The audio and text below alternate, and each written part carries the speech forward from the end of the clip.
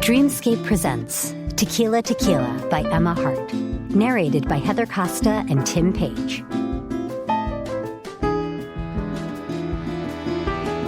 Chapter 1, Aspen. Tequila to tap-tap. It was a universally accepted truth that sleeping with your best friend was a very, very bad idea. Just because it worked out for Chandler Bing and Monica Geller didn't mean it was meant for everyone. Of course, not that I was thinking of that right now. Nope. At this moment, I was pressed against the rock-solid body of my best friend. His fingers were wound in my messy hair, making it even more of a disaster, and mine were scrunching his shirt up. And yes, we were kissing. I know, I got nothing. It was all the tequila's fault. We'd had too much, and what had started as an attempt for him to help me to bed had ended up with me falling into the doorframe, giggling, and him, well, kissing me. I was fuzzy on how it happened. In fact, given the sheer amount of tequila I had consumed tonight, I was fuzzy on just about everything. The one thing I was perfectly clear about was that I was kissing him back, very enthusiastically. And, I couldn't even stop it. I wasn't entirely sure how it started, but it was a pretty damn good kiss. A bit sloppy, sure, but then we were both drunk. It wasn't going to be a soul-stealing kiss now, was it? Let's face it, kissing was kinda messy, even when you were sober. Never mind when you were stupid drunk and lacked the most basic coordination. Luke pulled away from me and looked at me with bright blue eyes. "I'm sorry." "For what?" I asked. "Look at that. I didn't slur my words. Go drunk Aspen." "Kissing you." He bit his full bottom lip. "It was an accident." I snort-giggled, falling forward into him. I smooshed my face into his chest as the giggles took hold of me, making me stagger forward. "Whoa," he laughed, holding me up even though he was unsteady himself. "Why are you laughing?" Craning my neck back to meet his eyes, I pressed one finger to my lips. "Shh," I whispered, "because I can feel that you're not sorry." He stared at me, blinking so that his thick, dark eyelashes cast little shadows over his pretty little cheeks. Wow, yeah, I was hammered. Pretty cheeks? Was there such a thing as that? "What?" Luke didn't move. Sober Aspen wouldn't say the next words. Sober Aspen was boring.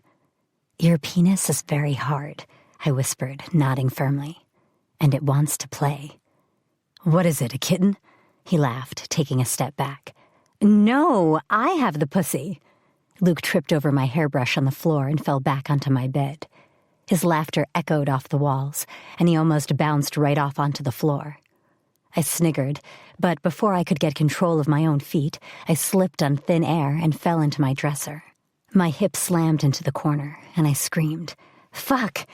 "What? Are you okay?" Luke stumbled as he stood up. "No, my dresser is trying to kill me." He took hold of me and pulled me to the bed. It was a miracle we didn't fall over again, to be honest. My room was a hot mess and looked like 10 teenage girls lived there. We couldn't all be perfect. "Here, come here." He lay me back on the bed and went for my shorts. I squirmed away. "What are you doing?" His eyes went wide. "Checking your hip." "Oh, okay." I giggled again and rolled onto my side to let him check it. Pain shot through me as my hip touched the bed. "Whoops, wrong hip." "How do you mess that up?" "Tequila." I rolled to face him and tapped my temple. "Very influential, but a complete asshole. It should be a politician." "So could you with all the shit you talk when you're drunk." He chuckled and pulled up my shirt, then carefully moved down the waistband of my jeans to check my hip. I peered down. The skin was grazed, and even drunk me knew there'd be one hell of a bruise there in 2 days' time. Excellent. That was what I needed at the start of the summer. A shiner on my hip.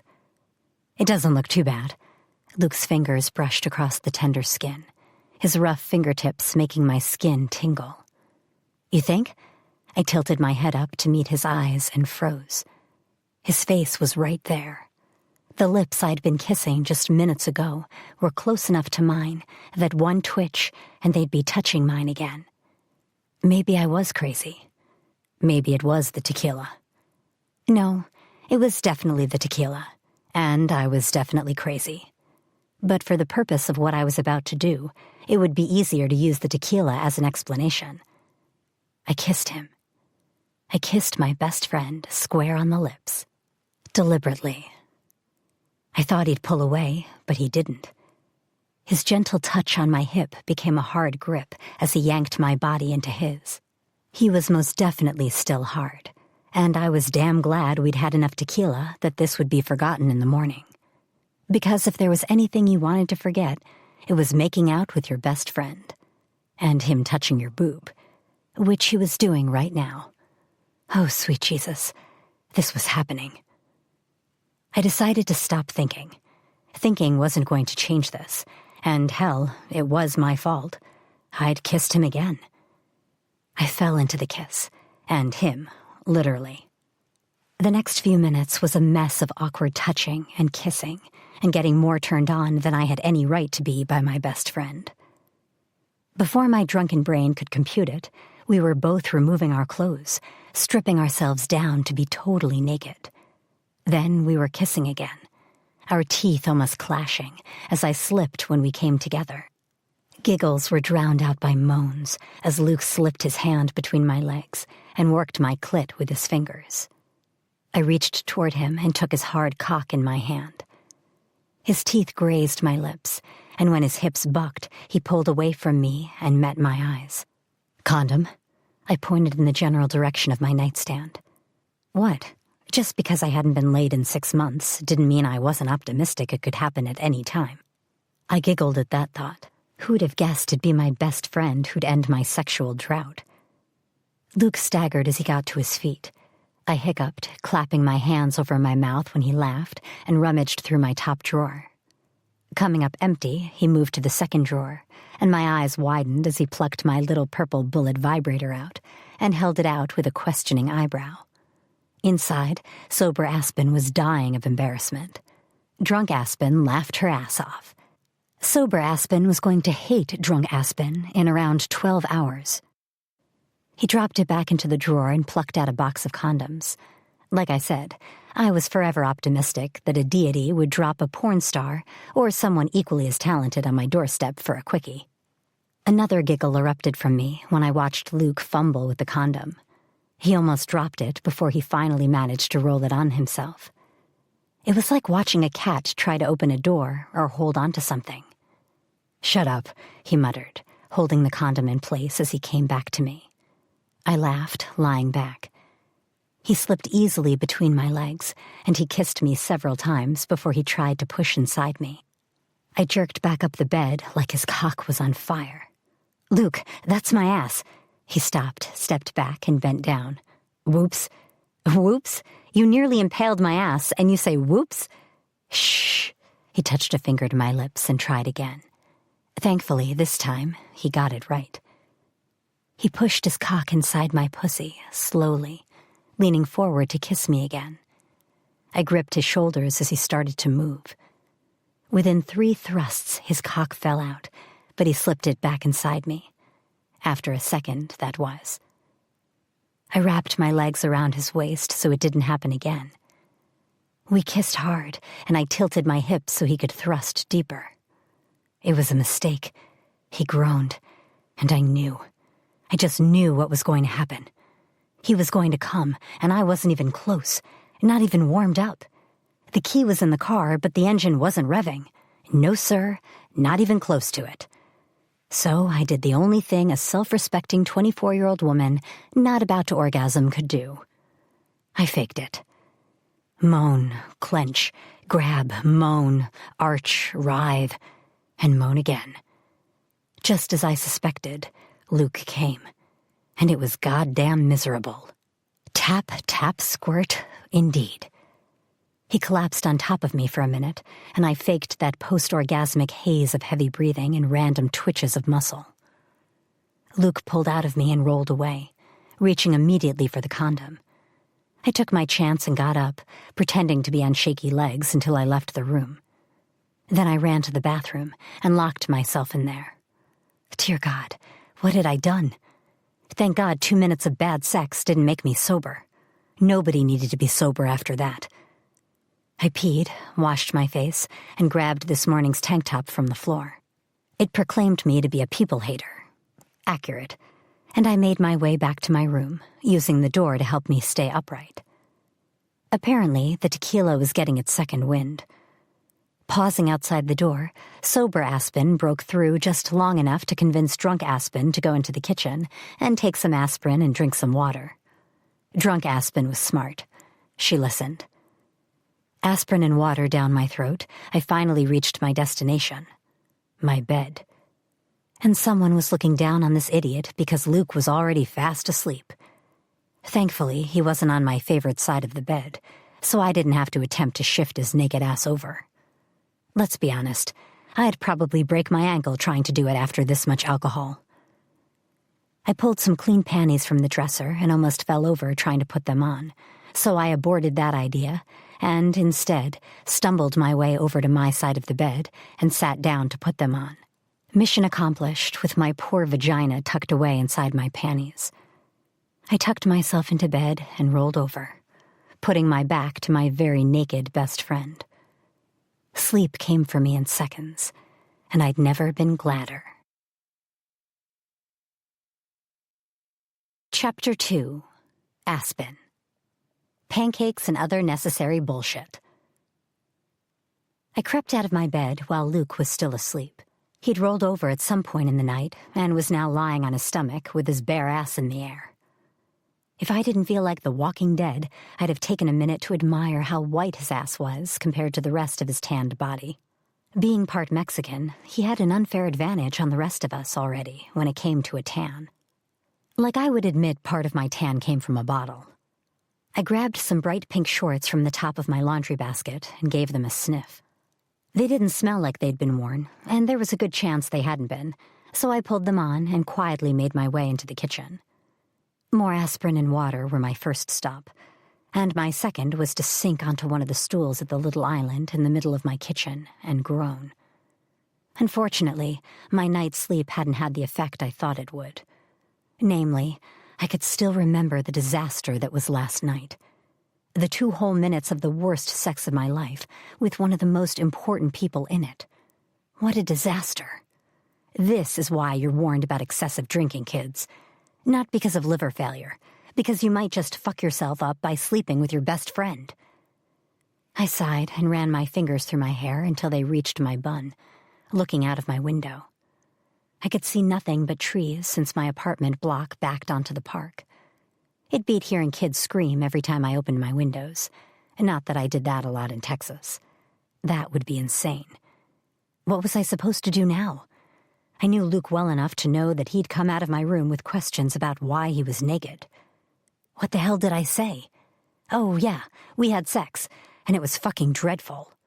No, I couldn't do that. I couldn't even say we had sex. If he mentioned it, then sure, but I couldn't bring it up. No way. Let's be honest. The sex was exponentially better for him than it had been for me. I'd faked more than a few orgasms in my life, but I never imagined I'd be faking one with my best friend. Then again, I never imagined I'd be banging him either. I sat up and covered my mouth with my hands. This had the potential to ruin our friendship. Good sex may not have been an issue, but bad sex? The worst sex ever? Yep, that meant it was a goner. Nope. My only option was to sit here and hope like hell he didn't remember it. He'd been as drunk as I had, and the only reason I remembered was because I had an unfortunately good memory and drank water before I went to sleep. He hadn't done that. He'd pumped and dumped and passed out. I needed to be normal. I couldn't be sitting here like a loser when he woke up and came out. I would cook. Yes. It wasn't the first time Luke had stayed at my place after a night out before, and I was always awake before him, so I cooked. Never mind the fact I had a marching band in my head, and the thought of food made my stomach roll. I needed something hot and heavy and full of carbs and grease. I pulled the ingredients from the cupboard to make pancakes from scratch and took bacon from the fridge. I busied myself making it, focusing on cooking instead of what had happened. What I really needed to do was call Blair, my lifelong best friend, and tell her how badly I'd screwed up. I couldn't do it while Luke was here, though, so my best option was to feed Luke and get rid of him as soon as humanly possible. That was how you dealt with a man you wanted to get rid of, wasn't it? With food, and baggy sweatpants, greasy hair, and yesterday's mascara. If that was true, I had it down. My hair was a dirty bun on top of my head, with loose tendrils of stupid baby hairs hanging down around my ears and neck, and my mascara was doing a really good job of getting me ready to be a panda for Halloween this year. As for the sweatpants, well, that was the hangover uniform, wasn't it? Especially if you had company. My bedroom door opened. I smell food. I turned around, a glass of water in hand, and look right at my naked best friend. "Luke, for the love of God, put some pants on." He looked down. "Fuck." He clasped his hands over his cock and ran back into my room, slamming the door behind him. I got all of a flash of his tanned ass before the door shut, and that was enough to make me giggle. 2 minutes later, right as I flipped pancakes, he reappeared, wearing a pair of gray sweatpants and nothing much else. There were times when I hated that he left clothes in my dresser. This was one of them. Gray sweatpants were sexier than they had any right to be. "You know," I said, flipping the last pancake, "if you need hangover clothes in my dresser, you need to drink less." "You know," he shot back, sliding onto the stool at the island, "if it feels like you're screaming at me, you should greet me with aspirin and water. If it feels like I'm screaming at you, you should learn to control your alcohol intake." I slid a bottle of aspirin across the island at him. "Water in the fridge." "I have to get my own water?" "You drank your own shots of tequila, so yes. It's not like I'm standing here asking you to cook me a breakfast casserole. I'm making you food. Stop being a giant baby." I slid the pancakes onto a plate and checked the bacon. It was done, so I slid that onto another plate and set both on the island between us. Luke pulled a bottle of water from the fridge. "You got any syrup?" "How can you stomach syrup after 50 gallons of tequila?" I tugged a stool to the side and sat, not bothering with a plate of my own, as I snagged a pancake and bacon and sandwiched them together to eat. Look, I never claimed to be a lady. I was wearing sweatpants and yesterday's t-shirt. I was a real girl, Pinocchio. Maybe this was what Shania Twain was really singing about in her song. I felt like a woman, an awkward mid-20s woman in need of a face wipe and a shower, but a woman all the same. After all, if your 20s didn't taste like regret, had you done it right at all? The intelligent side of me said yes, you'd done it right if you hadn't been wrecked the entire time. Not that I was that person. I worked in a bar, the very bar we'd staggered out of last night, actually. I saw more than my fair share of drunk people, but occasionally the tequila came out, and then I was screwed. Like Luke's aunt's wedding. The speeches were barely over, and his grandma was demanding shots of tequila on everyone's tables. It was my Achilles heel. His too, apparently. "Syrup is heaven," Luke replied, retrieving it from the cupboard. "I will never be too hungover for syrup." I grabbed my second piece of bacon and chewed on it. I didn't know how he could eat something so sweet, but then again, I wasn't exactly someone with a sweet tooth. "Aren't you using a plate?" he asked, sitting back down. "No." I grabbed another slice of bacon. "I'm too hungover for a plate." "But not too hungover to cook." "I'll throw the pancakes in the trash." "Whoa, whoa, whoa, don't be hasty." He yanked the plate full of pancakes toward him. "So, any ideas why I woke up naked?" "Great. Here we go. Play it cool, Aspen. Think on your toes." I paused, a crispy rasher of bacon pinched between my finger and thumb. "You don't remember?" He raised an eyebrow. "If I could remember, do you think I'd be asking?" I lowered the bacon. "You really don't remember?" Luke shook his head. "I didn't flash the building manager again, did I?" It took everything I had to bite back a laugh at that memory. "No, and I think Mrs. Carmichael was very thankful for that. I'm not entirely sure she's over the last time." "Thank God. So, what happened?" "We got back here, and you decided you were wearing too many clothes to sleep in, and stripped." I shrugged a shoulder, the bacon jiggling with it. "Sorry, no juicy story, and no flashing anyone." "Not even a stranger?" "No. We were surprisingly well-behaved last night. Except for the part where we banged, if you could even call it that." It was somewhat of a stretch. Luke drizzled syrup on his pancakes, and by drizzled, I meant drenched. That sounds like the most boring 4th of July ever. It was. I nodded. Blair didn't even have to flash anyone to get served at the bar this year. The last time Blair flashed anyone at the bar to get served, she ended up breaking a guy's nose 10 minutes later. Ah, yeah, that was true. No wonder my boss, Declan, had made sure she was served within minutes of her approaching the bar. He did deserve that, I reminded Luke. I mean, she hadn't even gotten her nipples out. There was no need to try to kiss her tit. There was no need for Blair to get them out. She could have exercised some patience. The only thing Blair exercises is her mouth. When have you ever known her to have patience? Luke chewed on a piece of bacon, then tilted it in my direction in acknowledgement. True. She has the patience of a toddler at snack time. How do you know how patient a toddler is at snack time? I babysit for my cousin. You did that once. All right, whatever. I babysat. He reached for my glass of juice and finished it, making me frown. So nothing bad happened last night? For real? I met his blue eyes. Don't you think I'd have told you if it did? No, liar. He considered that for a second, eating the rest of his slice of bacon, then shrugged and said, Well, given that you bring up the time I swung my dick like a helicopter on my 21st birthday, I guess you would. Okay, but, I snorted, that will be brought up to every girlfriend at every party and at every possible embarrassing story time until you die. Aspen, you once sat on the curb and had a conversation with a cat about squirrels. I'll have you know he was a great listener, thank you very much. Of course he was. He was a cat. Cats have a tendency to walk off and ignore you. I licked my fingers and grabbed my empty glass to refill it. Sharing a glass with him didn't seem like such a big deal after the whole saliva swap thing last night. A lot like you do. Only when you moan, he muttered, stabbing the final piece of pancake on his plate with a fork.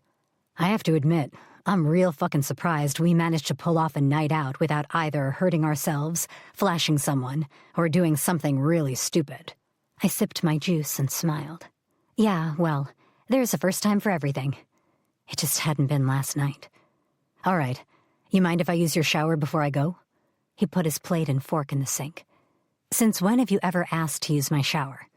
Good point. He smirked, chucking me under the chin before walking in the direction of my bathroom. Thanks, Asp. I raised my glass in response, tilting the top in his direction. You did what? Blair shrieked, lunging forward and almost knocking over her wine glass. The hair of the dog, all right. Plus, it was Friday night, which meant girls' night in. You couldn't have girls' night without wine. I know, I whined, burying my face in my hands.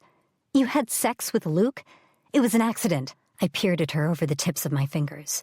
I swear, it just happened. She quirked one eyebrow. Yeah? What, did he just trip and stick his erect penis into your vagina? No, but he was uncomfortably close to sticking it in my ass. Blair held up one hand, her aqua manicure flashing as she did. You're going to need to go from the top. Wind back to the start. I grabbed my wine glass and drained the rest of it, then settled back on the sofa and tugged a cushion onto my lap. Let's face it, I'd be burying my face into it in around 2 minutes. Okay, well, we came back here and I walked into the doorframe. Of course you did. You barely knew what day of the week it was. Neither did you, I shot back. Anyway, he lunged to stop me falling and we kissed. Blair blinked, her caramel-colored eyes shining with amusement. Just like that. It just happened? That's how I remember it. All right, carry on. I can't wait for this. I could. I never wanted to relive last night again. I don't really know what happened after that, except I walked into the dresser. Apparently, tequila means you misjudge distance. Who knew? The Mexicans, for a long time. And now they laugh at us idiots. Having been to many of Luke's family events, I knew that much was true. Anyway, he helped me to the bed and checked my hip. Then I kissed him. You kissed him? What? I didn't mean to.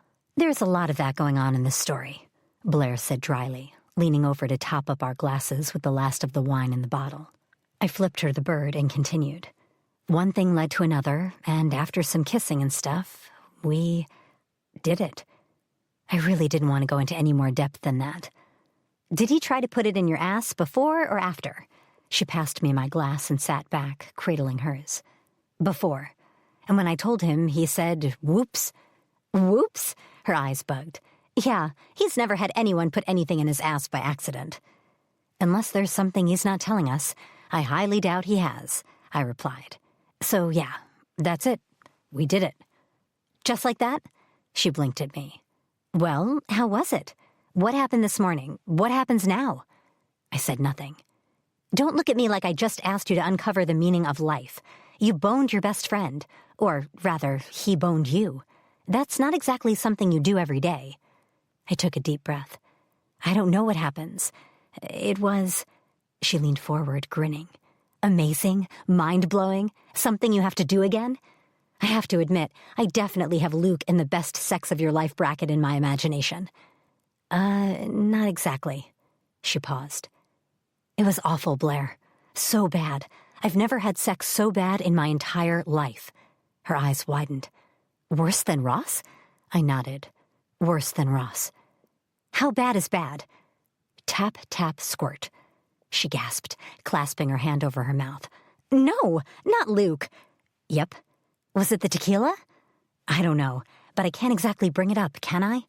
I held out my hands. "He wandered into the kitchen this morning with no recollection of what happened last night.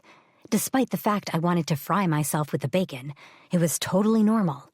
I genuinely think he can't remember." Blair stared at me.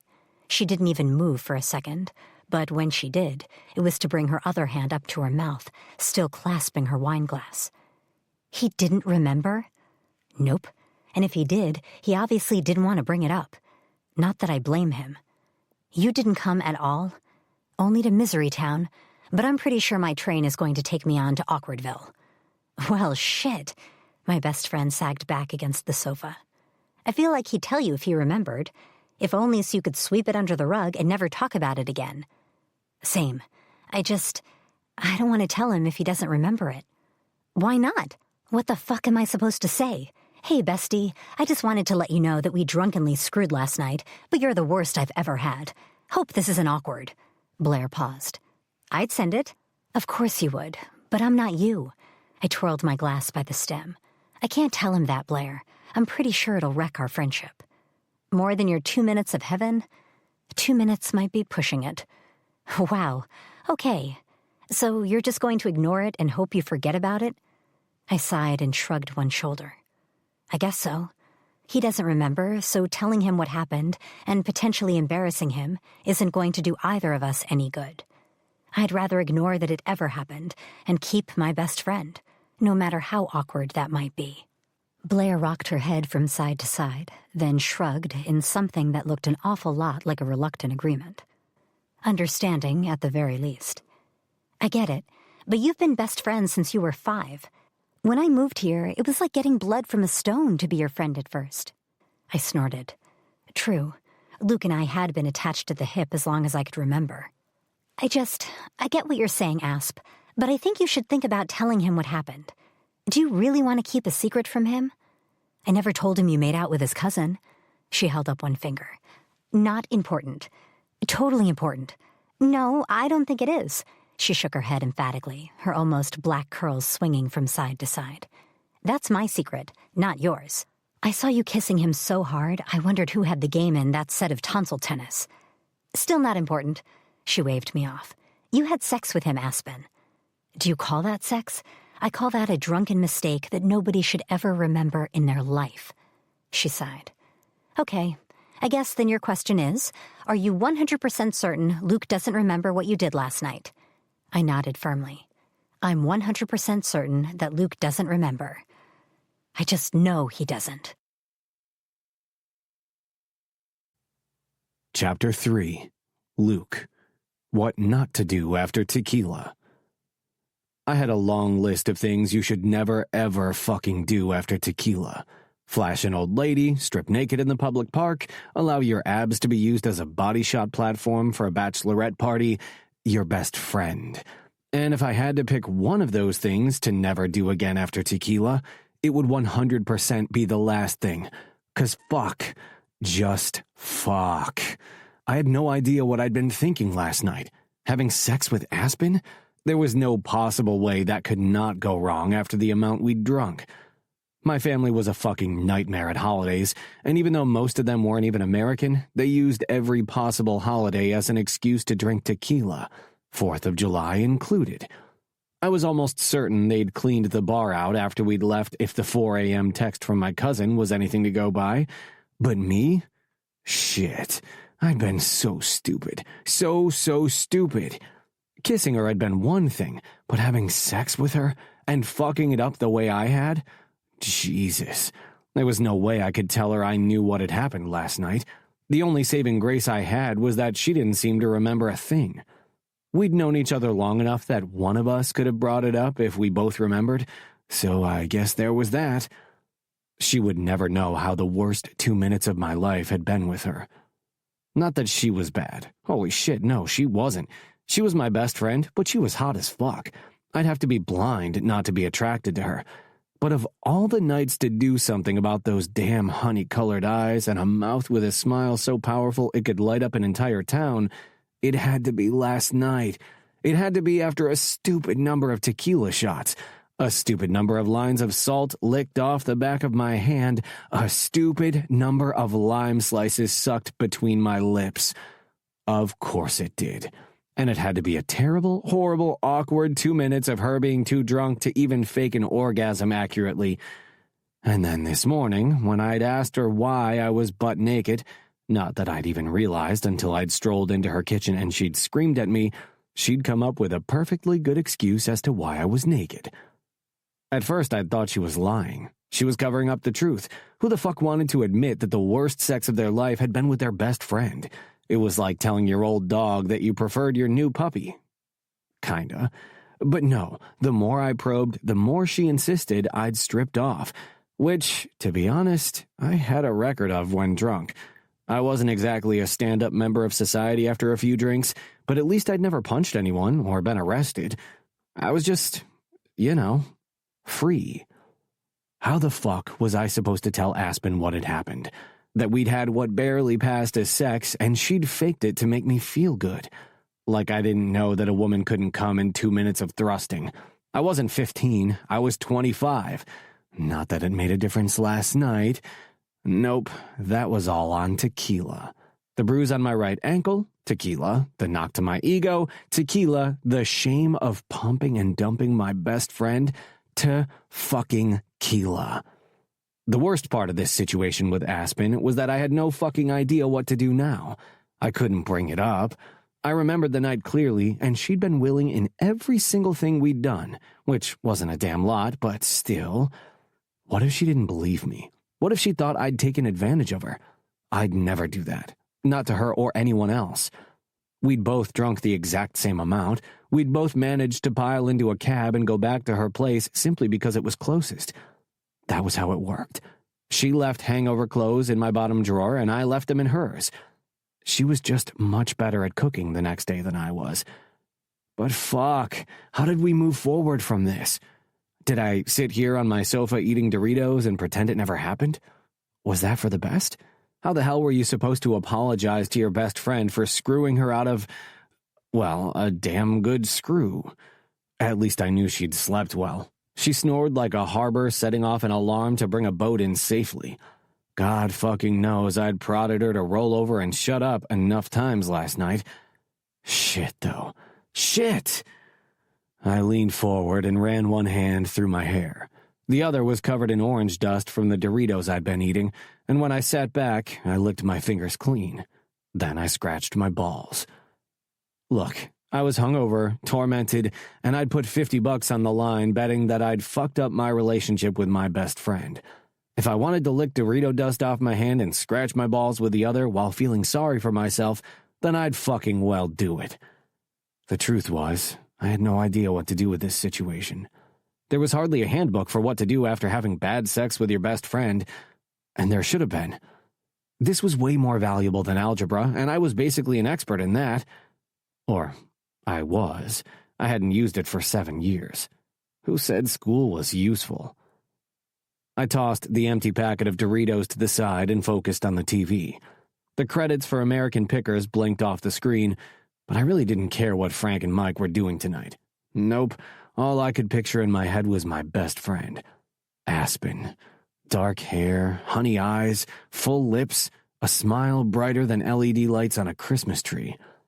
Perhaps the weirdest way I'd ever referred to a woman's smile, but effective all the same. Fuck, she was my best friend. We'd made sandcastles together in kindergarten, and she'd hit me with her spade, cementing our friendship for life.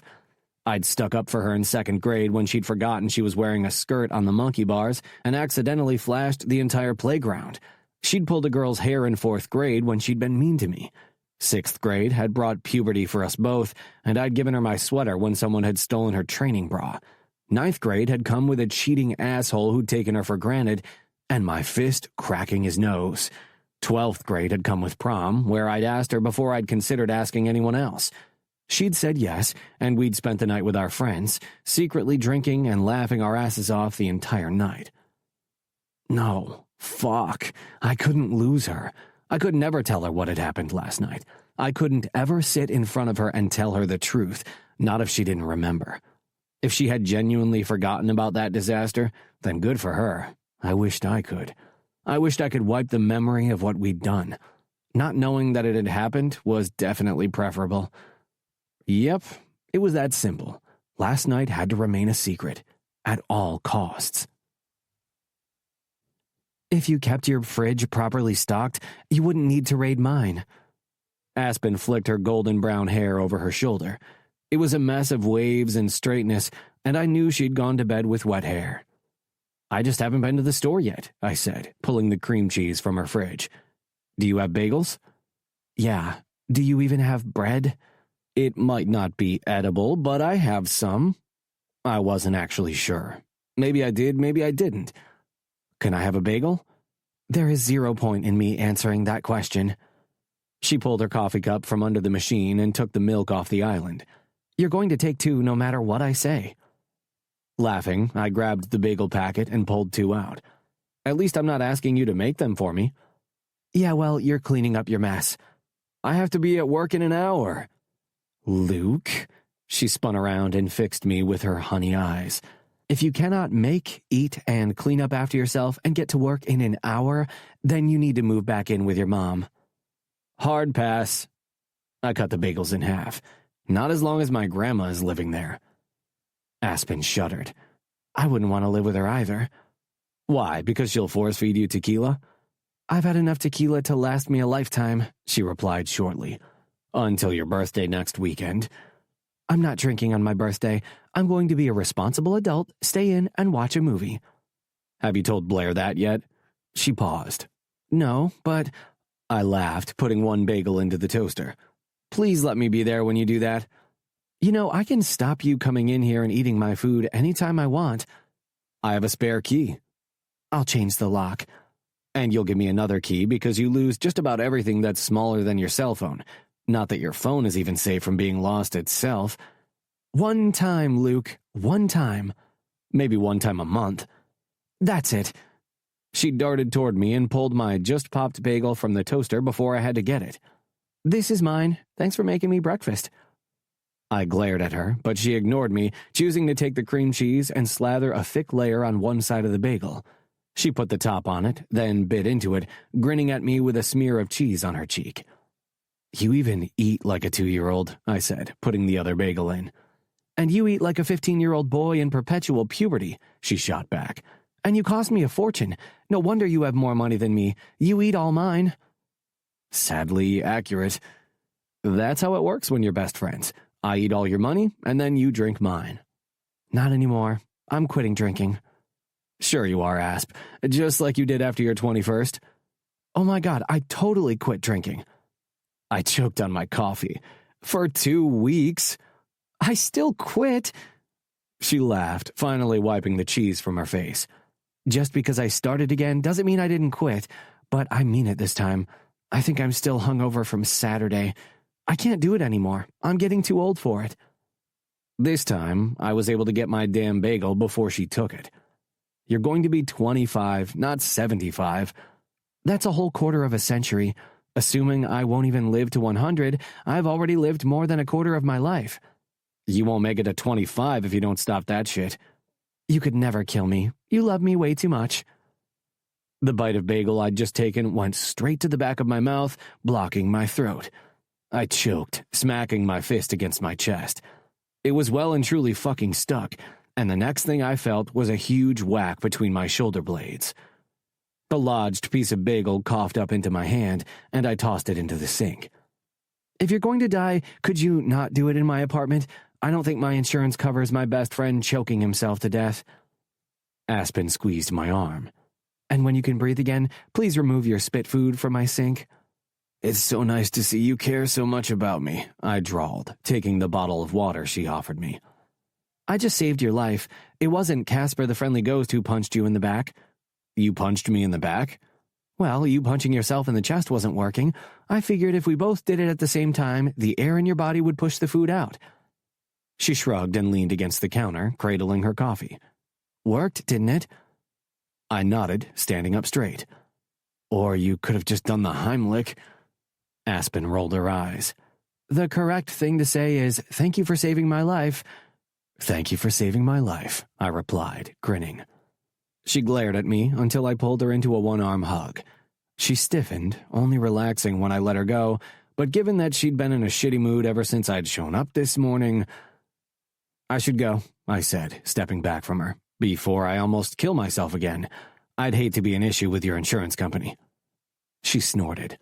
More like your ego couldn't survive me having to save your ass again. Ah, how well you know me.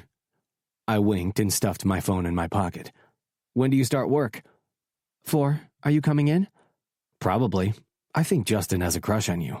She wrinkled her face up and shoved me. Get your spit food out of my sink and take your bullshit with you. I laughed, scooping out the food I'd choked up, and made sure to drop it in the trash on my way out of the door. Something smashed, and the sound of Aspen cursing the air blue followed me as I walked away. Man, she was in a dreadful mood. Chapter 4. Aspen. Fuck yourself, Aunt Flo. I threw the bar cloth down with a huff. The bar had been open for the evening for 45 minutes, and I'd already had to defuse one fight and throw one person out before another started. It was 4:45. That's right. Clearly, some people were abiding by the rule that it was 5 o'clock somewhere. Don't get me wrong, that was my favorite rule ever. I believed that everyone should indulge in it's 5 o'clock somewhere at some point in their life. But that day was not the first day of my period. No siree. Today was not the day to fuck with me. My hormones were raging. I was bleeding more than any human should have been able to without passing out, and my uterus had a miniature Wolverine inside it trying to claw its way out. And Aunt Flo, the raging bitch, had caught me off guard 10 minutes into my shift. I should have known. I'd been grumpy as fuck all day, especially this morning. Although I'd put that down to the fact Luke was eating my food, and I wanted to eat my food. All of it. Alone. In the middle of my floor, without any pants on. Yep, that really should have been my first clue that the unwanted aunt was making a visit.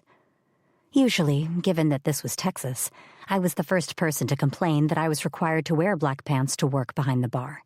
Today, I was thankful. Black pants hid a multitude of sins, like uncomfortably large sanitary pads from the ladies' room dispenser. I kept my eye on the clock as it crept closer to 5 o'clock. Not only was I waiting for Blair to save my ass and drop me a tampon on her way home from the lawyer's office she worked at, but I was also waiting on Luke and his band of merry builders to traipse their dust all over my clean floor, and his stupid friend Justin, who was more handsy than a toddler after the cookie jar. I didn't care if he had a crush on me. I'd long suspected that he had, but he was also kind of a jerk, and I dated more than enough of those in high school. And in college.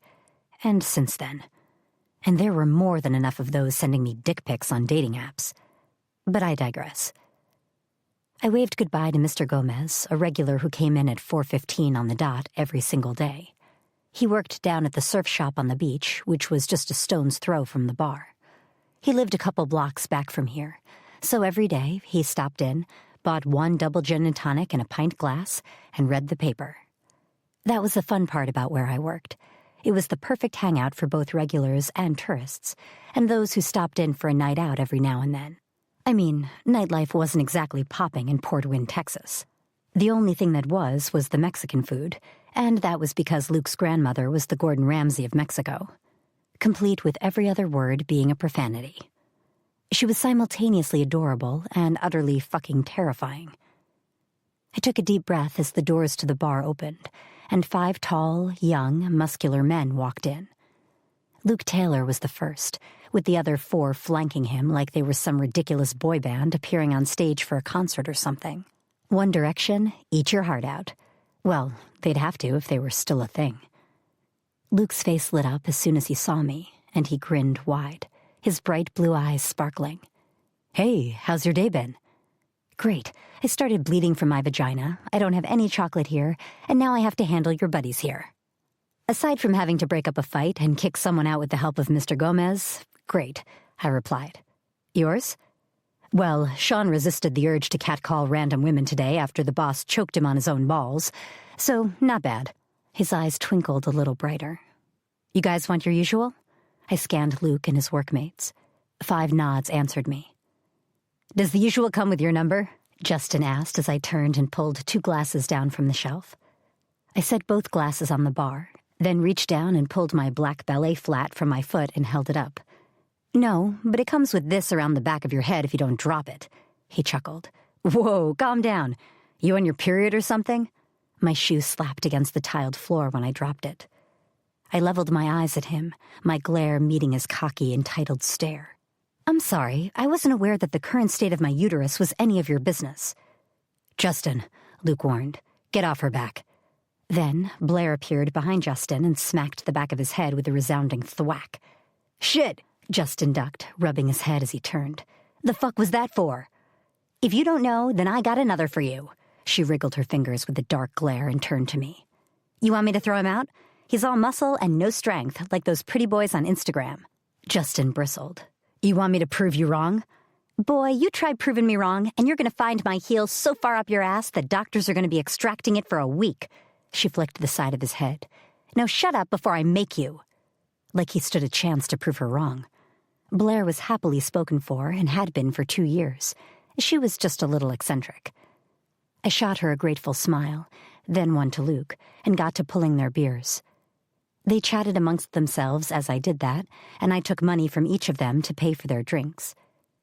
When they were dealt with, Blair nodded me off to the side and discreetly handed me a small fabric pouch covered with unicorns. "Thank you," I whispered, squeezing her hand. "You just saved my life." "And Justin's," she grinned. "And Justin's," I agreed. "You going to Tom's?" She nodded. "He's finally back from Michigan. Text me if you need anything, okay?" "Will do. Thank you." I hugged her quickly and retook my place back behind the bar. I tucked the little pouch beneath the bar, ignoring Luke's questioning eyebrow raise. "So, Mac, how's Daisy?" The new dad grinned wide. "Keeping me up all damn night and looking cute as she does it. Whipped by a 3-week-old, Justin muttered. Blair whacked him around the back of the head as she walked past. "Don't worry, Mac. I got it for you." "Thanks, B." "Anytime," she grinned and waved as she left. "She's a bitch," Justin said, rubbing the back of his head. Luke side-eyed him. "Maybe if you weren't a fucking prick every time you opened your mouth, she wouldn't have to beat 100 brain cells out of you every day." "He never had that many to begin with," I interjected. "Maybe when he was born, but he's been hit so many times he forgets to use the brain cells he has left before he opens his mouth." Luke snorted, and so did Mac, Sean, and Will. Justin looked like I kicked his puppy. That was what he got for asking me if I was on my period. I didn't ask him what his sperm count was, did I? My uterus? My business. "Would it be so hard for you to be nice to me?" Justin asked me. "Would it be so hard for you to not hit on me every time we're in the same room?" I shot back before I moved to the young woman waiting to order. I poured the 2 glasses of wine she wanted and added it to her tab before returning to the guys. "She has a point," Luke says. "She's told you she's not interested 1,000 times. If we were in high school, I'd be breaking your nose for bugging her this much." "You should still be doing that." I pulled my glass of water from beneath the bar. "It's in the friend code." "The friend code?" Will snorted. "I don't know why y'all never dated." I choked on my water. "Wow," Luke said. "Is the idea that abhorrent to you?" I flipped him the bird and put the glass down. "We never dated because, well, no." I shrugged at Will. "We're best friends. I can't think of any situation where we'd ever want to date each other. But tequila will have you screw each other. Will looked between us. I always pegged you for secretly fucking each other. Now it was Justin who coughed on his drink. Was there something in the air today? Definitely not, I said firmly. Never have, never will. Except for Saturday night. Luke smirked and held out one hand. You heard her. Besides, it's not like she can handle me. I rested my hand on my hip and cocked it out. I couldn't handle you? Who do you peg yourself for, some hotshot porn star? Maybe I do. Luke, you almost killed yourself on a mouthful of bagel this morning. You're hardly going to blow my mind in bed if you can't even eat a bagel without choking. Or, in general, apparently. Choking on a bagel and having sex are two different things, he said. I snorted and put my glass back under the bar. I should damn well hope so. If not, I have an awful lot of questions. Yeah, Justin piped up. The only thing you should choke on is, finish that sentence and you'll be choking on my fist, I snapped at him, pointing my finger at his face. I dare you. Justin said nothing, instead choosing to flip me his middle finger and disappear to the bathrooms. Mac grinned. Always a pleasure to see him shut up. More of a pleasure to see him leave, I muttered, grabbing a cloth and wiping up a spill on the other end of the bar. They all laughed. At least we weren't talking about me having sex with Luke anymore. All right, question, Sean asked, leaning forward on the bar. He was leaner than his friends, but his arms were still as toned as theirs. If you had to pick right now between me, Will, and Luke, who would you take home? I stilled. What the hell kind of question was that? I'm too sober for truth or dare. Weren't you giving up drinking? Luke smirked. I was until y'all walked in here, I replied. You'd drive nuns to drink. I'd consider that a personal triumph. Will's brown eyes shone with laughter. Well, who'd you pick? I didn't even need to think about it. Mac. Mac wasn't an option. I know that, but he'd bring Daisy. Then I'd get baby snuggles, I shrugged. Luke would just eat all my food like he does anyway. Sean, you'd try to perv me in the shower. And Will, don't take this the wrong way, but I'm not a blonde kind of girl. He laughed. I know that. Honestly, Daisy aside, I thought you'd pick Luke. So did I, Sean agreed. As much as it kills me. I rolled my eyes. Please, he already invites himself into my apartment and eats all my food. It doesn't matter if I'd take him home or not. He shows up whenever he pleases. That's why I thought you'd pick him, Will shrugged. You're halfway to dating.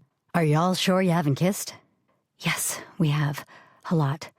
I raised my eyebrows and with a tiny snort looked at Luke. His expression was as disbelieving as mine was, except his lips were curved to one side with the tiniest hint of amusement at the suggestion. Absolutely sure we've never kissed, I lied smoothly. Luke nodded. Not once. Well, there was that awkward almost kiss at prom, but that was idiot here turning her head the wrong way for the photos. Me? You moved too? I jabbed my finger at him across the bar. It was a freak accident, and technically not a kiss. Stop saying it was. Did your lips touch? Sean asked, looking between us. No. Yes. I glared at Luke. They did not touch. He held his hands up. Just saying it as I remember it. More like how you dreamed it. I poked my tongue out at him and walked down the bar to where Mr. and Mrs. Sanderson were waiting.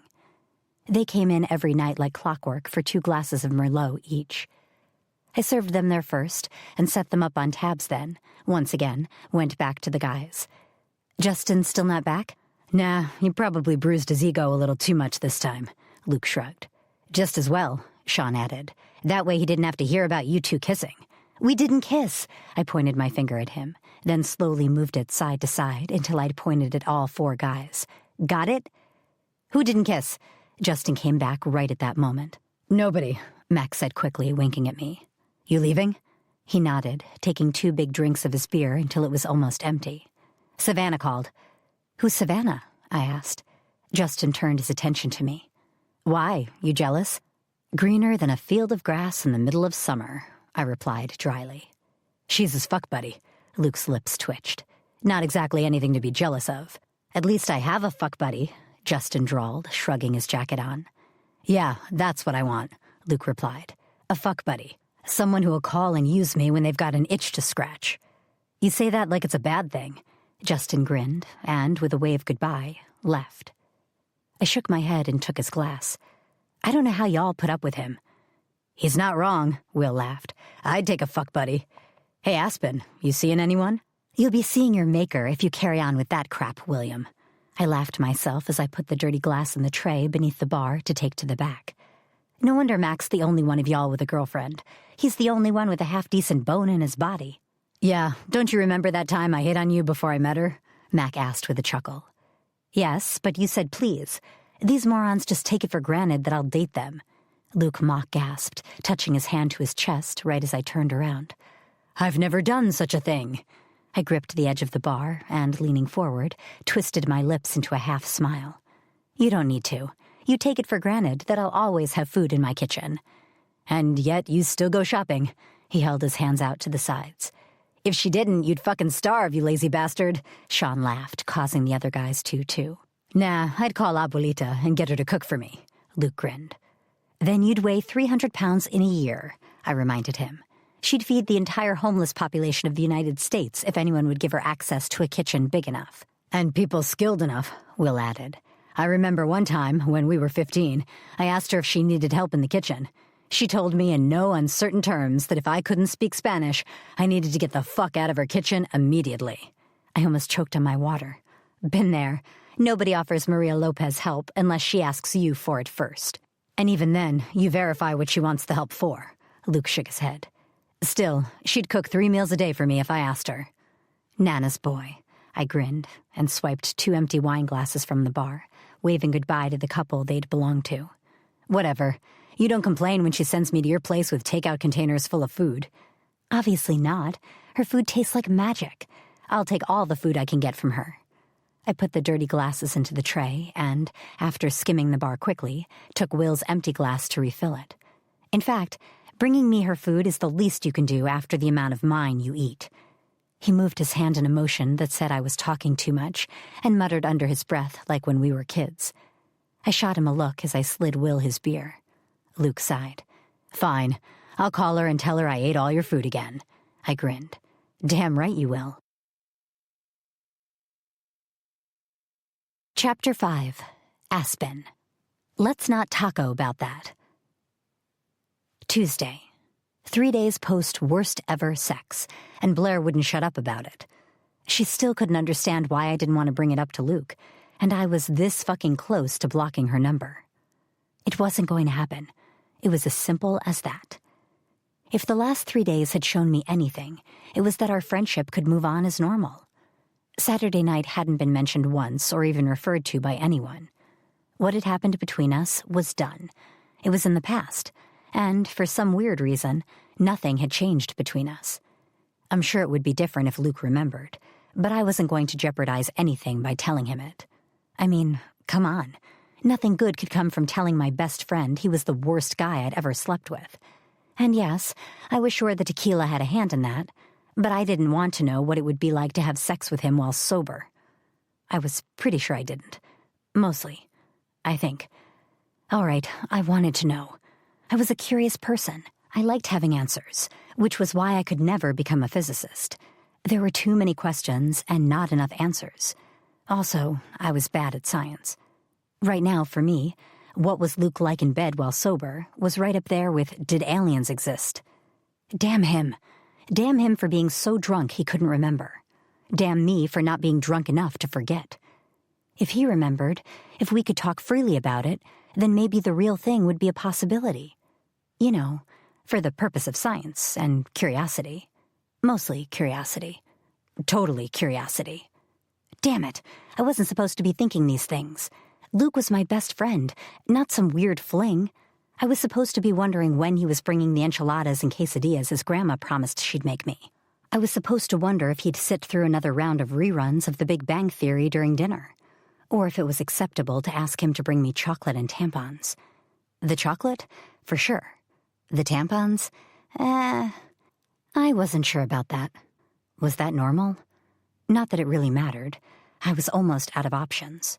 I had no tampons, no sanitary towels, and I was sitting on the toilet, which was why I was pondering the possibility of sleeping with my best friend without being under the influence of tequila. Hormones. They were persnickety little fuckers. They also needed to shut their bitch-ass mouths. See? Hormones? Problematic. Ugh. Unless I wanted to run halfway across town with tissues stuck between my legs, I had no choice. Blair was at work, and my parents were visiting friends in Austin. I had to text Luke. I sighed and picked my phone up from the mat on the floor. Me. DEFCON 5 emergency. What could I say?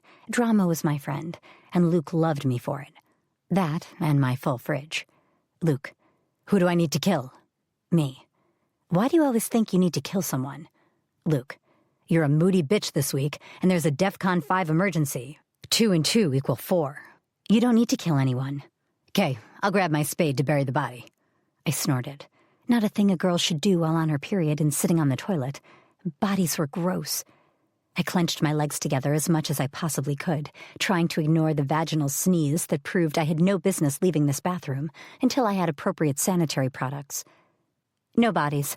Maybe yours if you don't bring me Abuelita's food anytime soon. I'll call her. Was that the DEFCON 5? No. Then what do you want? I'm out of tampons. Silence. And what the hell do you want me to do about that? I'm out of tampons, and I'm sitting on the toilet. Didn't you once tell Blair her backup tampons needed a backup? Yes, I used the backups. Help me. I'm not cut out to buy tampons. This isn't okay. Oh my God, please! I need them. I'm going to cry. You're not going to cry over tampons. True, I wasn't. But I was starting to get pins and needles in my legs from sitting on this toilet for so long, and that would make me cry. Please, I promise not to bitch at you for eating my food for 1 whole week. Oh boy, push the boat out there, Asp. Please, please, please, please. I'm sighing at you right now. You're lucky I'm on my lunch break. I'll even pay you back for your lunch. You'll make me lunch for my inevitable embarrassment. What do I need to buy? I grabbed the empty tampon box and snapped a picture, then attached it to another message and sent it. What if they don't have those? Deal with that when you get there. Right now, I'm bleeding out while you argue semantics. If you were bleeding out, my life would be a lot more peaceful. I'm going to spit in your sandwich. Leaving now. Give me 10 minutes. The way to a man's heart was definitely through his stomach. It worked well to get your own way, too. If someone had told teen me that, those years would have been a hell of a lot easier. Aspen? Luke's shout filtered its way through to me in the bathroom. In the bathroom? Still? Are you taking the world's biggest shit? No, I'm saving the planet by bleeding directly into the toilet bowl, I yelled. Get in here and give me the damn tampons. There was a small knock on the door, then nothing. You want me to come in there? Why can't you come and get it? If I have to repeat about the bleeding again... No, that's enough of that, he said quickly. Are you covered? For, your dignity? My dignity went to shit when I got caught almost having sex with Simon Jones in the backseat of his car, I reminded him. Hold on. I reached over to the towel rail and pulled a towel off, then used it to cover my body. Okay, come in. The door handle creaked. Slowly, the door eked open, and Luke's face appeared. Well, his head appeared. His face was hidden behind his hand. Seriously, I'm not standing here performing a witch dance. Give me the damn tampons. He parted his fingers and peeked through them. Thank you. I don't need to see this. I rolled my eyes and took the box from him. It's a period, not a massacre. So why the DEFCON 5? Because if you didn't bring the tampons, it'd be your massacre. I grinned and clutched the towel harder. Now scoot. I'll be there in a sec to feed your fat ass. He laughed, running out of the bathroom faster than I'd ever seen him run before. The door clicked shut behind him. Banged, actually. And I breathed a sigh of relief as I tore open the box. Thank God. A few minutes later, all was right again in my world. If you didn't count the fact that my legs were half dead from a ridiculous amount of time spent on the toilet. You washed your hands, right? Luke eyed me as I joined him in the kitchen.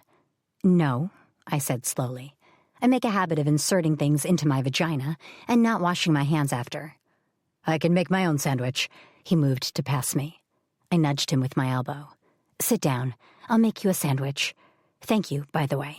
I really appreciate it. He grunted and sat at the island. So you should. That was a nightmare.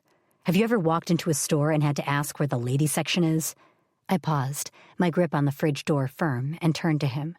I simply blinked. I wasn't going to justify that with an answer. It took 3 people before a poor woman at the customer service desk took pity on me and walked me to the tampon aisle. He went on, oblivious to my death stare. She hovered over me for a second, and I started fucking sweating, Aspen. Sweating. I bit my lip and moved the ingredients for his sandwich over to the board on the island. I almost dropped my phone trying to find the photo you sent me, and when I finally brought it up, I was so fucking confused I stood there like a lame damn duck for 5 minutes before she came back to help me like she knew I was a total idiot. Was it wrong that I was way more amused about this than anything else? A part of me told me I should feel bad, but did you know there are tons of those things? The boxes are all different. There are different brands, different sizes, different absorbency levels. He shuddered, his wide, muscled shoulders shaking with his cringy thought. For flows and stuff? I shop there regularly, I am aware. Not that fucking regularly if you sent me to buy them, he muttered. Anyway, the nice lady who was trying her best not to laugh at the idiot in the sanitary products aisle asked me who I was buying them for. My mom, my sister, my girlfriend. I chopped the lettuce. When I told her it was for my best friend, she looked at me funny for a minute before nodding. Then, she dragged me over to the aisle with the candy and told me that Twizzlers went well with tampons. I was so confused I didn't question her, so here. He lifted a small bag from the stool next to him and tossed it in my direction. You're the proud owner of 8 packets of Twizzlers. Ooh, Twizzlers! I dropped the knife and dove into the bag, pulling out all the long red packets. This is like heaven. Dude, Luke leaned forward and held his hands out. My sandwich. Geez, who's on their period, you or me? I put the candy down and went back to making a sandwich. You should have saved the Twizzlers until after you got your food. Rookie mistake. He shook his head. Please don't ever ask me to buy you tampons again.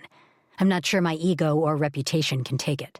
Your reputation got shot to shit on your 21st when you mooned the mayor in the town square, I reminded him. And I haven't mooned anyone since, he replied. My pants now stay firmly on when I drink. Except for Saturday night. I cleared my throat, focusing on the tomato I was cutting up. Yeah, well, I think that's for the best for everyone. It's not my fault. I didn't wear pants at home until I was 8. This is on my parents. It's hardwired in me to be pantsless. There's pantsless, then there's naked. I assembled the sandwich and cut it in 2. I'm sure there would have been a lot less outrage from the pensioners playing bingo that night if you'd left your underwear on. I put the sandwich on a plate and handed it to him. Mrs. Cortez hasn't been able to look me in the eye since. Yeah, well, she saw more than one of your eyes that night. I grabbed the cloth and cleaned up the island. I think I'm still scarred from that night. Never mind poor Mrs. Cortez. Poor Mrs. Cortez my ass, he said around a mouthful of food. The next day, she showed up at my house, told Abuelita what I'd done, and she whipped me with her flip-flop for 10 minutes straight. I think I have a scar on my thigh from her attack. It worked, though. She beat the urge to flash your ass in public right out of you. Now you just do it in private. To your best friend. Ahem. I prefer the line that I grew out of the urge. He raised an eyebrow and put down the sandwich to get a bottle of water from my fridge. It sounds better to prospective girlfriends than my crazy Mexican grandmother beat my ass with her shoe. Prospective girlfriends? You got many of those? No, but it's beside the point. It's not, but if it makes you feel better, you believe that. I tossed the dirty cloth in the sink and leaned back against the counter. You know Abuelita will just tell everyone what she did anyway. Yeah, but by that point, I'll have charmed the pants off any prospective girlfriend, and she'll be totally in love with me, so it won't matter. Clearly, your ego isn't that damaged that much. I'm charming as hell. Admit it. Luke, you're about as charming as a bout of food poisoning on your wedding day. You wound me. How have I kept you around this long? Well, I said, tilting my head to the side. Do you want me to start with the food part, or the fact that I know all your secrets? He tapped his fingers on the countertop, frowning. I should probably go for the secrets thing, but it's more likely the food. I shook my head.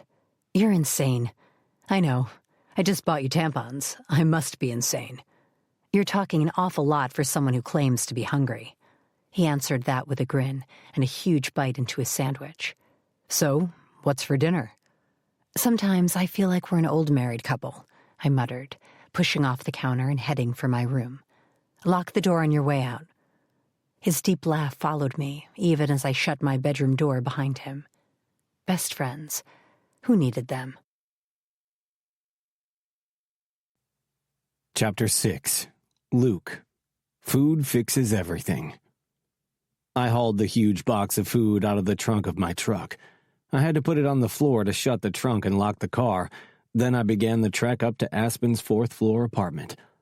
Abuelita finally finished making enough food to feed the 500, and I wasn't entirely sure Aspen had room in her freezer for all this. She'd even gone so far as to make up taco fillings and freeze them for her. See, between Aspen and my grandmother, I had no reason to go grocery shopping. They'd feed me until I either got married or died. I was likely to die first. Finding a woman as willing to feed me as they were was probably a tall order.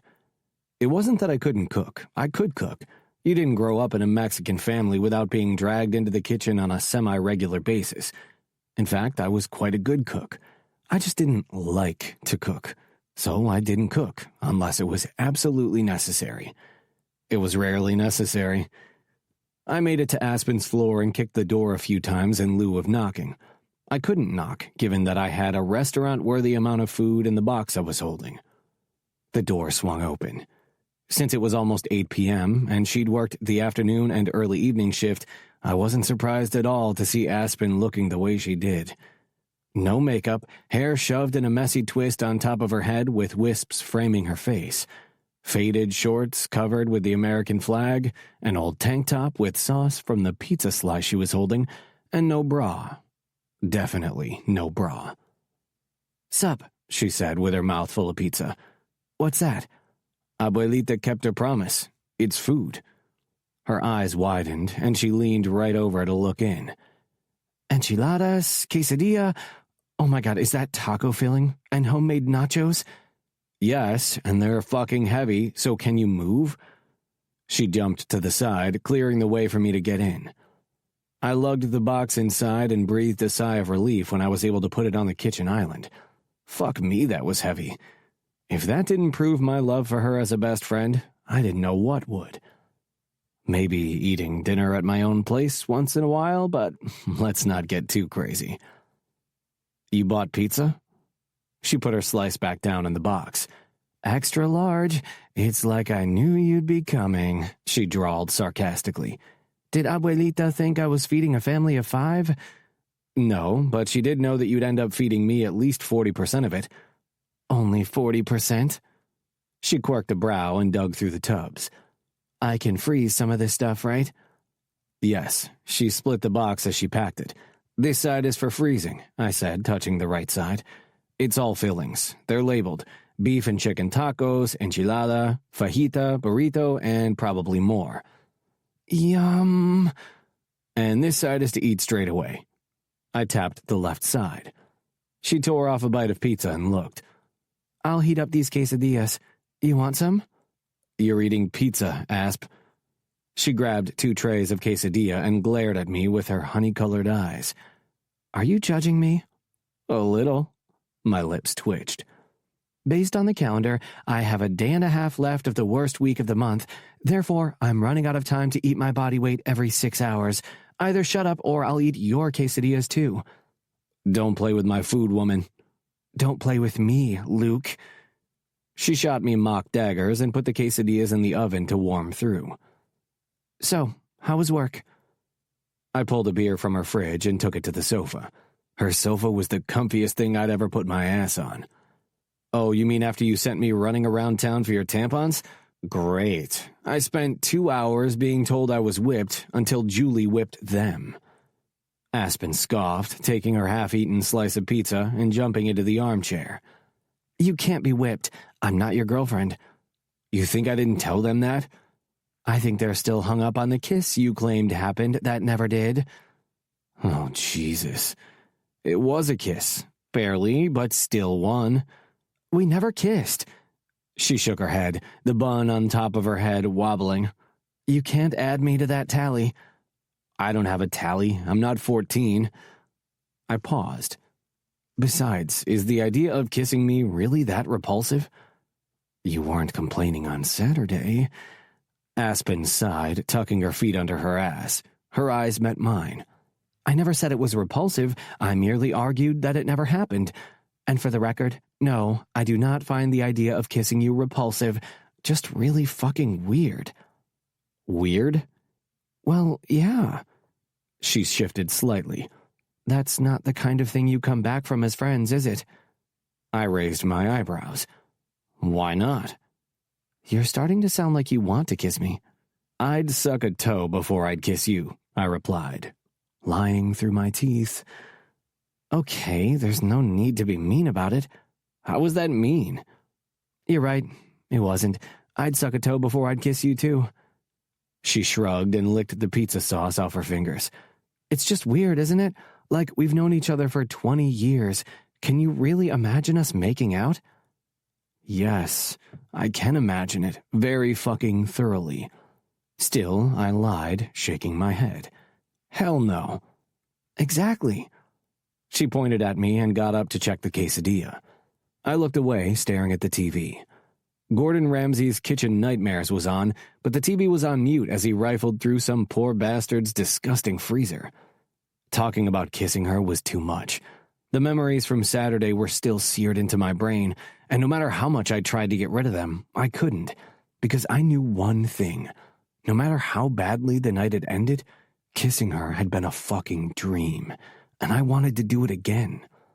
Against all rational thought and what I knew was right, I wanted to kiss her again. I wanted to feel her soft lips on mine, my hands in her hair, her fingers wound into my t-shirt. Fuck, it was all wrong. I had no damn business sitting here wanting to kiss Aspen. She was my best friend, for the love of God. I annoyed her by eating her food, and she annoyed me by asking me to do stupid shit like buy her fucking tampons, which I was never doing again. No amount of food could ever send me back down the psychedelic aisle of ladies' sanitary items. But still, our relationship had never been based on attraction. Sure, I thought she was beautiful and sexy, but it was more of a casual thought rather than anything I'd ever focused on. Until now. Now, I couldn't stop fucking looking at her that way. Even when she looked like she'd dragged herself through a bush and smeared pizza sauce on her shirt, she was still beautiful. And it wasn't just because she was bringing a plate full of my grandmother's quesadilla over to me. Here. She handed it to me with a twinkle in her eye. Because you brought it to me and saved me a trip and a lesson on keeping a man in my life. I laughed, taking the plate and cutlery from her. She did mention that when she gave me the box. She asked me if you were dating a nice young Mexican man yet. Aspen groaned, tucking one of the wisps of hair behind her ear. Why is she insistent on my future husband being Mexican? Because she hates the Italians? I don't know, she's Mexican. She thinks everyone should marry Mexican in the hope that one day we'll be able to take over the world. No, that'll be the aliens who take over the world. You know how she feels about aliens. They're right up there with the Illuminati. I know that, but I only have a very rudimentary understanding of Spanish. Aspen paused, a piece of quesadilla speared onto her fork. You're the one who gets the rant about conspiracy theorists. And that's why I now do my best to not piss you off, I countered. Because last time, she went on about it for 3 days. She has some very valid arguments. You believe in both aliens and the Illuminati. Of course I do. There's no way that in an infinite universe, a race as dumb as humans are the only ones to exist, she said, putting a cushion under her plate and settling it back down. And as for the Illuminati, well, that's not a conversation you should have out loud. I rolled my eyes.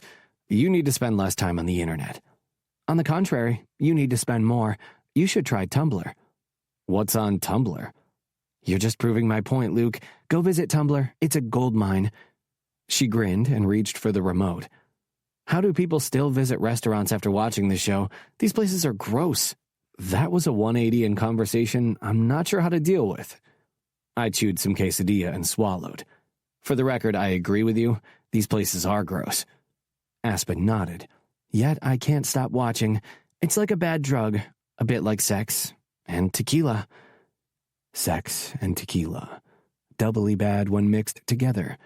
I was the fucking authority on that, after all. You're telling me, I muttered. She jerked her head up. What? I agreed with you, I said quickly. I was eating.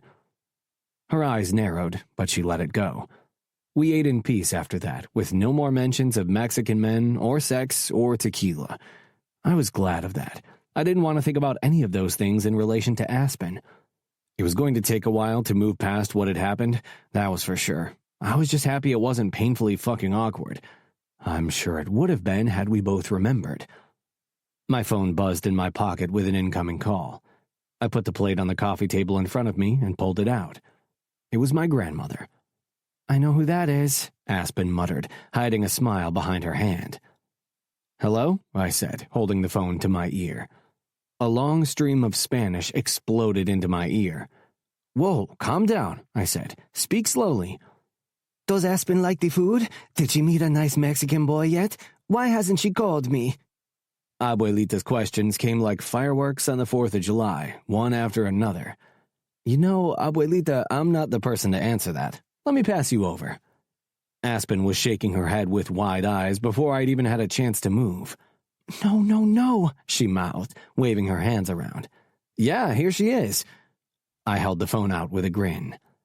Aspen took it, murder in her bright eyes. She jammed the phone against her ear. "Hey, Abuelita, how are you?" I could hear the buzz from my grandmother's extraordinarily loud voice as I sat back with a grin and ate the rest of my food.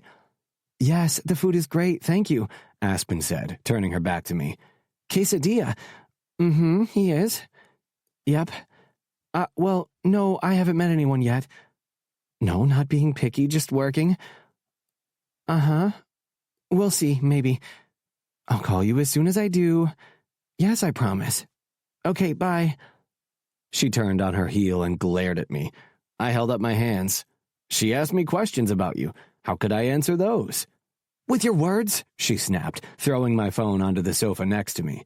"She just told me in 2 languages that I'm 25 this weekend, and it's about time I got into a serious relationship, then offered me your cousin Luis." I shook my head. "Don't date Luis." "I didn't intend on dating Luis."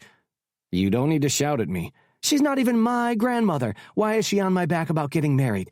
You're 2 months older than me, and you're not getting married either. I didn't sign up for this. My grandparents live in Maine." I tried not to laugh. I really fucking did, but I couldn't help myself. It wasn't every day you had an angry brunette covered in pizza sauce with her nipples poking through her shirt, yelling at you about your grandmother trying to marry her off. Aspen threw a cushion at my head. "You're a dick! Stop laughing at me!" "I can't." I moved the plate back onto the coffee table and tossed the cushion back at her. "It's so funny. She has an obsession with getting you married. I think she wants you to marry into my family." "Really? What gave it away?" She stormed over to the fridge and pulled out an unopened bottle of wine. "Was it Luis tonight, or Carlos last year, or perhaps Juan at Christmas the year before that?" "I thought you were quitting drinking." She jammed the corkscrew into the top of the bottle, twisted, and yanked the cork out. "Bite me." I grabbed my beer and laughed into my hand. "You forgot Javier and Eduardo at my parents' anniversary party." She slumped forward, groaning as she poured wine into a glass. Please don't remind me of that night. It was hell." I would have thought Jorge at prom was the worst night. She held up one hand and drained her glass of wine. "Stop it. I cannot take another setup with one of your cousins. It's not that I have anything against your family, but it's bad enough dealing with Abuelita as my best friend, never mind being an actual part of the family." Sighing, she sat back in the chair. "She's insane." "My entire family is insane. You know that. You would literally be a part of it if she had her way." "I basically am. I'm an honorary Taylor, even though it annoys her that your mom took your dad's name." "Every day. Not a week goes by that she doesn't guilt my mom about it, considering all her sisters married Mexican men or kept their surnames." I paused. Then again, I'm the only one of the grandkids not to be given a Mexican name, so I think my mom rebelled from birth. Aspen hugged her knee to her chest. "She did. She once told me that she ran shirtless through the middle of town because of a dare. She's where you get your exhibitionist streak from." That explains so much. When the hell did she tell you that? "At the anniversary party last year, right after she rescued me from your grandmother and Javier." "Was that before or after my cousins argued over who was going to date you?" "Before. I seem to remember your aunts clipping them both around the back of the head for being so disrespectful." She tapped a finger against her lips. I think your Aunt Anna told Eduardo that if he dared fight over a woman like a stray dog over a raw piece of steak again, she'd beat respect into his ass. I nodded slowly. I think she did that later that night when he hit on Blair, except Blair punched him. Probably, Aspen agreed. Blair is quite violent if you piss her off. No kidding, I replied. I do actually have a scar on my foot from where she stomped on it when she thought I was hitting on her sister. She rolled her eyes and met my gaze. You were hitting on her sister. I touched her tit by accident. She moved, I moved, the flirting went wrong. I shrugged. I'm not exactly James Bond. I know that. Daniel Craig is way hotter than you for an old guy. Are you seriously telling me that some blonde British dude who's about 50 years old is hotter than me? Half Mexican, dark, mysterious. She almost spilled her wine as she snorted. Mysterious? You're mysterious? You're not Superman. I'm totally mysterious. I'm the tall, dark, handsome guy women fawn over in romance books. I have the hair, the eyes, the abs, complete with a crazy-ass grandma who'd scare any half-sensible woman off, she continued, speaking slowly like I was stupid. Pretty sure any future wife of yours will have to be a superhero in her own right. You can tutor them in managing my family. I grinned. No. Nobody taught me. If I've lasted 20 years, so can some other poor asshole. I resent you referring to my future wife as an asshole. Let's face it. She rested on the arm of the sofa, twirling her wine glass, and raised her eyebrows. Anyone who puts up with you has to be a little bit of an asshole. Are you calling me an asshole? You need a special touch, a little je ne sais quoi. A little something you don't know? It sounds better in French. She laughed, covering the lower part of her face with her hand. She was fucking pretty when she laughed. Her eyes lit up, and she had this stupid little dimple on her right cheek I'd never really cared about until now. No wonder Eduardo and Javier had fought over her. I might have, had I been given the option. I'm just saying that you're a little bit of a handful, with your family and the food and your proclivity for getting naked. Her eyes sparkled. You need a wife with a firm touch. I need a wife who can cook and withhold tequila. Damn it, that puts me out of the running. You can cook. Yeah, but I'm bad at withholding alcohol. She held up her glass to punctuate her point. But, for the record, I can't wait for you to get married. I might get to keep food in my fridge longer than 24 hours. Like I told you, stop going to the grocery store. I can't. If I stop going, you'll eat what little food I do have anyway. She tilted the glass in my direction. Don't you have to be up early for work tomorrow instead of ruining my nice quiet night? I ran my hand through my hair. I do, but I'm pretty invested in this restaurant now. You haven't watched half of it. So rewind it so I can. It's not my fault you keep talking at me. Aspen sighed and got up, grabbing the controller. She paused for a second, then doubled back to the kitchen. She grabbed the bottle of wine from the fridge and brought it over to the sofa. Here, it's recorded. I took the remote. You record this? Every night. You got a problem with that? No, I said, hitting the button to start it from the beginning. But you're not exactly giving me a reason to stop eating your food. She side-eyed me and snatched the remote, but her lips were twitching to one side. Like that could ever happen. I nudged her with my elbow and winked. True story. Chapter 7. Aspen. I didn't sign up for this. I didn't understand how this was happening. It felt like just 30 seconds ago I wished Luke good night in the living room with the sofa as his makeshift bed. Now here he was, in my bed, with his face between my legs. Yep, I was lying on my back, legs wide open, with my best friend's face buried between them. And I was enjoying it. Holy shit, I was. I didn't have time to think about how the hell we'd ended up in this situation, because all I could focus on was how he moved his tongue. He flicked it over my clit, teasing me as my muscles twitched, my back arched, and he gripped my hips with his large hands, holding me in place against him. Pleasure darted through me, and my fingers wound themselves in the sheet beneath me. Holy hell. He toyed with me with his tongue, bringing me to the brink of orgasm before he kissed the inside of my thigh. I moaned as he left me there, hovering on the edge, staring into the oblivion with the sick knowledge that I'd have to wait for the release I so desperately wanted. Luke kissed his way up my body, his naked one covering mine. His hands explored my curves, leaving no inch of me uncovered.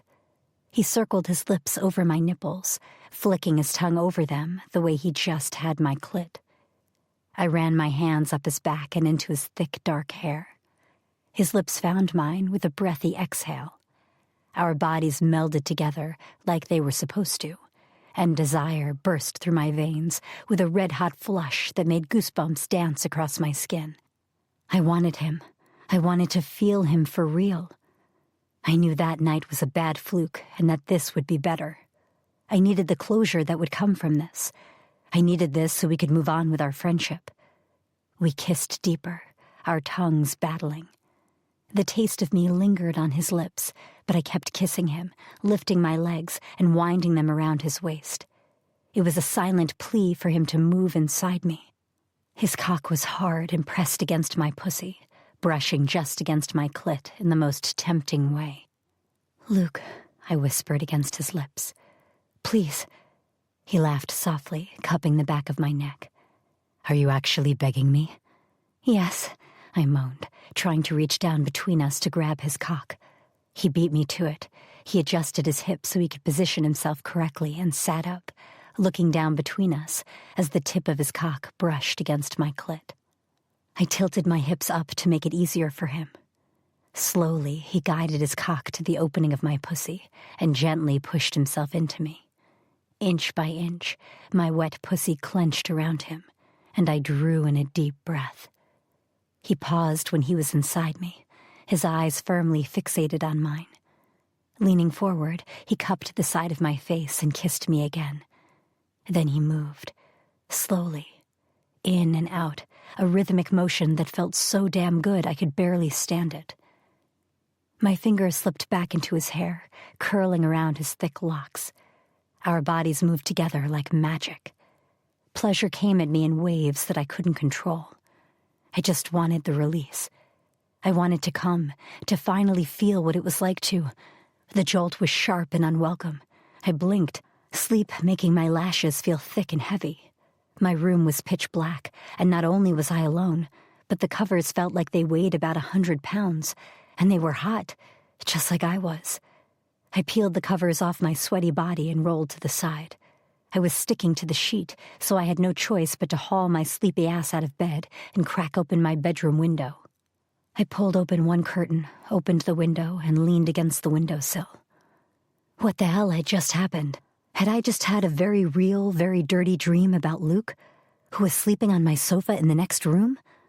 Shit, I had. And I'd liked it. My clit was throbbing, and my heart was racing. I swear I was seconds from actually having an orgasm in my sleep. Oh God, I'd sleep-fucked Luke, and it'd been more satisfying than the real time we'd done it. Why'd I have to wake up? It was going well until that point. Really, really well, actually. That was why I was in a hot little tizzy over it. The gentle breeze that crept through my cracked window was more warm and sticky than it was soothing. So I shut the door and moved to sit back on my bed, leaving the curtain open. A faint orange glow from the lights on the street below my building shone through the window, illuminating the corner of my room with a gauzy haze. I ran my fingers through my hair and looked out of the window. I couldn't see much thanks to the fog that had rolled in off the beach, but looking at nothing was better than thinking about what I'd just dreamed about. Jesus, what if I'd made noises? Had I? What if Luke had heard? He was sleeping on my couch after all. How the hell was I supposed to face him in a few hours, knowing what I'd been dreaming about? How was I supposed to go back to sleep? What if my mind took me back to that dream? I couldn't see out the end of that. There was no way. Did you moan if you came in your sleep? Was it loud like normal? I didn't know. I'd never had a sleep orgasm before. I'd never had a dirty dream in my life. Until tonight. Was there an etiquette for this? Did I go back to sleep? Did I lie and stare at the ceiling for hours? Did I go on BuzzFeed and find out what kind of cheese I was? I sighed, cupping the back of my neck and linking my fingers. This was a disaster. What if I accidentally mentioned this to him? Why did we have to have bad sex? If we'd never done that, if we'd just passed out fully clothed on my bed, the way we always did, none of this would have happened. Why that night? Why now? Why? I stood up and quietly made my way to my door. Thankfully, it wasn't creaky, and I was able to open it without making any noise. I paused, peering over at the sofa to make sure Luke was asleep. He was. He was lying flat on it, one arm slung over the top of his head, and his feet were dangling off the end of it. His clothes were in a pile on the floor next to the sofa, and the blanket I'd tossed his way before bed was only covering his legs. I tried not to look at his sculpted, toned stomach as I tiptoed my way to the kitchen to get a bottle of water. The fridge squeaked as I opened the door, and the light from the inside cast a dim glow over the living room. I winced, pulling the bottle from the door and closing the fridge quickly. "Aspen?" I stepped back, hugging the water as Luke sat up on the sofa, using the back of it to haul himself up. "Sorry," I said quietly. "I needed some water. I tried not to wake you." He waved his hand. "You all right?" "Yeah, bad dream." He frowned, pushing his fingers through his hair. "You get chased by a giant penguin again?" I bit the inside of my cheek so he didn't catch me laughing. "Yep, razor teeth and everything this time." Luke moved so he was sitting up fully. "Can you grab me a bottle of water?" "Sure." I pulled a bottle from the fridge and took it over to him, then perched on the arm of the sofa he'd just moved his feet from. "Thanks. You feel okay?" I nodded and shook my water, deliberately not making eye contact with him. I didn't think I could do that right now. "Sorry I woke you." He took a long drink from the bottle and waved me away again. "Don't worry about it. Your sofa isn't exactly the most comfortable thing in the world." "Sorry, you want to swap? I'm not making you sleep on your sofa." "What time is it?" "Like 2 or something?" I yawned, covering my mouth with my hand. "I don't mind." "No, it's good. I'll come sleep with you." My eyes widened. No. That wasn't good. I couldn't have him in my bed. No way. There was no chance I'd get back to sleep if we were in the same bed. He quirked a brow at me. "What's that look for? You want me to put pants on?" "Are you naked under there?" "No, I have my boxers on." He paused. "You sure you're all right, Asp? It's not like we've never shared a bed. You're acting weird." "Crap. No, it's fine. Sorry. I'm still half asleep. Come on." I got up and hurried into my room before I had to see him practically naked. By the time he joined me, I'd closed my curtains and climbed into bed with my back to the door. And him. The click of my door shutting told me he was in the room, and the clunk of his water bottle on the nightstand preceded the huge dip in the mattress as he joined me in bed. I wriggled over a little further, tucking the sheets around me as much as I could. "You're moving like I've got a deadly disease," Luke muttered, making the mattress bounce as he got comfortable. "You snore," I muttered right back, "and you'll end up taking up most of the bed anyway, so I'm saving myself the pain of having your elbow in my spine in an hour." He chuckled. "If you say so, you're the wriggler." "Whatever." "You're still acting weird." He reached over and poked me. "It's 2 a.m, and there's a strange man in my bed. Shut up." "I'm not a stranger." "I didn't say you were a stranger. I said you were a strange man. And you are." I tugged the covers in a little tighter to me. "Now shut up and go to sleep." He laughed quietly, rolling onto his back. "Night, Aspen." "Night." That was the last time we binged Gordon Ramsay's Kitchen Nightmares. Thankfully, any naughty dreams stayed well away from my mind for the remainder of the night. I'd never been so happy about anything. The last thing I wanted was to have to explain to Luke why the hell I was having sleep orgasms while in bed next to him. I also didn't want to have to admit that I hadn't had a bad dream either. Overgrown penguins aside, he was up and stealing my hot water before I'd even opened my eyes. I rubbed my face, removing the sleep from my eyes, and got up to the tune of my shower battering against the tiles. It wasn't the best alarm in the world, considering I really wasn't a morning person. I worked at a bar for a reason. The earliest I ever had to go into work was 2 p.m., and that was often the time I clocked off. I liked it that way. If I'd been born in October instead of July, I was pretty sure I'd have been born a witch. I grabbed some clean clothes and quickly changed, almost falling over in my race to get my clean panties on. Luckily for me, I managed it, and I was just pulling my what-the-cluck shirt over my head when the water stopped running in the bathroom. The bedroom door creaked open until I could see one of his eyes peeking through. "Are you awake? I left my clothes in here." Laughing, I nodded. "I'm awake, and I'm changed. Don't worry." "Wouldn't be the first time I saw you naked," he muttered. I blushed. Being 9 in the swimming pool doesn't count. He rolled his eyes and walked into the room. I could do nothing but burst into laughter. Luke stopped, then looked down at the pink towel with white flowers all over it that was wrapped around his waist. He shrugged. "I'm comfortable with my masculinity. Laugh all you like. I look good in any kind of towel." "Wow, okay, Mr. Ego. Calm down. You do need to leave this apartment to go to work, and you keep on like that, you won't be able to get your head through this door," I said, injecting a final burst of sarcasm into the last few words as I left him and his stupidly hot body in my bedroom in my girly towel. Seriously, I laughed at the towel, but there was no laughing at the man who'd followed me into the kitchen. "Sorry," he said, reaching around me to get the steaming mug of coffee from the machine. "I made it before I got in the shower. And here I thought you'd made me a coffee to say thank you for not complaining that you had your elbow in my back for an hour last night." It wasn't the only thing I think he'd had near my back, but I wasn't going to bring that up right now. Plus, I wasn't sure. It could have been his finger. That was a long shot, but I was going with finger. "You want it?" His dark hair flopped down over his forehead, dripping water down his face. "You can have it. I'll make another." I blinked at him. Sure." "You don't want it?" "I want it." I slid the cup toward me before he could decide I didn't. "I just wasn't expecting you to give it to me." "Well, you're right. I did sleep with my elbow in your back for a while last night, until you smacked me in the face with your pillow." He shrugged one shoulder. "Giving you my coffee is the least I can do for poking you half the night." Oh man, he poked me a hell of a lot more last night than he knew. I dipped my head before he could see me blush. The memory of that dream, combined with him standing in front of me with his tanned body still wet, with water droplets dancing down across his abs and disappearing into the pink towel. Wow, the pink towel really ruined that fantasy, didn't it? I shook my head as I grabbed the milk from the fridge for my coffee. Fantasy ruiner or not, all you had to do was look above the pink towel to know exactly why him half naked, plus the memory of the dream, was dangerous. Every day, every time I looked at Luke, it seemed like I had a reason to look at him in a new light. And looking at him as anything other than my best friend felt weird. Not wrong, but weird. I didn't want to blush at the sight of water droplets trickling between his abs. I didn't want to find the vein on his forearm sexy.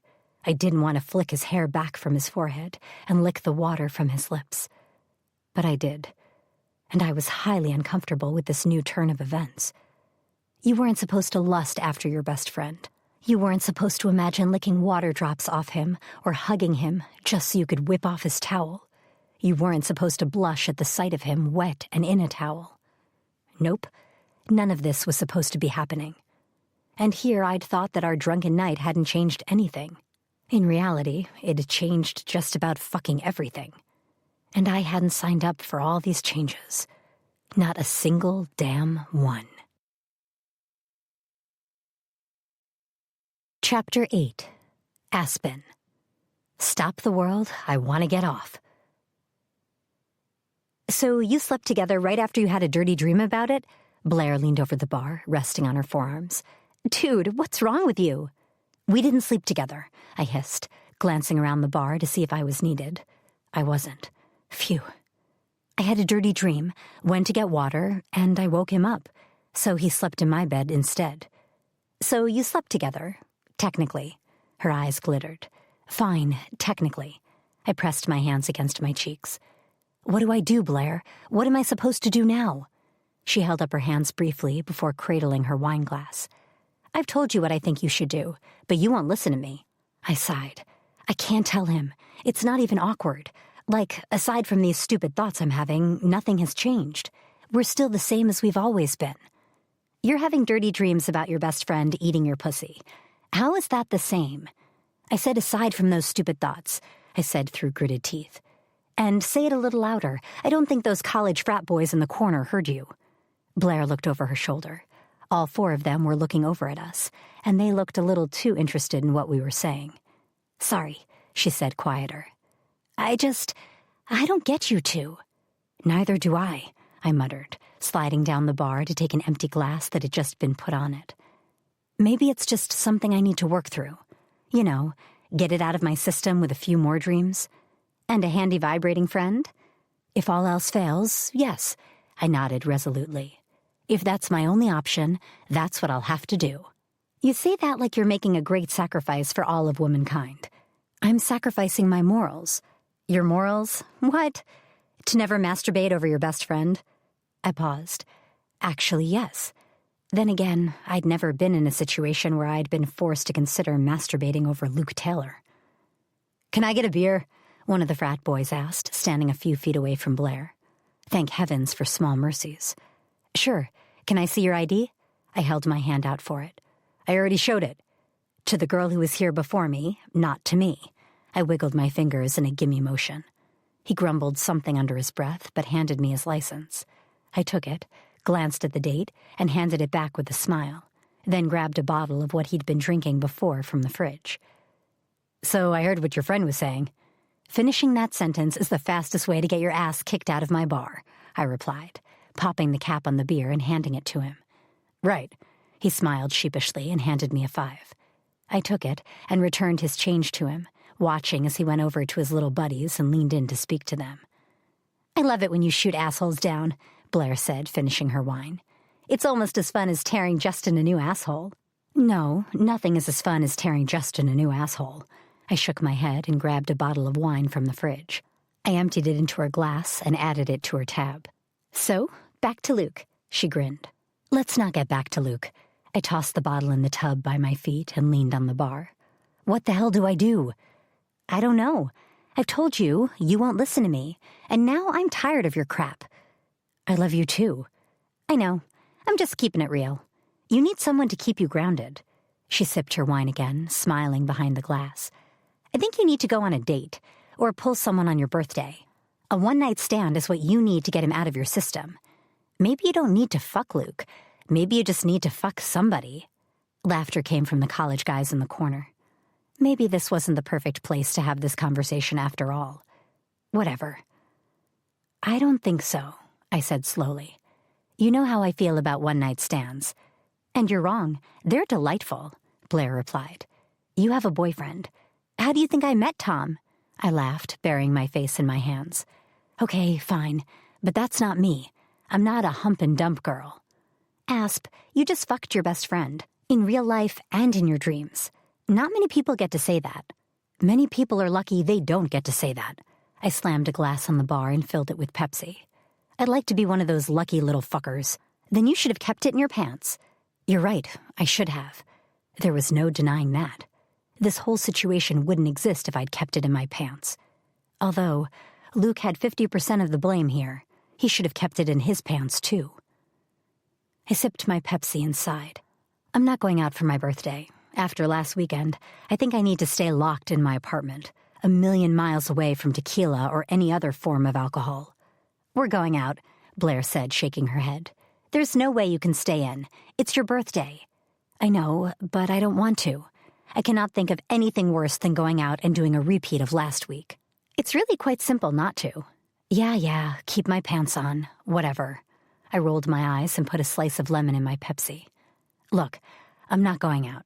I know exactly what will happen. I'll get talked into Tequila, who, at this point, is right on my shit list, and then I'll end up telling Luke what happened, and there'll be no more ignoring it. Okay, but, Blair said, holding up one finger with a Barbie pink nail, you're not really ignoring it. We keep talking about it. You're dreaming about it. You're even starting to be weird around Luke now. Getting drunk and telling him might not be the worst idea. Really? You don't think that it's the worst thing I could do? Jesus, do you want to watch me crash and burn? I waved goodbye to a customer and took the tip they'd left on the bar, then turned to put it in the jar. As fun as that might be, no, she grinned. But if it happens, it happens. It won't happen. I'm not drinking. What won't happen? Luke's deep tones cut into the conversation. I jumped, turning around and almost slipping on a lime wedge on the floor. Ignoring his chuckle that was punctuated by Blair's snort, I picked it up and tossed it into the little trash can. "You scared the hell out of me," I said, finally giving him some attention. He grinned, his damp hair a hot mess on top of his head. "Sorry, I thought you saw me come in." "Nah, she's not with it." Blair sipped her wine, as evidenced by her claim that she's not going out for her birthday. Luke nodded as I grabbed his favorite beer from the fridge. "I heard that too. What excuse is she giving you?" "She wants to remember a Saturday night for once," Blair said without missing a beat, "since she's still a little fuzzy on a few things last weekend." "Not a bad plan," he replied, taking the beer with a smile. "I can't remember much either." "You could just drink in moderation." Blair turned to me. I snorted. "With you around? Yeah, whatever. Like that'll happen. Are you calling me an enabler?" "Yes," Luke and I both answered at the same time. She pressed her hand to her chest, the bright pink of her nails a stark contrast against her black blouse. "I cannot believe you would say that. When have I ever enabled you?" "Last weekend," Luke answered. "Your birthday," I added. "New Year's was rough," Luke continued. I nodded. "I still don't think I can do Halloween this year after last year." He grimaced. "And that doesn't even count your birthday from last year." All right, Blair held up her hands. "But you two are entirely responsible for your actions. You don't need to give in when I push shots on you." "Or you could not push the shots," Luke replied. "Or you could just be responsible for your actions," she repeated, this time a lot slower. The bitch even made sure to look me right in the eye. I resisted the urge to flip her off, but only just, and that was because a customer needed me. If we'd been anywhere else, I'd have done it. Or punched her. Probably punched her. When I was done serving, I rejoined my best friends at their end of the bar and interrupted their hushed conversation. "What are you talking about?" I grabbed my Pepsi from the shelf under the bar and finished it. "How you'll get drunk on your birthday," Blair replied. "You know you will. Put a tray of tequila in front of you and you can't help but drink it." "I swear to God, I'm not going to." The familiar deep chuckle of my boss, Declan, filled the air. His large hand brushed across my shoulder as he stepped out from the back and joined me behind the bar. "Sure you won't, Aspen. We all believe you." I rolled my eyes, ignoring my Greek god-looking boss. If you ignored the slightly round belly. "I swear to God, no, it's not happening." "He said that on Saturday, and I had to pile all three of your asses into my brother's cab to get y'all home." Declan filled a glass with lemonade for him and scanned all three of us. "This is why you're all forbidden from drinking anywhere but here." Blair batted her eyelashes. "And here I was thinking it's 'cause you liked us." "It helps that I get your money, too." He winked and picked up his glass. "Y'all will come in here on Friday night for Aspen's birthday, drink all my tequila, and I'll pile your butts into that same cab to take y'all home." Seriously, all he needed was cowboy boots and plant or something in his mouth to chew like a regular farmer, with all the accent he put on when he was trying to talk to us like he was our dad. "And don't bat your lashes at me like that, Blair Carpenter. I remember you flashing your boobs like they were an SOS signal on your 21st birthday." I dipped my head, trying to hide my laugh. The more our respective birthdays and drunken antics were brought up, the more I realized we really had to grow up a little. Maybe. I mean, growing up was overrated. I already had to pay rent and bills and taxes. I needed to get my kicks where I could get them. Sometimes that was lying on the sofa, half naked, holding my boobs like they were a comfort blanket. Other times it was getting dressed up, drinking my body weight in tequila, and making bad decisions. Look, I couldn't be responsible all the time. I wasn't my mother. I was an almost 25-year-old borderline hot mess with an attraction to tequila and a habit of making terribly bad choices. I was, shock horror, human. And apparently, given my questionable choice of best friend, that wasn't changing anytime soon. "So, should I book you all out the back room for your birthday?" Declan said, ringing up an order from a customer. "Yes," Blair said before I could say anything. "And put a sofa and blanket in it in case Grandma here needs to take a nap."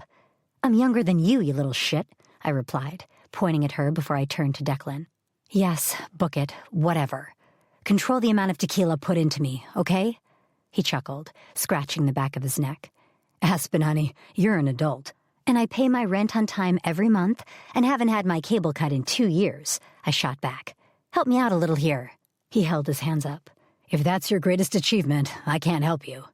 I rolled my eyes and took Luke's empty beer bottle. You having another? Better not. I have to see old Eddie tomorrow, and if he thinks I'm unfit to do the job, Vicky might just kill me. Blair snorted. Your boss would kill a worm if it was in her path. Yeah, and I wonder what traits she passed to her niece, I drawled, giving her a hard, long look. The women in my family are bitches, so sue me. We're only bitches because we say it as it is. She returned my pointed look with one of her own and finished the rest of her wine. Slapping a 20 down on the bar, she said, Keep the change, Grandma. I'm off to see a man about some penis. Luke dropped his chin to his chest, doing his best to hide his laughter, but Declan stared at her like she'd just dropped the C word in front of a group of tweens. I didn't need to hear that, he said sternly, and neither did anyone else. Blair winked, grinned, and left the bar. That girl, Declan muttered, shaking his head and heading for the back room. Is insane, Luke continued, grinning at me. You okay to get home tonight? I think I know my way from here to my apartment block. My lips twitched to the side. But thank you for checking. He stood, saluting me with 2 fingers and a lopsided grin. You've gotten lost before. I'm not 10 tequila shots in tonight, I reminded him, catching the eye of a customer at the end of the bar. I can remember. He muttered something under his breath that I couldn't quite catch, but I didn't have time to question it, thanks to the customer. Luke met my eyes one more time, throwing up a hand in goodbye, and left. And I got back to work, definitely not thinking that his lopsided smile was kind of cute. Chapter 9. Luke. Boners galore. At least she remembered something. Not that I wanted her to remember. No, the more I thought about it, the happier I was that she didn't remember what we'd done. Our friendship hadn't changed. It was a little awkward, but I was 99% sure that was me being a little more reserved and just Aspen being Aspen.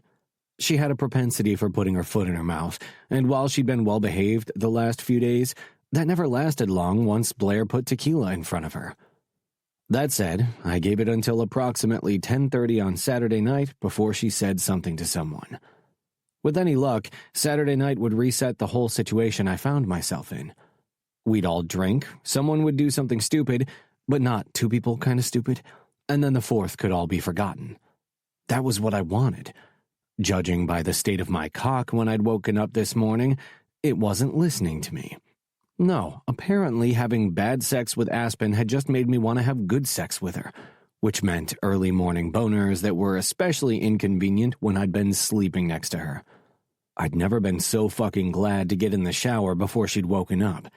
It had taken 5 minutes of uncomfortably cold water to get rid of that stupid-ass boner that had plagued me, and I was fucking dreading going to sleep tonight.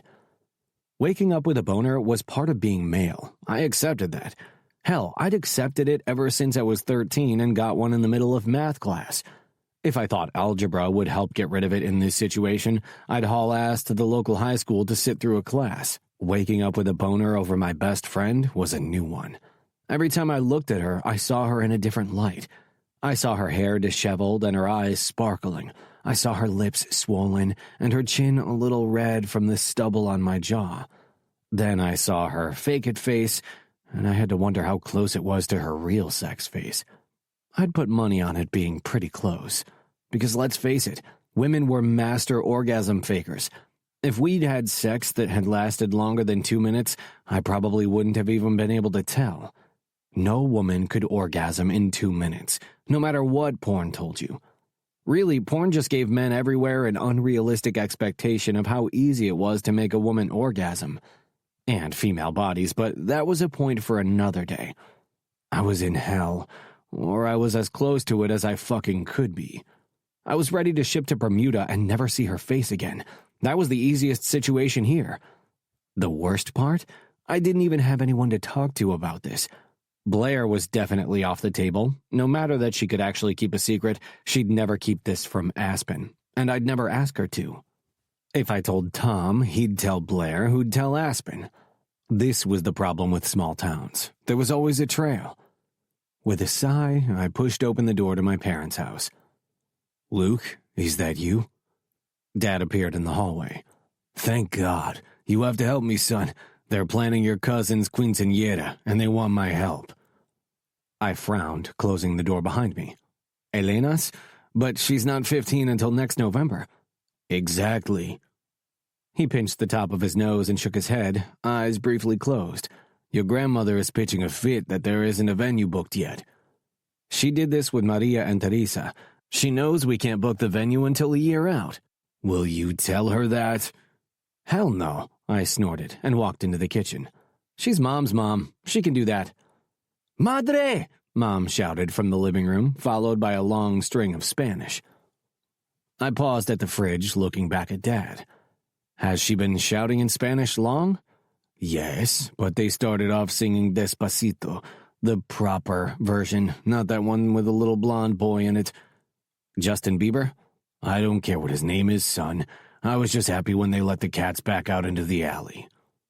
He bustled over to the coffee machine. Then your aunt called and mentioned about Elena's birthday and wanting to take her away for the weekend. I winced, which set off your grandmother. On cue, Abuelita's thick accent broke through the walls as she let off a huge stream of Spanish. I tilted my head to the side. Did she just tell Mom that she isn't too old for la chancla? Dad snorted. That's the third time she's threatened it, and her flip-flop has stayed firmly in the closet. That's some shit, I replied. I never even used to get threatened, just hit. Yes, but your mother hasn't been mooning the old people in the bingo hall. No, she just skinny-dipped on her 21st birthday and never told Abuelita, I muttered. Dad laughed. That was a fun night. So was my birthday. He nodded his head. Point taken, but your mistake was letting your grandmother find out about it. Letting her find out about anything is a mistake. I sat on the wooden stool at the island and paused as she and Mom went back and forth in the living room. How can one party be so much hard work for them? And why is Mom having this argument and not Aunt Val? Valentina is too busy with her new boyfriend, which also set off your grandmother, Dad said dryly. In fact, I don't think your mom spoke to her except to answer the phone. Ah, yes, good old Aunt Val, who divorced her nice Mexican husband and was now dating a younger Canadian man. We didn't know what pissed Abuelita off more, the fact she'd gotten divorced or that she was dating a Canadian. After all, the woman hated just about anyone who wasn't, one, Mexican, or two, my dad, Aspen, or Blair. Even then, I think she'd tolerated my dad most days. He tolerated her every day, though, so it worked out. Luke! Abuelita chose then to make her grand entrance, sweeping me into a huge bear hug that would have crushed me had I been a few pounds less of muscle. Abuelita was everything anyone could imagine an old Mexican lady to be, except her clothing style. That was decidedly gypsy. Not that we'd ever say it out loud. Standing at a tiny 5 foot tall, she had dark hair that was permanently pulled back into a twist at the nape of her neck. She almost always wore a bandana over her head like she lived in the desert, and her round, wrinkled face was never to be seen without her favorite mascara lining her tiny dark eyes and light pink lipstick on thin lips. Her green skirt swished around her legs as she let go of me. Speaking in Spanish as always, she said, "Where is Aspen?" I sighed and replied in English, "At work, Abuelita." "Why don't you bring her to see me?" "She's at work. She can't just stop to come and see you." "No, you no bring her. You ring her. I cook for her." She'd made a rare switch to English, accompanying it with a jab to her chest. "She like my food." Every word came out like there was a full stop between them. She like my food. That only meant one thing. She was annoyed at me. That wasn't exactly a rare occurrence. Unlike my mother, who switched to Spanish when she was angry, Abuelita switched to English, like the thought she had to put into each broken sentence made her sound angrier. If I didn't know the damage she could do with a flip-flop, I'd laugh. "You're absolutely right," I said, placating her. "I'll tell her to stop by when I see her next. She told me to tell you thank you for the food, by the way." "You call, now!" She pointed at me, the bracelets on her wrist jingling when she wiggled her arm. Jesus, sometimes managing her was like managing a basket of kittens in the rain. "I can't call her, Abuelita. She's at work. The bar was getting busy when I left." "You call." "For the love of Maria." Dad's spoon clattered against the counter. The girl is at work. She can't drop everything on your whim. Abuelita turned to him, her tiny eyes getting even smaller as she narrowed them. If it was possible, her already thin lips spread even thinner, and she leaned forward just a tiny amount.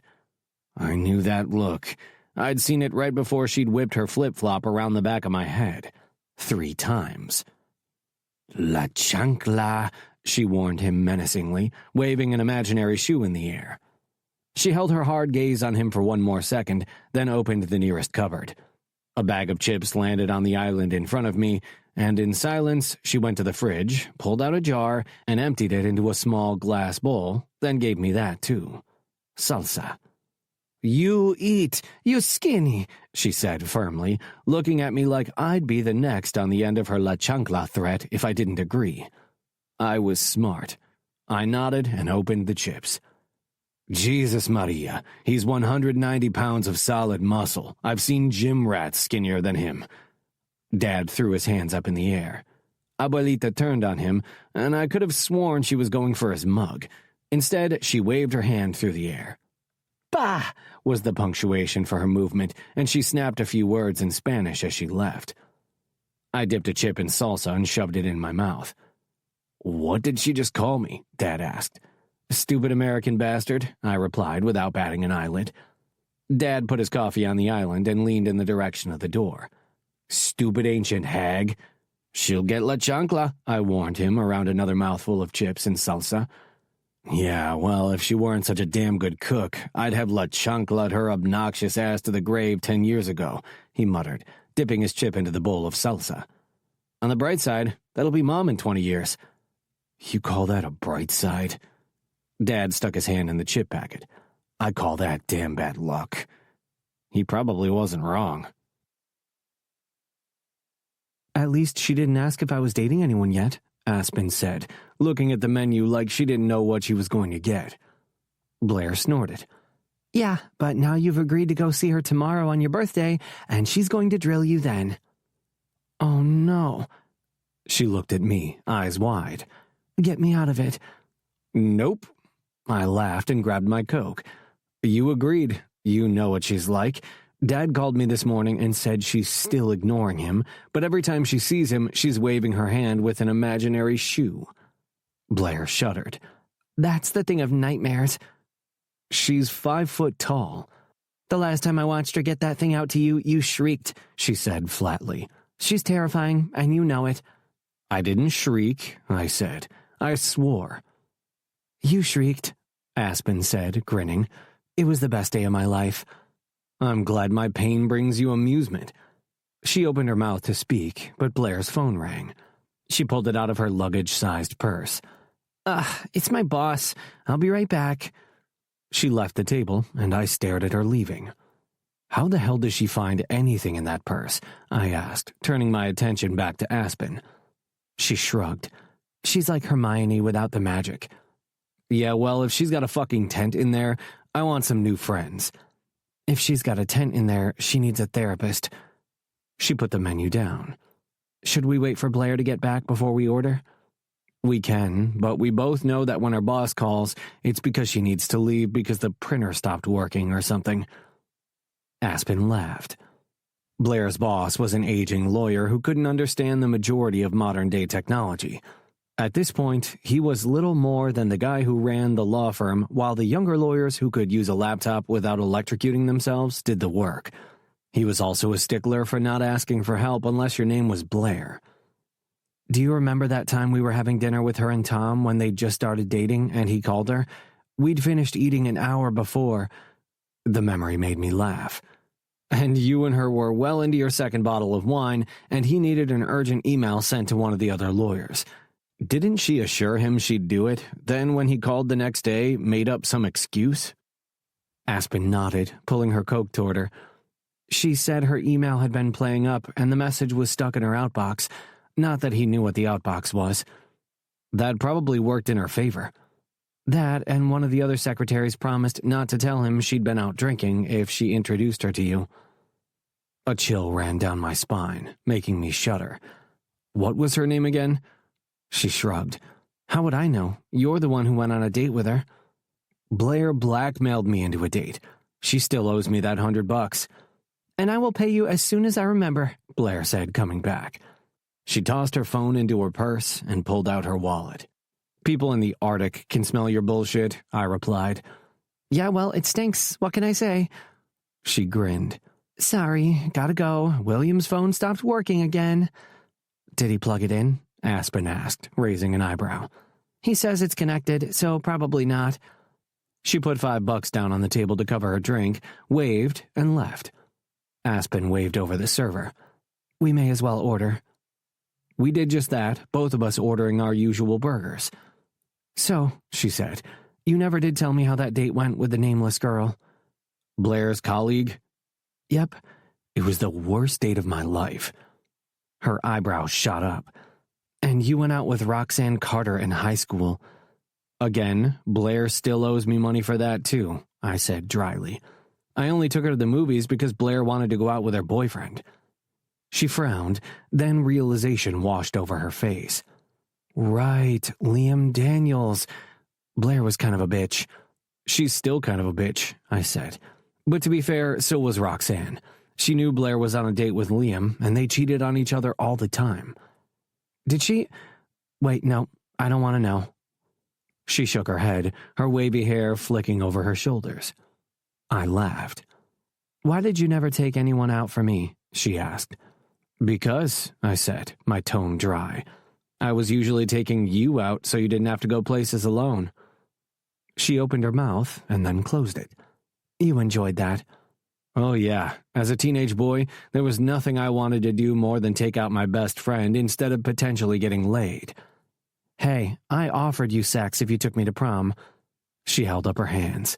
It's not my fault if you were a gentleman. Aspen, we left prom, got drunk on the beach, and you passed out on the way home. That's not the point. The offer was there. Yeah, and when I'd taken her up on it, I shook off the thought. What? It was. I frowned, then stopped. She thought I was shaking my head at her. Good. The last thing she needed to know was that I was actually thinking about having sex with her. What kind of mood is Abuelita going to be in tomorrow? As a rule, a terrible one, I replied, leaning back in the booth and linking my fingers behind my head. I gave her a quick rundown of what had happened last night, starting with Aunt Val calling. Aspen winced. Great. They're still not talking to her? I unlinked my fingers and held my hands out. She divorced a Mexican, is dating a Canadian, and my mom is the one who has to take Abuelita's shit for it all. Of course they're not talking. Is it just those two not talking to her? Right now, but she'll probably do something sooner or later and get my dad out of Abuelita's bad books. Yeah, right, she laughed. The day your dad gets out of her bad books depends on who dies first. I sighed. That is a sad but incredibly valid point. You'd think by now they'd get along.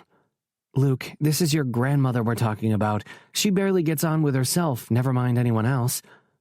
Again, another sad but really fucking valid point. She smiled wryly, but there was laughter in her eyes, making them brighter than usual. So I can expect endless questions about why I'm not married yet, being fed until my stomach pops, and numbers for at least 2 of your cousins and a friend's grandson. I paused for a second. Based upon past experiences, just run. Now, go to Mexico. She'll never look for you there. She laughed, burying her face in her hands. I'll take her ice cream. She'll only have the toffee one from Betty's. You know that. God, she's like an ancient child. Given that I'd had a similar thought last night, I simply grinned and took another sip of my Coke. For the record, my current single cousin's abuelita hasn't yet tried to hook you up with are Sebastian, Emmanuel, Ivan, Manuel, and Pedro. For the record, your family needs to get some condoms. I burst out laughing, snorting my soda up my nose. It burned, and I pinched my nose, squeezing my eyes shut tight until it stopped. Again, I said quietly, valid point. I'll make a note to buy everyone some for Christmas. Order online, she muttered, meeting my eyes, or you're going to get a whole lot of funny looks at Target. I pointed at her, agreeing right as our food was brought out. Thank God I was better looking than my single cousins. Chapter 10. Aspen. It's never a bad time for tacos. I loved Luke's family. That needed to be said. His grandmother cooked for me, his mom cut my hair, and his dad once saved me from a handsy guy at the bar. Not to mention all the cookies I'd stolen while they were on cooling racks through the years. They were the best kind of family. They were all close, they loved each other, and they were always there for someone when something went wrong. Except for Luke's aunt. Valentina had brought that on herself. Still, that didn't change the fact that they were batshit fucking crazy. Especially Abuelita. Her obsession with marrying me off to one of her nice Mexican grandsons had begun the day I turned 18 and could legally get married. It was forever an annoyance of hers that I'd rejected every single option she'd thrown my way. It wasn't that I didn't like Luke's cousins. No, the entire family was genetically blessed, like they'd stepped right out of a fucking Disney movie or something. It was just like I didn't click with his cousins the way I clicked with Luke. It was probably because they were forced on me. Kind of like when my dad used to rub our old dog's nose in her poo if she went inside the house. That was what dating setups were like. Being a puppy and getting your nose rubbed in your own shit. Honestly, for my part, if Abuelita wasn't able to sniff out a lie from a mile away, I'd tell her I'd met someone. The damn old woman was basically a human bloodhound. I put my car into park outside Luke's house, blocking in his truck and his dad's at the end of the dirt driveway, and looked at the house. The wooden brick facade was warmer than the argument I could already hear raging inside. They had no windows open. Neither did I. That's right, they were fighting that loud. And as I got out of the car, I wasn't at all surprised to hear that it was Abuelita and Luke's dad. It was always Abuelita and Luke's dad. I locked my car and headed toward the front door. Luke opened it before I had a chance to get within a couple feet of the door. The look on his face was grim, with his thick, dark brows drawn together. "You sure you want to go in there?" As a rule, no. I stuck my fingers in the pockets of my denim shorts and half smiled. What are they fighting about now? I didn't get all of it, he continued, making his way down the steps to me. But there was something about salsa going missing and sticky fingers. Although Abuelita was speaking English, and it sounded a hell of a lot like shitty fingers. Both fit, I shrugged. Plus, Valentina is here, so my mom is in a worse mood than anybody. Why is she here? I thought she was banned from the house. She wants to talk about Elena's birthday. She wants to take her away, but Abuelita is having none of it and wants to throw a big party. I blinked at him. Elena's birthday isn't for another 4 months. He threw up his arms. I don't know. But if I hear another thing about it, I'm going to throw myself off the pier and hope a fucking hungry shark finds me. Laughing, I shook my head. You don't need to be so drastic. Maybe they'll calm down if I go in there. You're still going in there knowing they're fighting? Well, yeah. Abuelita is going to kick my ass if I don't go in there and see her. Birthday or not. That's right, it's your birthday. His eyes sparkled, as if he'd forgotten. Come here. His long strides had the distance between us closed in seconds, and he reached out, grabbing my wrists and pulling me into his firm body, tightly wrapping his arms around me. He hugged me so hard he lifted me right off the ground, making my legs kick. I squealed. He laughed. I wrapped my arms around his neck, hugging him back just as tight. I tried to ignore the warmth that spread through my body and made my cheeks flush, but I couldn't help it. He slowly lowered me again, loosening his hold just the tiniest bit. With my feet firmly back on the ground, Luke kissed my forehead. His lips were warm and soft, lingering a little too long. The gentle touch sent a shiver across my skin, one that made me stop and take a deep breath. My hand slid down over his shoulders to his chest. "Happy birthday, Aspen," he said in a low voice, dipping his head so his blue eyes met mine. I swallowed the lump that had formed in my throat, then smiled. Thanks. The front door swung open behind us, and I jerked away from him. He bit back a chuckle as we both looked toward the person standing in the doorway. His mom. She was barely 3 inches taller than Abuelita, but Gabriella Taylor was one of the most beautiful women in existence. It was no lie. I'd put money on it. If she hadn't gotten married at 20, she'd have been a beauty queen for years. She had thick black hair that hung around and bounced off her shoulders in perfect curls. A mole dotted her skin just beneath her full lower lip, lips that were permanently coated in a dark red that complemented her unfairly smooth olive skin to perfection. Her eyes were large and dark, surrounded by lashes and framed by brows as thick as the hair on her head. And those same eyes were currently glittering with amusement as they looked up at me and Luke. "Did he bite you?" Gabriella looked at me, the lilt of a Mexican accent still tinging her words.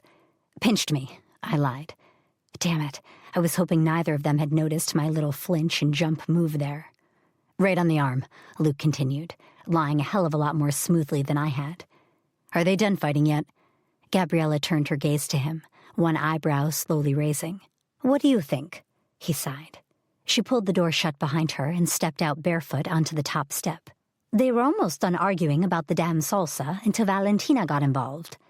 "Uh-oh," I muttered. She hummed. "Something about why they couldn't get along. Then Mama asked why she couldn't keep it in her pants." She sighed, running her fingers through her hair, leaving it unkempt. Luke turned to me, smirking. "Are you sure you want to go in there?" "Your house is a permanent war zone." I tucked my hair behind my ear. "And as I said, I don't want Abuelita's wrath on me. That woman carries anger like ants carry food. Constantly, and with unbelievable strength for such a short person." Gabriella laughed, nodding. "Says you." Luke patted her on the head, and she responded by standing on her tiptoes and slapping the back of his. He winced, rubbing his ear, and I laughed, following her inside. "You should know better than that." I shot in his direction with a wide grin.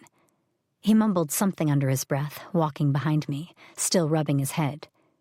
The arguing was intense. It was a psycho mix of Spanish and English, most of it broken English on Abuelita's part. The perfect English? That was Luke's dad, shouting at the crazy fucking women in his house. It was a good thing they lived a little out of the way and didn't really have any neighbors, although, to be honest, this was probably why they lived here. "Enough!" Gabriella shouted, drawing silence from the others in the room. Abuelita put her hands on her hips. "You let her in here?" Gabriella pinched the bridge of her nose. "I did not. She walked in, madre." She said something in Spanish, something I didn't understand, and then pointed at Valentina, who stood in the corner with a scowl on her face. Much like Gabriella, Valentina was stunningly beautiful, but she was the harder of Abuelita's two youngest children, and it showed in her features. Gabriella continued on in fluent Spanish, barely taking a breath as she scolded both her mother and her sister. They shouted back, arms waving as the conversation apparently got heated. Luke grabbed my arm and steered me out of the kitchen, nodding to his dad. "Ignore those. Abuelita will forgive you if she realizes she was acting like a 5-year-old when you came to see her, on your birthday." I nudged him as we stepped back through the front door into the front yard. "Talking of my birthday, where's my present? It's not like you actually forgot. Your present will be me delivering you to your apartment and pulling your hair back from your face while you vomit." His tone was dry as we walked to the drive. "What time are we meeting tonight?" "Stop changing the subject." I paused at my car. "And that's not a present. That's your duty as my best friend. We both know Tom will be doing the same for Blair." "Yes," he said slowly, lips quirking. "But Tom's her boyfriend." "I don't have one of those." "I'm aware. Which means it's your job." "I don't know how I get myself in these situations." He shook his head and pulled his keys from his pocket. "I was going to give you this later, but since you have the patience of a bonfire near a match," I held up my hands. "I can be patient, as long as you tell me what it is." He shot a look over his shoulder and pulled a small, badly wrapped present from the back seat. "Here." I grinned, taking it from him like an excited child. I couldn't help it. I loved presents. It was about the only good thing about my birthday, because it sure as hell wasn't the gift card my parents had tossed into the birthday card they'd mailed. Yesterday. Sitting on the top step, I put the present on my lap and tore into the pink paper. The contents were soft, and as I pulled them out, the black fabric formed into a tank top. On the front, the graphic read, "If sarcasm burned calories, I'd be one skinny bitch." I ran my tongue over my top lip, slowly turning my head to face him. Luke leaned against my car with a shit-eating grin spread across his face. It lit his eyes up to an almost impossible blue, and the laughter that was written all over his face and emphasized with his shaking shoulders was almost contagious. Almost. I schooled my features into a poker face and met his eyes. "Are you calling me fat?" His amusement was wiped clean off his features. His grin disappeared so fast his lips formed a small O, and his eyes widened like he'd just been caught in headlights or naked in the town square. "What?" Luke scratched out, holding out his hands. "No, it's a joke, because you're sarcastic. Plus, it's a small, and—" I burst into giggles. "Aspen, fuck you." I laughed even harder, bending over, my stomach hurting from my own stupid prank. He snatched the paper from my lap, balled it up, and threw it at my head. Clutching the shirt close to my chest, I got up, running across the dirt drive, past my car, still laughing as I went. Another ball of paper hit me in the back, and it hit me so hard that I almost stumbled over a rock in the drive. I recovered just in time to set my footing right, but I stopped running, still holding the shirt close. Turning, I held out a hand, wheezing laughter. I'm sorry. Luke pointed at me. "You're a little shit." I grinned. "We've been friends for 20 years. Did you just realize that?" "No. I knew it when we were 8, and you told Maisie Cooper I had cooties because you knew I liked her and you hated her." "Hey now, she was a bitch." I held both hands up now. "We were 8. You think a woman's bitch radar has an age limit? Boy, sit down. I could recognize bitches before I could take a shit on a toilet." His lips twitched with laughter. "That's not the point." "That's totally the point. She was a bitch. Don't try telling me your next revelation will be that I'm a bitch." "I can't say that. It's your birthday." "Damn right you can't. Tell me you love me instead." "Over my dead body." I shrugged. I watch enough of the Investigation Discovery Channel. That could be arranged. "Ah." He put his hands in his ass pockets and shrugged, looking way hotter than he had any right to. "But if you kill me, who'll hold your hair back when you vomit tonight?" Holding out my right arm, I flicked the black band on my wrist. "Fuck diamonds. I've got a girl's best friend right here. A hair tie." "Your hair tie is your best friend?" "Yes. It ties back my hair. It's there in emergencies. It can fix bras in a pinch if you know how to. And you know what? My hair tie has never judged me." "I've seen you tell them to fuck off when they've broken on you." "Yeah, well, some of those are bitches too. It's not my fault I have thick hair. I didn't ask for this." I sniffed, lowering my arms to my waist. "Thank you for my shirt. I'm wearing it tonight." He smirked. "Blair's gonna kill you." "It's my birthday. I do what I want. If I want to show up in sweatpants and slippers, I will." "Have you told her that?" "No, I like to surprise her." Grinning, I walked past him toward my car. I was just opening my mouth to tell him I'd see him later when the front door to his house swung open. Abuelita ran out of the house, waving her arms. Aspen, you no go. I make tacos." "Did she just say tacos?" I asked Luke. He nodded. "She made 3 kinds, just for you." "You stay," Abuelita said, her scarlet red skirt flailing as she shuffled over to me. "You stay for tacos." I held a hand to my heart. "Tacos? Do you think I'm crazy? You know the way to my heart, Abuelita. Let's go." Luke's smile was wide and warm as the tiny woman clutched onto my hand like I was going to disappear. She all but dragged me into the house, babbling about the tacos and salsa and guac she'd made fresh this morning for my birthday. Tacos. Abuelita's way of giving you a birthday cake. I was here for it. Chapter 11. Aspen. Tequila, tequila, Shakira, Shakira. "You have boyfriend?" Abuelita said, eyeing me over the top of her coffee cup. I wiped my mouth after taking a bite of my hard taco. It was crispy and flavorsome, the shredded chicken inside it seasoned to perfection. "Actually, You no lie," she said, barely batting an eyelid as she blew on the hot liquid. "Am single," I continued, setting the taco down in the fancy holder she had and reaching for my water. She nodded slowly. "You know Sebastian? He's single, handsome. Good job." Luke eyed me. "Junior doctor." I shot him a look that said I wanted to cut off his balls before I turned back to Abuelita. "I do know him, but And Pedro, he's single now. More handsome than Sebastian." Abuelita didn't stop to listen to me. "Emmanuel just graduated." "Emmanuel is a little young for me," I said diplomatically, picking my taco back up. Ivan's single. He like you. You pretty. He handsome. He good job, Abuelita rambled on, taking a spoonful of sugar and putting it in her coffee. Ivan is very nice, I replied, but you know like Ivan? Manuel is perfect. He is handsome. Handsome was becoming a theme of this conversation. He looking for a good wife like you. You cook? I can cook, I said hesitantly. You clean? Until the animals take a cue from Disney, I clean. You have children? Abuelita, Luke interjected. She's being polite, can't you see that? Her eyebrows shot up, and she looked from me to him before answering in Spanish I didn't understand. No, Luke replied in English. She doesn't want to date Sebastian or Pedro or Emmanuel or Ivan or Manuel. She clasped a hand to her chest and looked at me with wide eyes. You do not? Thanks, Luke. Not really, I said apologetically. Honestly, Abuelita, I'm happy to be single. I marry at your age, she shot back. Yeah, but someone needs to look after Luke, she sighed, dropping her hand to cradle her mug. He need good girl. You marry him. No, Luke and I said simultaneously. We're okay, he continued. Abuelita sniffed, pushing back on the chair. It squeaked against the wooden floor as she got up and took her coffee into the next room without another word. Luke shrugged. Old people. They're weird. Yeah, right. That's a good generalization, I said, picking my taco up again. It's not just that she's fucking crazy. Oh, she's fucking crazy. He met my eyes. Us getting married? As if. It's enough with you as my best friend. The snort left me without another thought. His laugh echoed mine. Exactly. He got up and kissed the top of my head. Finish your tacos, Miss Piggy, and I'll see you later.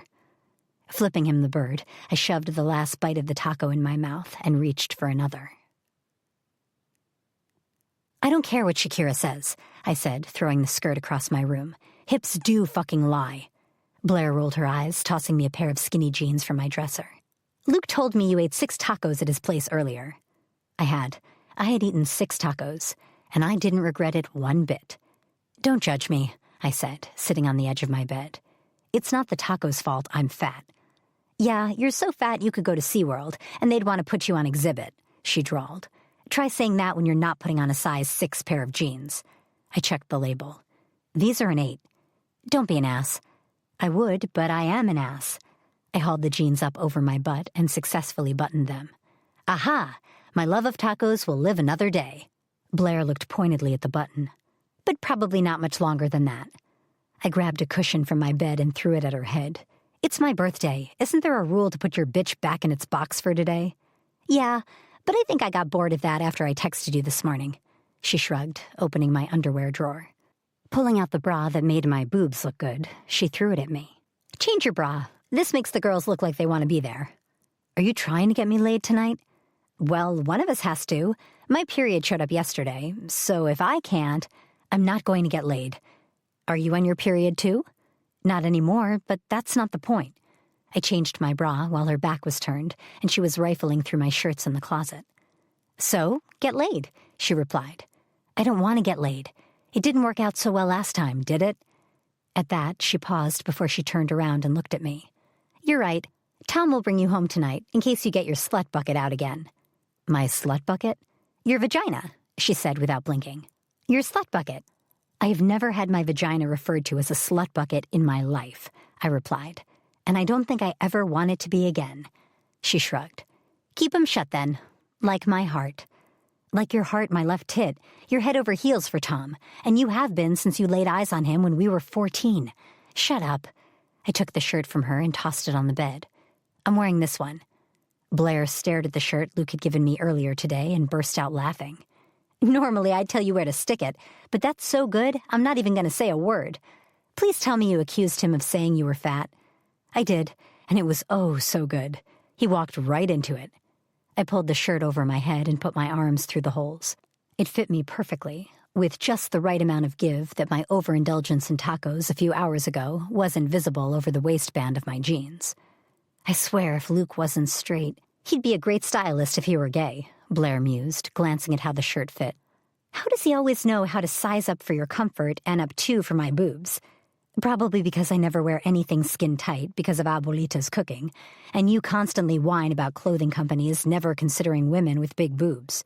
They don't, though. Have you seen these things? She cupped her sizable chest. You think they make size 10-plus boobs for the busty among us? No, and don't even get me started on bikini tops.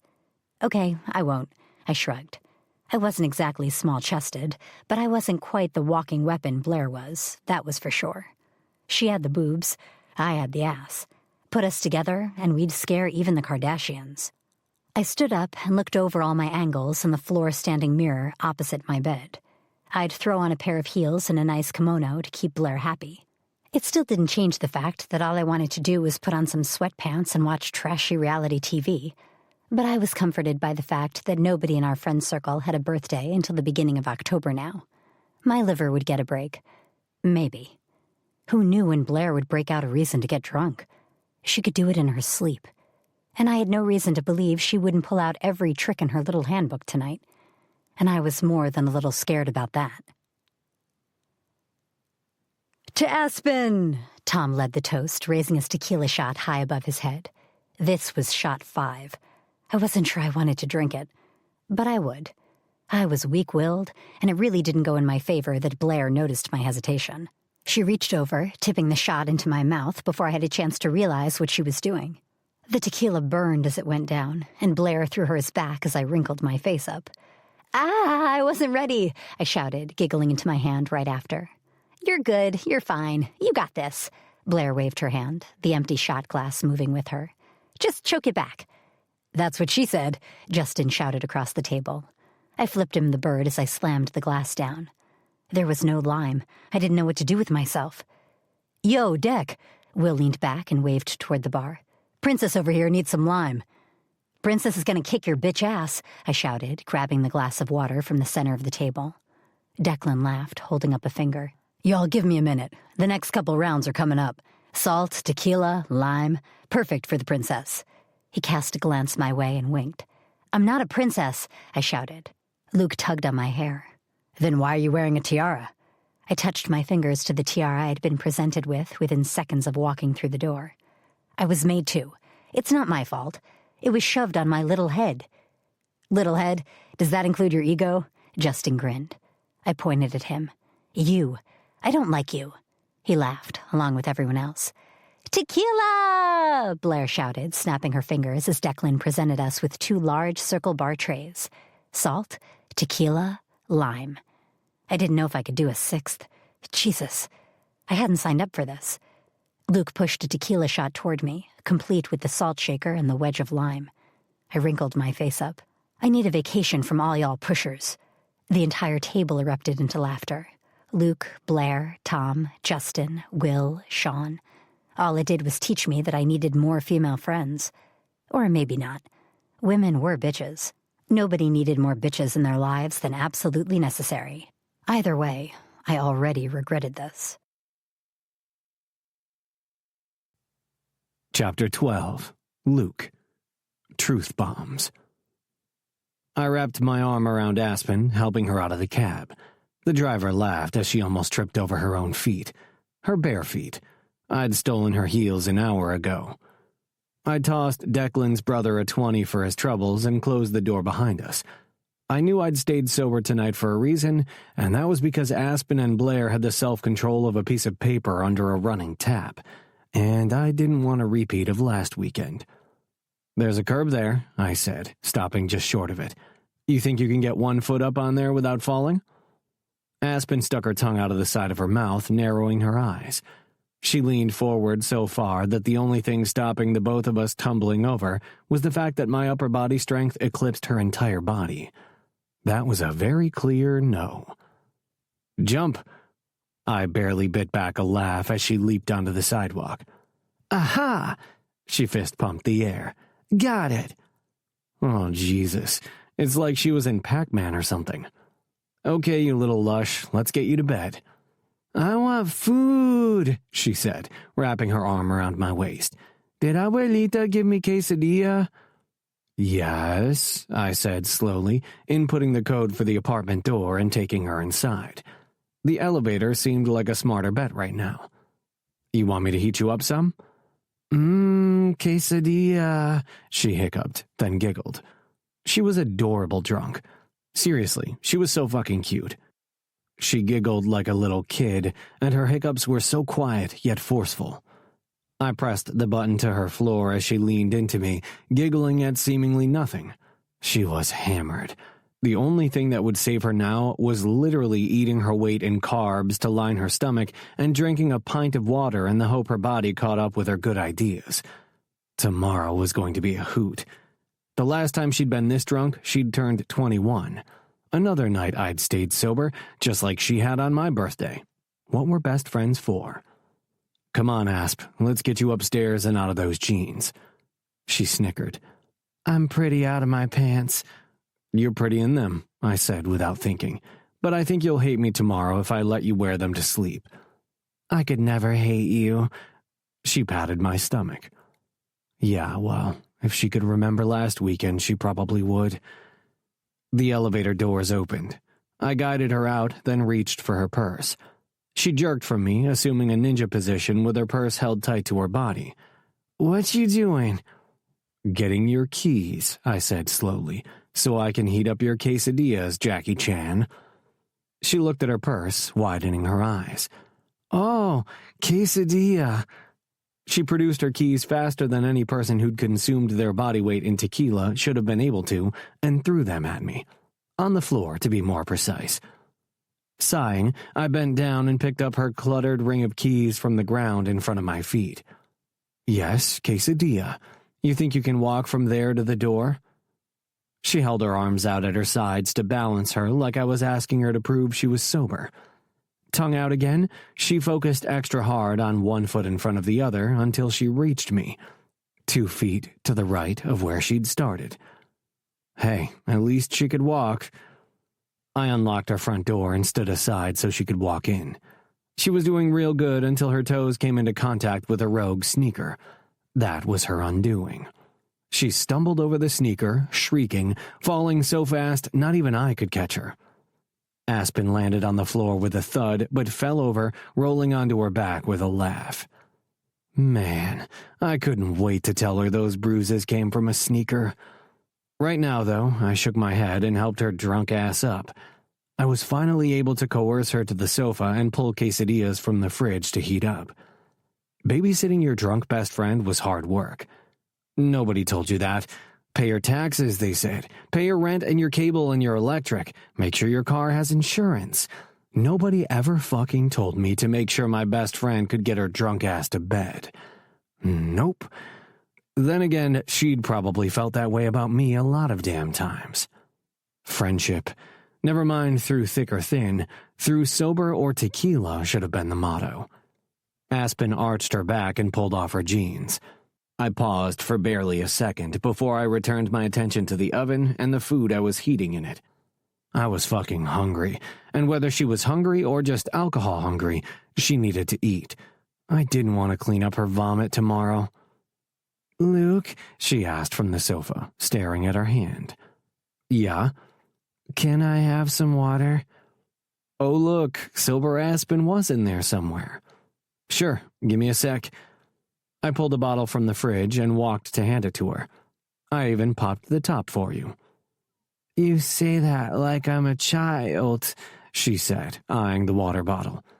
Yeah, well, when you can say child like the average person, I'll let you open your own water. I hid my laughter as I went back to the kitchen. She rolled her head back. That smells good. Abuelita's quesadilla, so it should, I said, checking the oven. Yum, I'm hungry. She paused. I drank a lot of tequila tonight, didn't I? You did, I confirmed. Blair is a terrible influence on you. Aspen sighed, sinking into the corner of the sofa. This is why I wanted to watch movies. No tequila, no wings, no acid reflux. She paused. No you. What the hell is wrong with me? Rolling her head to the side, she smiled, but it was sad. Nothing. Did I tell you that you're perfect? Not today, Asp. I checked the oven and pulled the quesadillas out. Silence reigned as I served them up onto plates and took them over to the coffee table. You think you can work a knife and fork? Aspen glared at me, falling back in the chair. I am not a child. I held up my hands. She grabbed her quesadilla with 2 hands, biting into it like it was a burrito. I was, thankfully, smart enough to not say a word. So much for not being a child. We ate in silence, except for Aspen's random hiccups. It took everything I had to hide my laughter each time, mostly because she frowned at her quesadilla like it was to blame. I only let myself laugh quietly when I took my plate over to the sink. I know you're laughing, Aspen slurred, hiccuping again. I'm going to write to the tequila company. They broke my diaphragm? Yes! She pointed at me, falling over the sofa until she was lying on her stomach. Another giggle and hiccup. Diaphragm. That's the badger. It's the furthest thing from a badger, Asp. Whatever, I'm gonna complain. They broke me. No, what broke you is your inability to pace yourself and eat a decent dinner, because 6 tacos at 2 p.m. before you start drinking doesn't make dinner. She smiled dreamily. But those were good tacos. Yes, I said slowly, but you were drinking on an empty stomach. No, I can still feel the tacos in there. I didn't poop yet. I closed my eyes and pinched my nose. I forgot how fun she was when I wasn't also drunk. Well, that was a little too much information. Oh no. Her eyes widened and she stumbled to sit up. Was my poop supposed to be a secret? I'd prefer it to stay that way. I walked over and held out my hands. Come on, I think you should go to bed now. Sleep off those hiccups. She giggled, yet another hiccup interrupting it, and put her hands in mine. She was definitely unsteady on her feet, so I gave up with the hands and wrapped my arm around her again. Secrets are fun. She leaned right into me, making me stagger against the doorframe. Fucking hell, woman. At least try to put one foot in front of the other. Oh, right. Sorry. She dropped her chin and stared at her feet. Her tongue poked right out of the side of her mouth, and she bit down on it, carefully putting her right foot in front of her left. We were going to be here all night. All right, come here. I stopped us both, then bent down, hooking one arm behind her knees and lifting her up. She hiccuped, then burst out laughing, holding onto my neck. I hauled her over to the bed and set her down. I'm going to help you take your jeans off, okay? I looked down at her. Aspen pushed hair from her face and propped herself up on her elbows. Her eyes were wide, staring at me like I'd just kicked her puppy. You're going to take off my jeans? Do you want to sleep in them? Her shoulders shook. Then she laughed her fucking ass off. I blinked at her. You're going to take my jeans off, she whispered, covering her mouth with her hand. Oh, is it going to happen again? Is what going to happen again? Shh, nothing. It's a secret. She tapped her finger against her lips in a shh motion. She did that for another few seconds before she reached down and undid the button of her jeans. I frowned but said nothing. I helped her peel the skin-tight jeans down her legs and over her feet. Tossing them on the floor, I reached over her and pulled the covers back. Aspen yawned.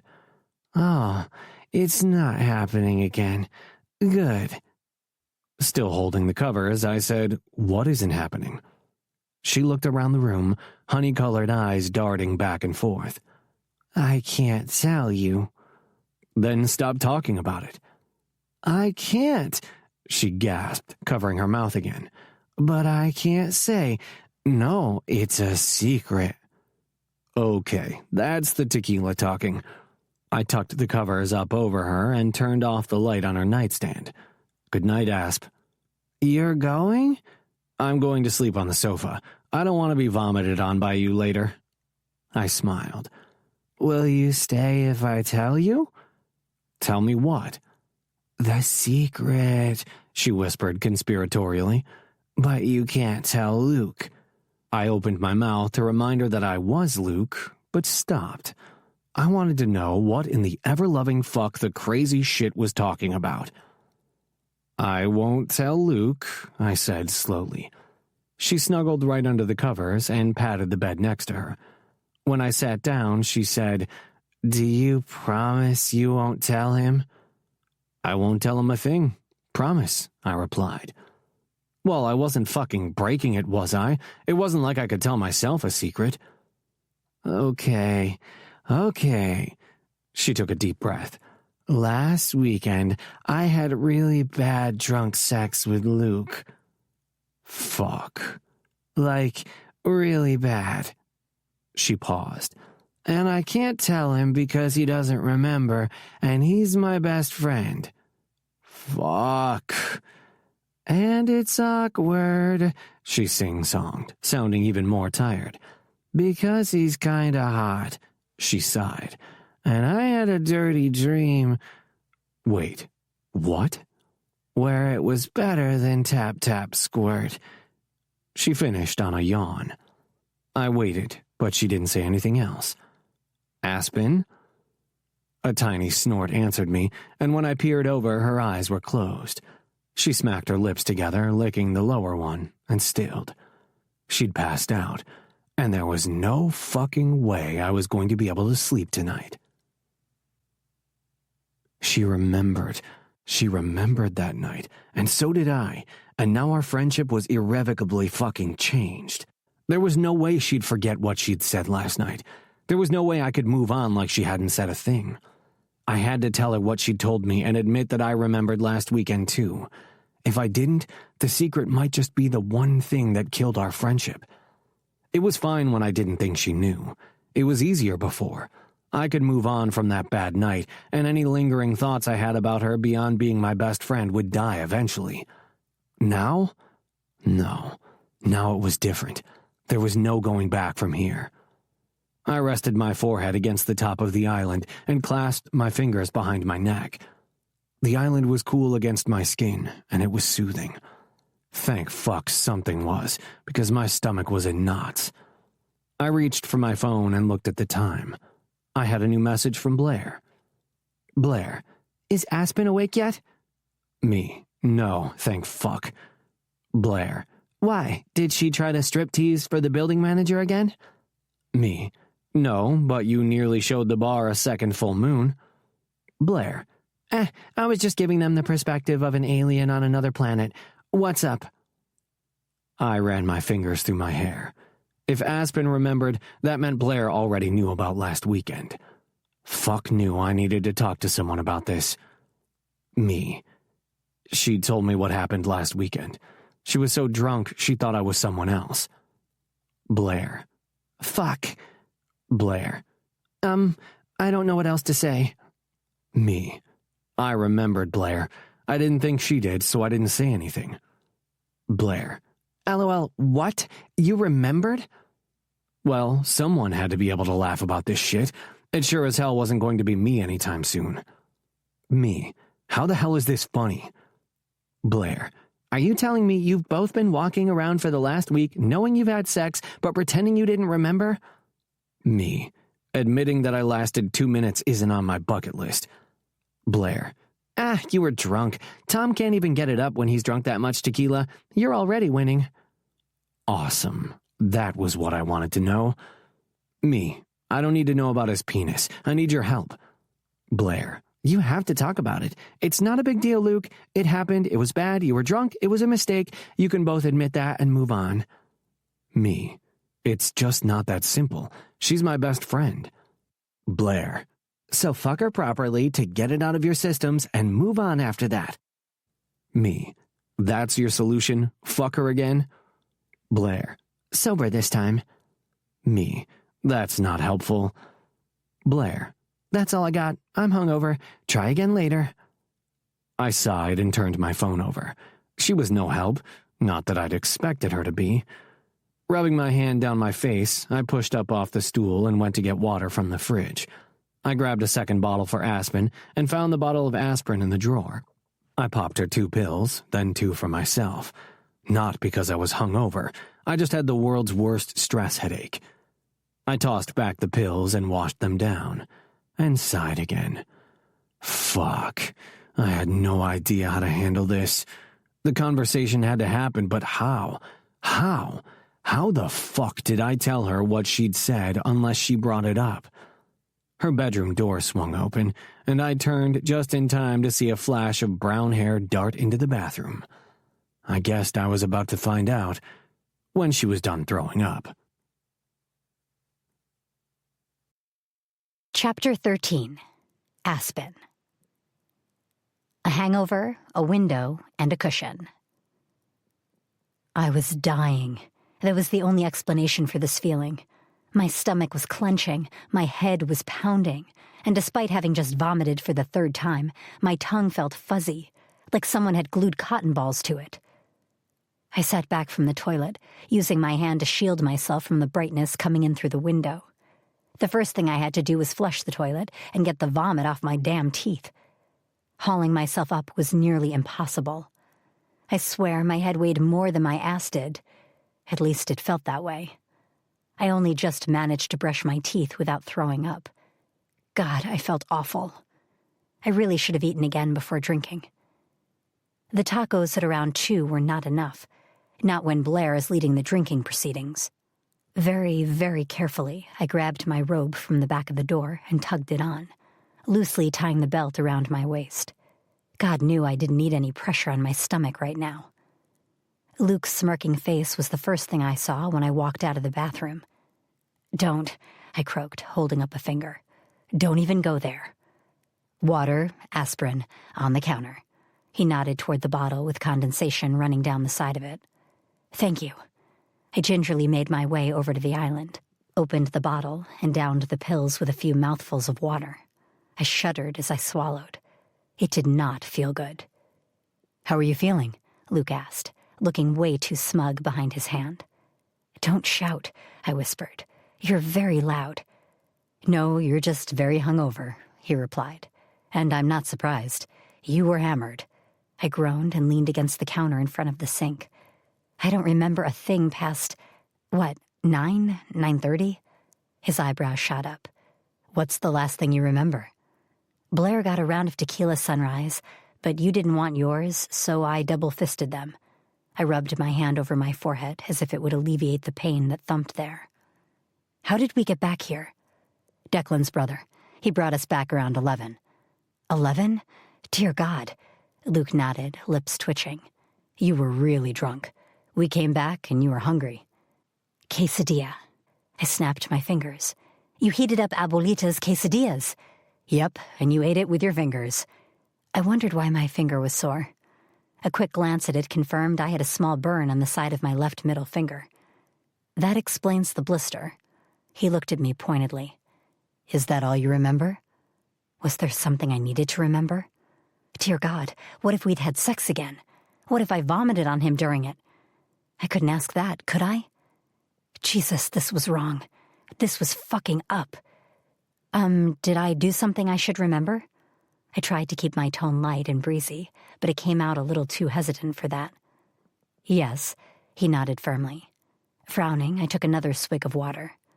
"Did I flash anyone?" "No, only me when I helped you take off your jeans."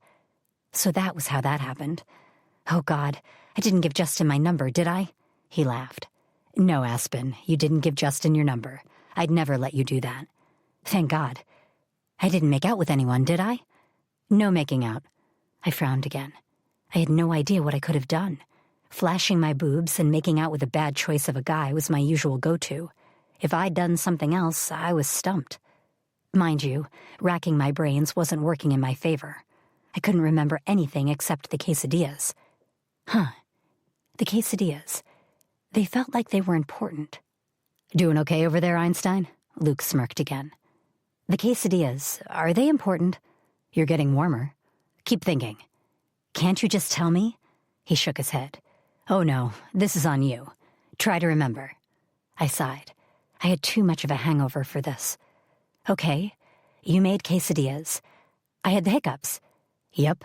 Let me know how that letter to the tequila company for breaking your diaphragm goes." Shit, I'd said that? I closed my eyes. "Will do, smartass, will do." He laughed. Carry on. Did I fall over? I tilted my head to the side. Trip over something? Your own feet. Right. You put me to bed. Pulled off my jeans. I remember now. I was getting close. I asked you something about doing it again. I had a bad feeling about this. He nodded, his messy hair flicking back and forth. You were very, very adamant you couldn't tell me what you meant by that, so I tucked you in and turned off your light. Oh no, I was remembering. And then I said I'd tell you if you promised not to tell Luke. I was frozen. I couldn't move. Except for my heart. That was running a fucking marathon inside my ribs. And you promised. And then, he said slowly, his intense gaze holding mine, you told me that you and I had had really, really bad sex last weekend. The water bottle slipped out of my hand, kaput, right to the floor, where it exploded, spraying water all over the floor and the cabinets. Oh God, I breathed. And then I told him I couldn't tell him because of our friendship, and that I'd had a dirty dream about it. Oh, fucking hell. Slowly, I brought my hands to my face, covering my mouth and nose when all I really wanted to do was climb up onto the kitchen counter, open the window, and haul myself out of my fourth-floor apartment. Yep, my head hurt enough that it wouldn't matter. The asphalt sidewalk might just finish me off. I was going to die of embarrassment anyway. Oh no, I whispered into my hands, the gentle sound being muffled. Luke grimaced, rubbing the back of his neck. I have a confession to make. Go ahead. This can't get much worse. I dropped my hands, only to bring them back up and fist my hair. I remembered. What? What? Last Saturday. He scratched behind his ear, glancing away from me for a second. I remembered it. I didn't know how to bring it up, and when you made up that story, I just figured you couldn't remember and made up something random. I shook my head. Once. I really couldn't do that much. Obviously, now I know that you made it up because you didn't want to bring it up. I thought you'd forgotten, I said, my voice a little too shrill, like a villain in a Disney movie. You asked me what happened, and I panicked. I was never supposed to admit it. Oh, my God. Oh, my God. I pushed off the counter and walked into the living room. This wasn't happening, was it? It had to be a drunken dream. I was still drunk, still sleeping, in my room. I hadn't really told him that, had I? I had. Oh, God, I had. I told him we had really bad sex. This was the worst day of my life. I turned to face him.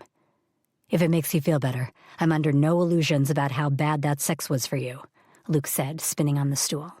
Only porn stars come in 2 minutes, and that's because of smart editing. I couldn't help the tiny laugh that left me, even though my cheeks burned. I'm sorry. For what? I'm the one who, to use your words, was a tap-tap-squirt. Oh, God, it could get worse. I sank onto the sofa, burying my face in a cushion. Oh, God. He didn't say anything, and neither did I.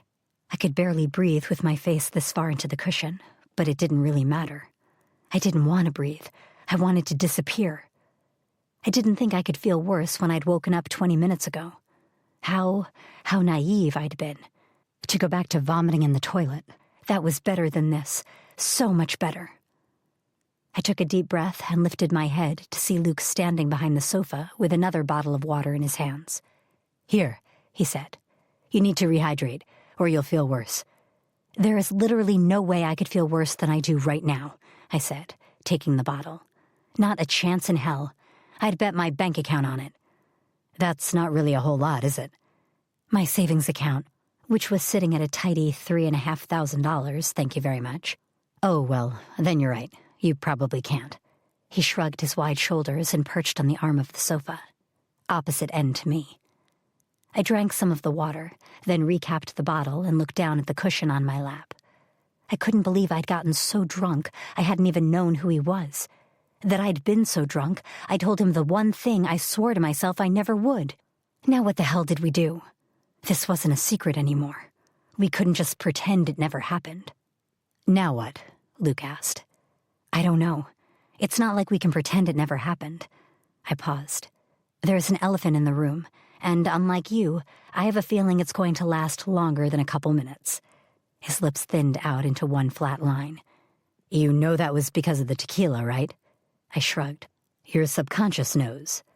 Oh, look, I could feel worse. Give me your bank details, I muttered, my cheeks flaming red hot. I'll just transfer you my savings. He laughed behind his hand. He knew about the sex. He knew about my dirty dream. Thank God he didn't know it had happened the night he'd stayed here. If it makes you feel better. If it follows the theme of the morning, it won't, I drawled. Probably not, he agreed. But I've had at least 2 dirty dreams about you since it happened. Aren't we supposed to be making this less awkward? Well, keeping secrets hasn't exactly worked in our favor this week, has it? He got up and walked over to the coffee machine. Coffee? Can you lace it with arsenic? I can, but it probably wouldn't taste that good. Shrugging, he pulled down 2 mugs and set to it. Look, Asp, it happened. Neither of us have to keep it a secret anymore. That's a good thing. Yeah, well, it was a good thing for him. He'd gotten an orgasm out of it. I'd gotten nothing but disappointment and embarrassment. Ah, the life of a 20-something female looking for love. Disappointment and embarrassment. They didn't tell you that when they told you it was time to grow up. I don't know, I murmured. I kind of preferred it when it was a secret. Shit. He switched the mugs out and looked over at me. It's awkward, isn't it? What, me knowing that you know that you're the worst sex of my life? Not at all. It's a fucking delight. Wow, tell me how you really feel about it. I'm sorry. Your 2 minutes of banging me like a drum were the best of my life. There's no need to be so sarcastic. Then fuck off, I muttered. I'm too hungover for this. And embarrassed. So embarrassed. I buried my face in the pillow again. There was a silence for a moment, and then, I should probably leave right now, huh? I nodded, not lifting my head. Please do. All right. But this conversation isn't over, Aspen. Not by a long shot. And that was what I was afraid of. Blair picked through the popcorn bowl, looking for the biggest pieces. I hadn't eaten all day. I hadn't been able to. It had taken another nap and more pills than I cared to admit before I was able to stomach anything but water. I'd even thrown out the coffee Luke had made before he'd left. Between my hangover and my admission last night and the subsequent conversation, I didn't have the appetite anyway. I was too hung up on the fact Luke knew he was the worst sex I'd ever had, and that he'd known it before I'd ever admitted it. I hadn't processed this yet. In fact, I was at the point where I was willing to avoid him for the rest of my life. Maybe move to a remote town in Montana. Or Alabama. My Texas heart couldn't cope with the cold in Montana. Alabama would work.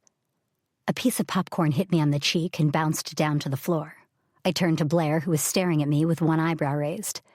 Well, she asked, holding a piece of popcorn between her finger and thumb. What are you going to do about it? Move to Alabama, I answered without thinking. I see where you're going with this, but no, sorry. I need you here. Alabama is too far. New Mexico? You ain't even going to Dallas, she shot back. You aren't moving. You can't afford it. I have money in my savings. Although, if Luke ever called in that bet, I was fucked with a capital F. Oh my God, grow a pair, Aspen. Blair put the bowl on the coffee table and pulled the blanket we were sharing a little tighter to her waist. Boo-hoo! Luke knows y'all fucked and it was bad. Newsflash, it's not like you told him it happened. He knew anyway. I folded my arms across my chest. I already knew they'd spoken, and I'd have been pissed if she didn't love him as much as I did. You know, as a friend. I'm going to tell you what I told him. Suck it up and accept it as a mistake, and move on, or whip off your panties and fuck for real. I don't think either of those are an option, I replied slowly. Then get your ass back to school and become a fucking astronaut, she shot back without blinking. He's been your best friend longer than I have. Are you really going to let one drunken mistake ruin 20 years of that? It's not just that. I've had dreams, and apparently I told him that. She spat out her Coke. Shut up. Oh, it gets better. Worse. I paused. He's had them too. Now, she choked. That's right, on her own spit. That was a special kind of skill. There's no coming back from this, Blair. Our friendship is doomed. My life as I know it is doomed. She blinked at me, then grabbed her phone. I'm ordering you a pizza. You're dumb when you're hungry. I grabbed a pillow and screamed into it. It felt good. A bit of the frustration I'd felt since the truth had whacked me in the face this morning left me, evaporating into the air around me. Thank God. I'd had the worst headache all day. And while this morning's had been down to tequila, it was now down to stress. Stress because tequila and bad choices. Right, pizza ordered. Blair put her phone on the coffee table and snuggled back under the blanket. And you're going to listen to me. You can avoid Luke all you want, but you have to talk to him, Aspen. Regardless of how you feel or what happened, you can't leave it like this forever. The only reason you didn't talk to him about it before was that you were afraid to lose his friendship. Well, I'm telling you right now, talk to him or you will lose him. I sighed, hugging the cushion tight. I knew she was right. This whole situation existed because of my fear of losing my best friend. Except now, I was afraid that would happen no matter what I said or did. Chapter 14. Aspen. Drama is better on TV. I served the tray of tequila shots to the laughing bachelorette party in the corner. They had the longest table in the place, and this was their third round. I was half expecting them to bust out the old karaoke machine in the corner. At least they had food. We rarely served it, but they were making their way through grilled cheese and chicken wings like total champs. Not to mention the roughly 10 bowls of chips and salsa I'd placed on their table. Drunk chicks could eat. Then again, I knew that. I myself was an excellent drunk eater. "Can I get y'all anything else?" I asked, smiling at them all. The bride-to-be beamed at me. "Maybe some water?" "Sure thing. Would you like ice and lemon with that?"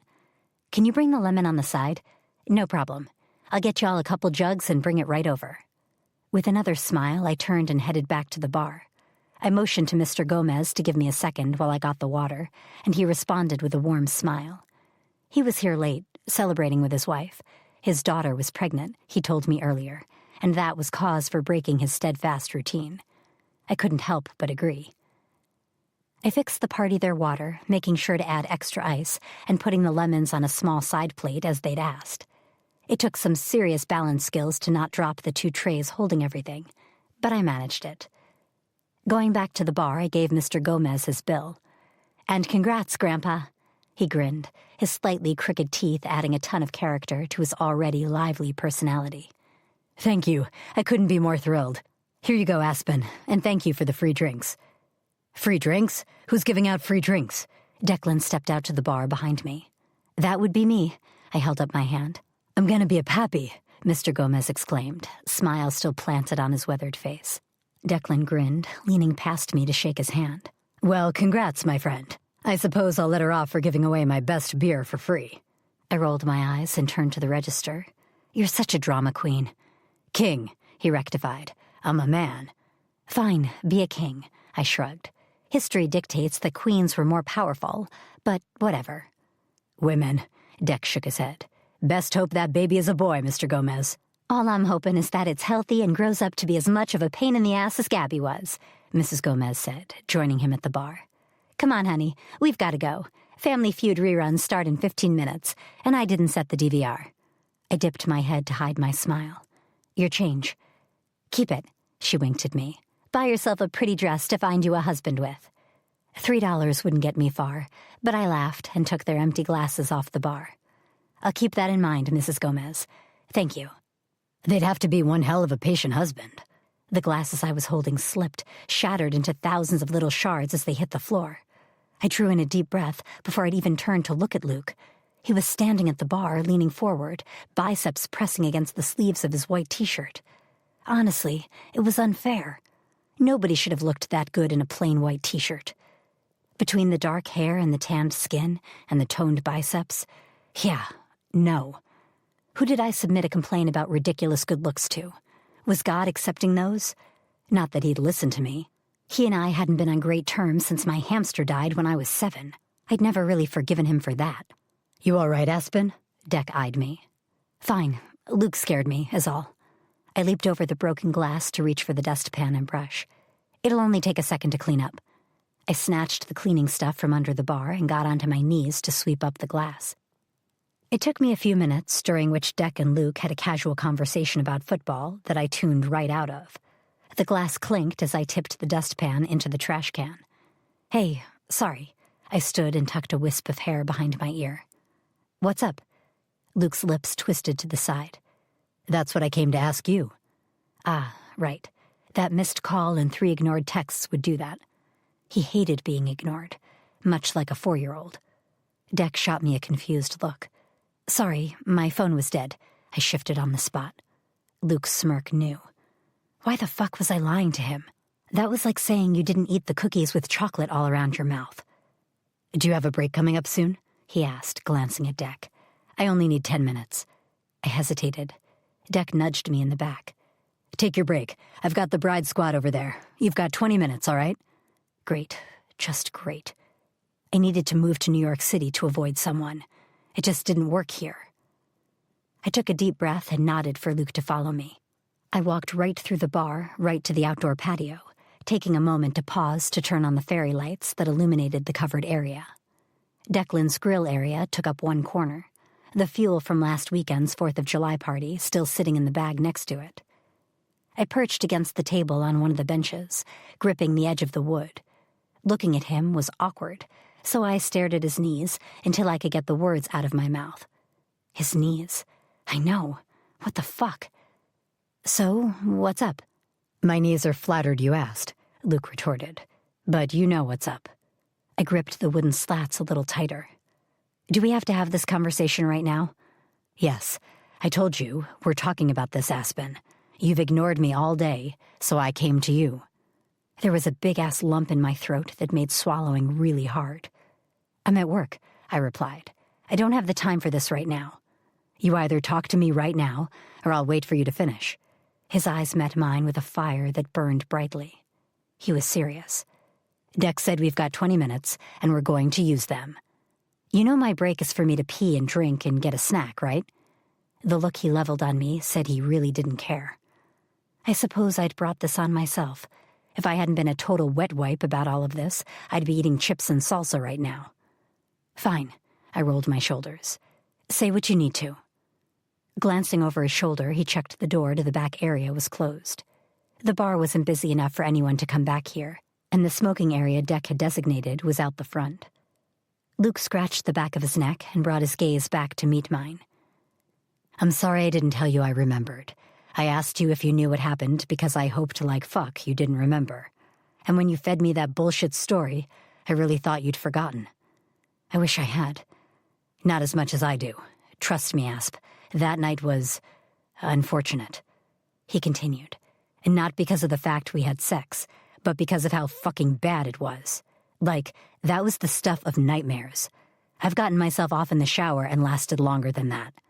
I sucked in my lower lip and bit down on it so I didn't laugh. But it was you. You're my fucking best friend. I couldn't ever imagine doing anything to destroy our friendship. And I swear to God, I did that last weekend. I opened my mouth to reply, but he held his hand up. Let me finish, he said. I was ready to get over it. I accepted you'd forgotten. You had no reason to lie to me, and you didn't. Not really. We both kept it a secret for a reason. Yep. He ran his hand through his hair. Shit, I could even get over thinking about you differently, you know? Not just as my best friend, but as someone I'm fucking stupidly attracted to. Someone I think about more than I have any right thinking about. Oh God, this was it. This was where 20 years of friendship went to shit. Then your drunk-ass mouth went and ran a marathon on me. That's the most accurate description of drunk me that I've ever heard, I replied. He held out his hands. I've got several years of descriptions if you want them. Not really. I think this one is horrific enough right now. His lips twitched to the side, and I hated how it made my heart flutter a little too much. Seriously, Aspen, your mouth runs faster than Usain Bolt, especially when you've been drinking. And now I can't stop fucking thinking about what you said to me. I shifted, squirming almost. Really? I wish I could forget. Tell me one thing. Luke took a step toward me. Do you see me the same way you always did? Honestly, I can't get your weird sex face out of my mind. Aspen. Have you ever seen it? It's like a cross between Shrek and the Grinch, just a little less green. Aspen. Just as hairy, depending on when you last shaved. I paused. Was that not the right answer? Do I not get to pass go and collect $200? Aspen! No! I ran my fingers through my hair until they linked at the back of my neck. I met his eyes, slowly letting my hands fall away until they were flat on the table again. My fingers curled around the edge like holding onto it was a lifeline for me. "No, I don't see you the same way anymore." His throat bobbed, and he nodded. "How do you see me?" I couldn't tell him I wanted more, could I? I couldn't tell him just how thoroughly I'd thought about his hands moving over my body. I couldn't tell him how I wanted to know if his fingers in my hair felt as good as I thought they would. I couldn't tell him I'd literally dreamed about his lips and how good he'd kiss me if only I'd let him. I couldn't tell him that the thought of his lips on mine made my heart skip a little faster. "Nope. I don't know," I whispered, my stomach clenching tight. "Is that you not knowing because you don't know, or because you don't want to tell me?" "Both?" I figured as much.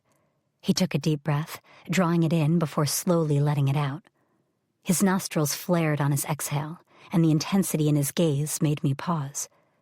There was something new there. I'd seen laughter, amusement, bemusement, disbelief, shock. I'd never seen this. Not this darker flicker of emotion I wasn't familiar with seeing in his eyes. It was deeper, stronger. Something that grabbed hold of me and made sure I couldn't look away. Like a puzzle I wanted to complete. A riddle I needed to figure out. There was a side of my best friend I'd clearly never met. But I had the feeling I was about to. "Don't hate me," Luke said, eyes on mine. "Okay?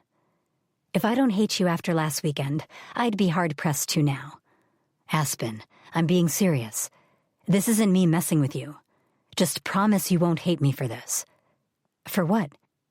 "This." His long legs closed the distance between us in seconds. My heart thundered against my ribs. This wasn't normal. He was Luke, my best friend, my rock, my person. Why was he coming to me? My answer came in seconds. His large hand with its roughened fingers from working all day went to the side of my neck. He brushed his thumb over my cheek, his hand cupping the side of my jaw. He didn't hesitate. Luke touched his lips to mine, and he didn't just press them there. No, he kissed me. Kissed me. His grip on my head was firm. His lips moved expertly over mine. His body became one with mine, and I couldn't help the way I reached out and gripped his t-shirt. I wanted him closer, always closer. It was the kind of kiss that made your head spin. From confusion and conflict, and the thought that although it shouldn't be, it felt like it was right, meant to be. Like it was a kiss that was filled with all the kinds of things a kiss should be. My best friend kissed me the way a girl should be kissed. Thoroughly, with passion, and the kind of heart-clenching magic that was reserved for movies and fairy tales. My best friend. Luke Taylor. The boy who promised me cooties were real and that he'd slay the monsters under my bed was now a man, and he was kissing me. And boy, that man could kiss. Everywhere. I felt it everywhere. His kiss was pure magic, straight-up ecstasy. The tingles that started at my lips cascaded over my skin until every part of my body was alive with his touch. Damn it, I was torn, so torn, into 1,000 pieces. Even that wasn't enough. I curled my fingers into the collar of his shirt and pulled back. I didn't want it to stop. I wanted him to carry on fucking kissing me and take me right here, right now on this damn bench. But this was scary. The way he exhaled against my lips told me he felt the same. It was fucking terrifying. "You're my best friend," he whispered, "and I can't lose you, Aspen. But I can't ignore the fact you're driving me fucking insane either." "Then maybe you shouldn't," I replied, my voice barely louder than his. The door to the patio slammed open. "Aspen, I can't take these women anymore. It's been 10 minutes and they're singing 'It's Raining Men' on the old karaoke machine. How much have they had to drink?" Declan demanded from the doorway. Luke took a step back from me, and I pushed myself off the bench, darting to the side of his body. Declan paused. "You've still got 10 minutes. You're good." "It's fine." I wiped my hands on the skin-tight black skirt I was wearing. "I can handle them. We're done here." My boss looked between us both with a glint in his eye. "You sure?" "I'm sure." I didn't look back at Luke as I made my way back into the building. Thanks. I got this. Chapter 15. Luke. Variety is the spice of life. I watched Aspen go, running back into the bar like I'd lit a firework and shoved it up her ass, all too aware of Declan's eyes sliding their way toward me. He'd seen it. I knew he had. There was no way the graying, slightly pot-bellied beer expert hadn't. Even if he hadn't been looking right at us, he wouldn't have missed it. Slowly, he raised one eyebrow. "Best if I don't say anything, huh?" Grimacing, I nodded. "It's complicated. Women always are, son. I've been married 30 years and still haven't figured her out." He shook his head. "You'll figure it out." "I hope you're right." I paused. "I don't know what'll happen if we don't." Deck let the door shut behind him and walked over to me. He rested his hand on my shoulder, squeezing it lightly. "Listen to me, son. There ain't no such thing as an easy relationship. Friendships, romantic ones, it doesn't matter. But I do know this. The only relationships worth having are the ones that are tough." Sounds like a damn good reason to stay single for the rest of my life. Your grandma ain't gonna be around to cook for you forever, boy. I'll live in an apartment over Aspen's garage when she meets someone she'll marry. He laughed, leaning against the bench the way Aspen just had. "Yeah, I'm sure you will. While you watch her happy and in love and making a future for herself, what I just saw definitely lends weight to that plan." I blew out a deep breath and ran my fingers through my hair. "All right, maybe that doesn't work for me right now." "It's never gonna work for you. I don't have to be a bona fide genius to see that you've got some feelings for my girl." "Yeah, well, neither does she, considering I just kissed her." "Finally," Declan replied. "She's been moping around here all day in a foul-ass mood. I'd have asked her if she needed a tampon if my wife hadn't taught me better than that." I laughed, dropping my chin. "Yep, I'd been there." "Can this old man give you one piece of advice?" "You've already given me some," I replied. "All right, so I want to give you a little more, you fucking smartass." My lips twitched into a smile, and I looked at him. "Bite me, old man. Go on." "I'd bite you if I thought these gnashers could do any damage." He chuckled. "All right, here goes."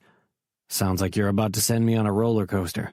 "You're about to send yourself on one, son," Dak retorted. "Here's the one thing you need to know before you take this further. And let me tell you, it ain't easy being married. It ain't easy being single. Not much in life is easy, that's for sure." I fidgeted. I knew that already. Nothing about being best friends with Aspen had ever been easy, never mind the last week. "But one thing is for sure," he continued. "Love is easy, deceptively so. Loving someone is one of the easiest things you can do in your life, but putting that love into action, that's the hard part. Telling someone you love them is terrifying. Reminding them you love them can be an uphill trek. Proving you love them can be something else altogether." "You're not selling me on relationships here, Deck." He patted me on the shoulder, standing up. "Love is easy. Relationships are hard. But if you love someone enough, nothing is ever too hard to fight for." "I don't love Aspen." "Ah, that's right. You kids these days kiss for fun. Back in my day, kisses meant something." Yeah, well, that kiss meant something. It meant I'd potentially just fucked up 20 years of friendship. Dak slapped me on the back and stood up. "You'll figure it out, kid. You've got too much between you to let it slip away. Be honest, and you can't ever do wrong." With that, he left me alone on the patio. I couldn't help but think he was wrong. Aspen's drunken truths were why we were here in this situation. Sometimes, the truth did nobody any damn good.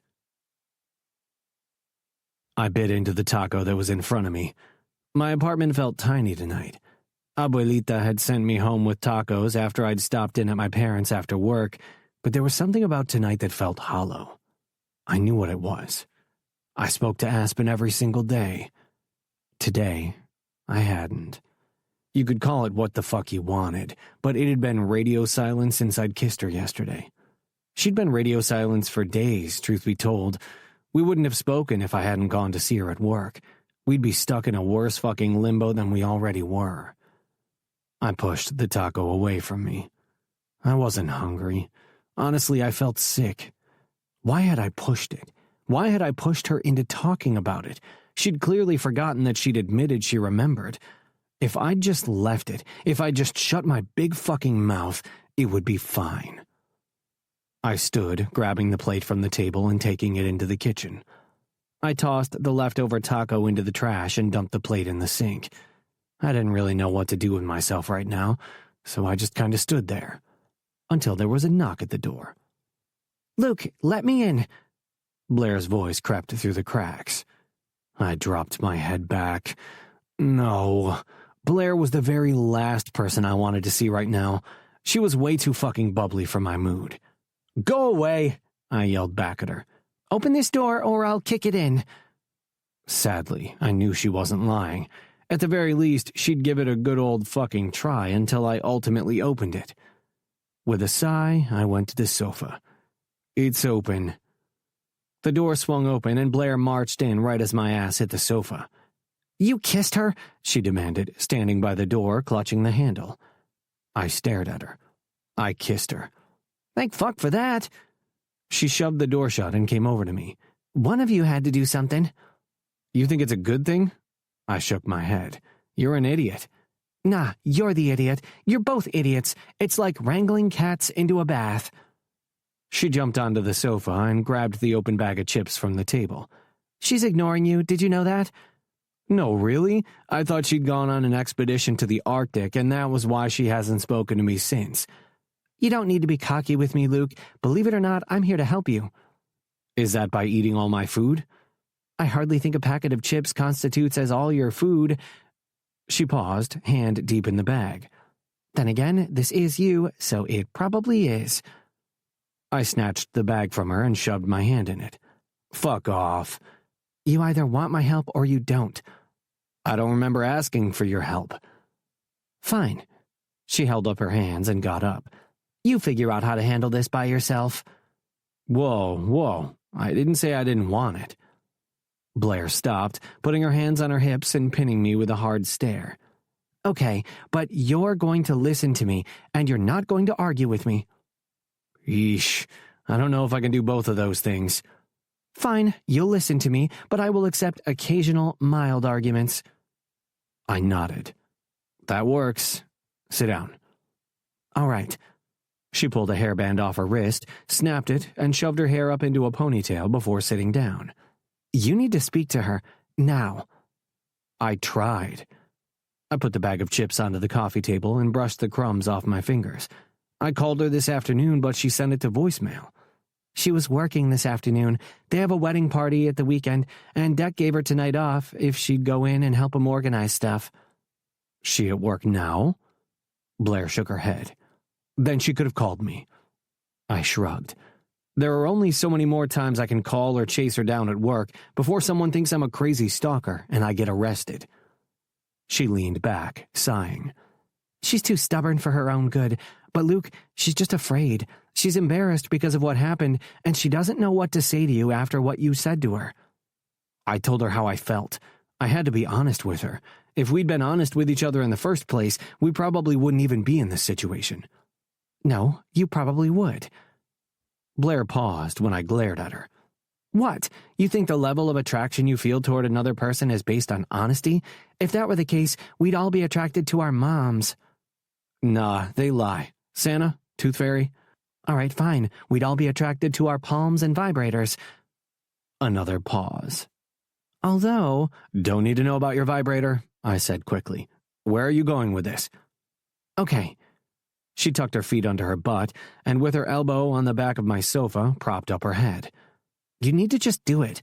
Go to her place and pin her to the wall until she talks. If all else fails, you can fuck it out of her." "I'm almost entirely certain I need her consent for that final part." "Yeah, well, she'll give it. She told me how you kissed her. I'm pretty sure she described it as a fairy tale." I raised my eyebrows.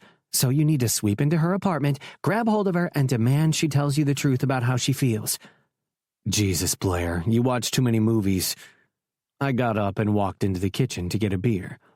"Yeah, except I don't want that romance shit. I prefer it when people die." She snorted, looking over her shoulder. "Did you know that Tom and I broke up 6 months ago?" "You look pretty together to me," I said dryly. We are. It didn't last long. You know what he did when I told him to fuck off and stormed out of his apartment? He followed me to my car, then pushed me against it and kissed the hell out of me until I forgave him. Blair, that's not a breakup. That's you having a bitch fit. I told him to die and go to hell. Again, that's you having a bitch fit. Not the point. The point is, he came after me. He wasn't willing to let me go. A severe lack in judgment, given that you just willed him to burn in hell. She shrugged. Still, listen to me. He wanted me. He came after me. If you really want to change your situation with Aspen, sitting on your ass waiting for her stubborn one to come to you isn't going to change a thing. All it's going to do is make you lose her. You have to take control of this situation. I took a long drink from my beer and leaned against the kitchen counter. I knew what she was saying. I knew deep down that she was right. I had to go after her again and sort this out for real. But it was hard. I was afraid. I didn't want to lose my best friend. Luke. Blair got up and walked over to me, grabbing my upper arms. I know you're scared too, but what are you more scared of? Walking over there and finding out you're the only one who feels this way? Or are you afraid of losing her from your life forever? I didn't answer. All right.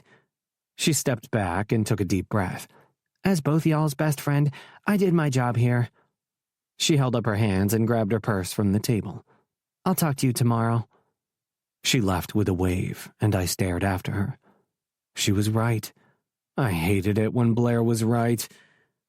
I put the bottle on the counter and stalked to the door where my sneakers were. I shoved my feet into them and grabbed my keys from the side, barely pausing to lock the door behind me. I ran down the stairs faster than I ever had in my life. My truck was only a few feet from the door, and I climbed in and started the engine before I'd even shut the door. 2 knocks sounded at my window. I rolled it down. Blair had one eyebrow raised. What are you doing?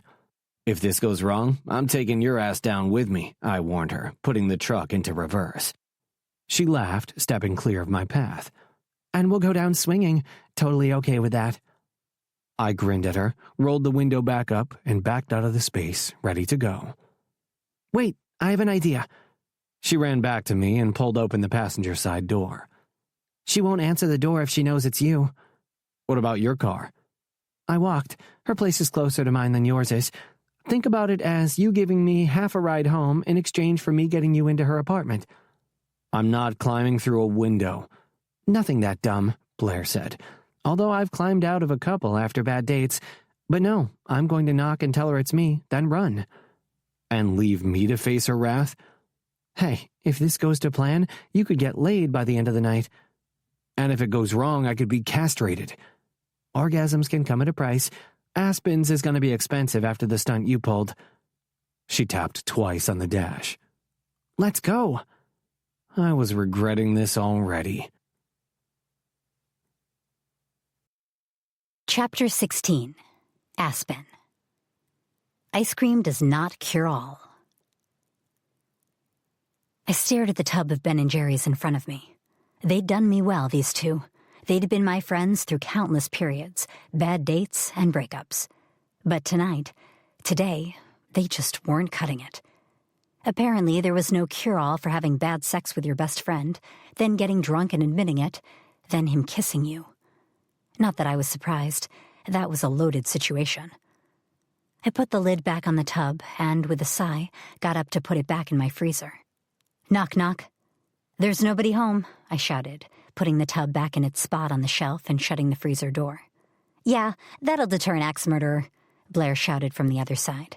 Let me in, Asp. I just came from Luke's. I don't want to talk about him. You don't have to. Promise. I sighed again and unlocked the door, opening it. That was not Blair. That was Luke. I blinked at him. For the record, he said, holding up his hands, not my idea. I'm going to kill her. I let go of the door and walked back inside. When he didn't move, I said, Are you going to come in or not? I figure you didn't come here to stand in the hallway all night. Luke walked into my apartment and shut the door behind him. We really have to talk about this. Want a drink? I pulled the tequila bottle from the corner of the counter and grabbed a shot glass.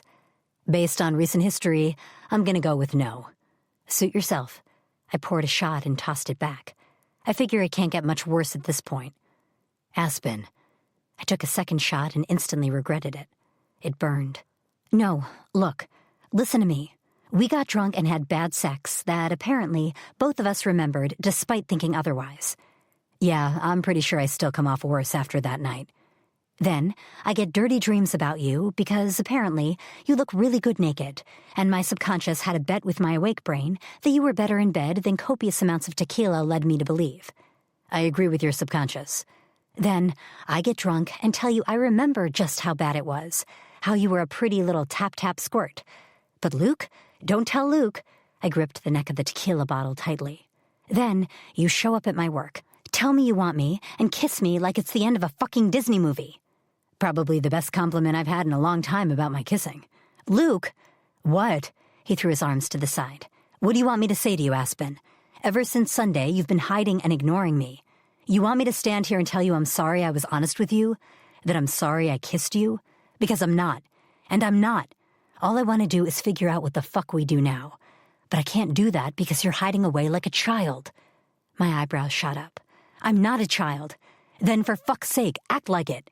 He ran his fingers through his hair. You're my best friend. You think I like this situation? I don't. But I want to fix it. I glared at him. Even now, standing in front of me, you can't talk to me. Why can't you just be honest? Because, I said, dropping my eyes, I'm afraid that being honest means losing you, one way or another. Now we're getting somewhere. He leaned on the other side of the island, pressing his hands flat against the top of it. Why? Because you're my best friend, I replied softly, bringing my gaze up to meet his bright blue one. And I don't see any way out of this situation where we go back to normal. There isn't a way, Luke said, his gaze never leaving mine.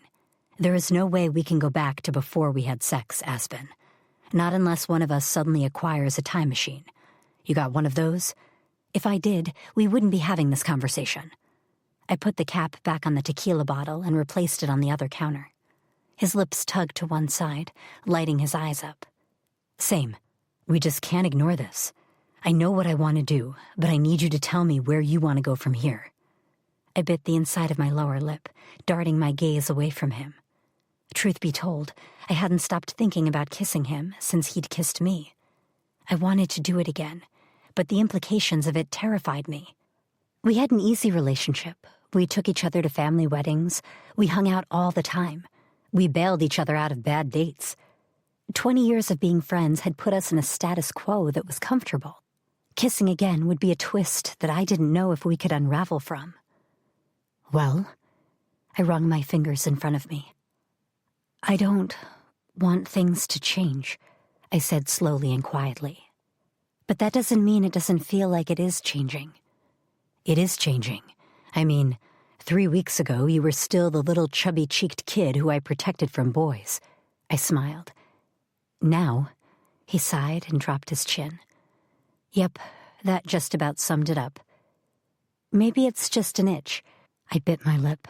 Maybe it's just curiosity on our part. I mean, what we really did wasn't sex. It didn't really have a satisfying conclusion.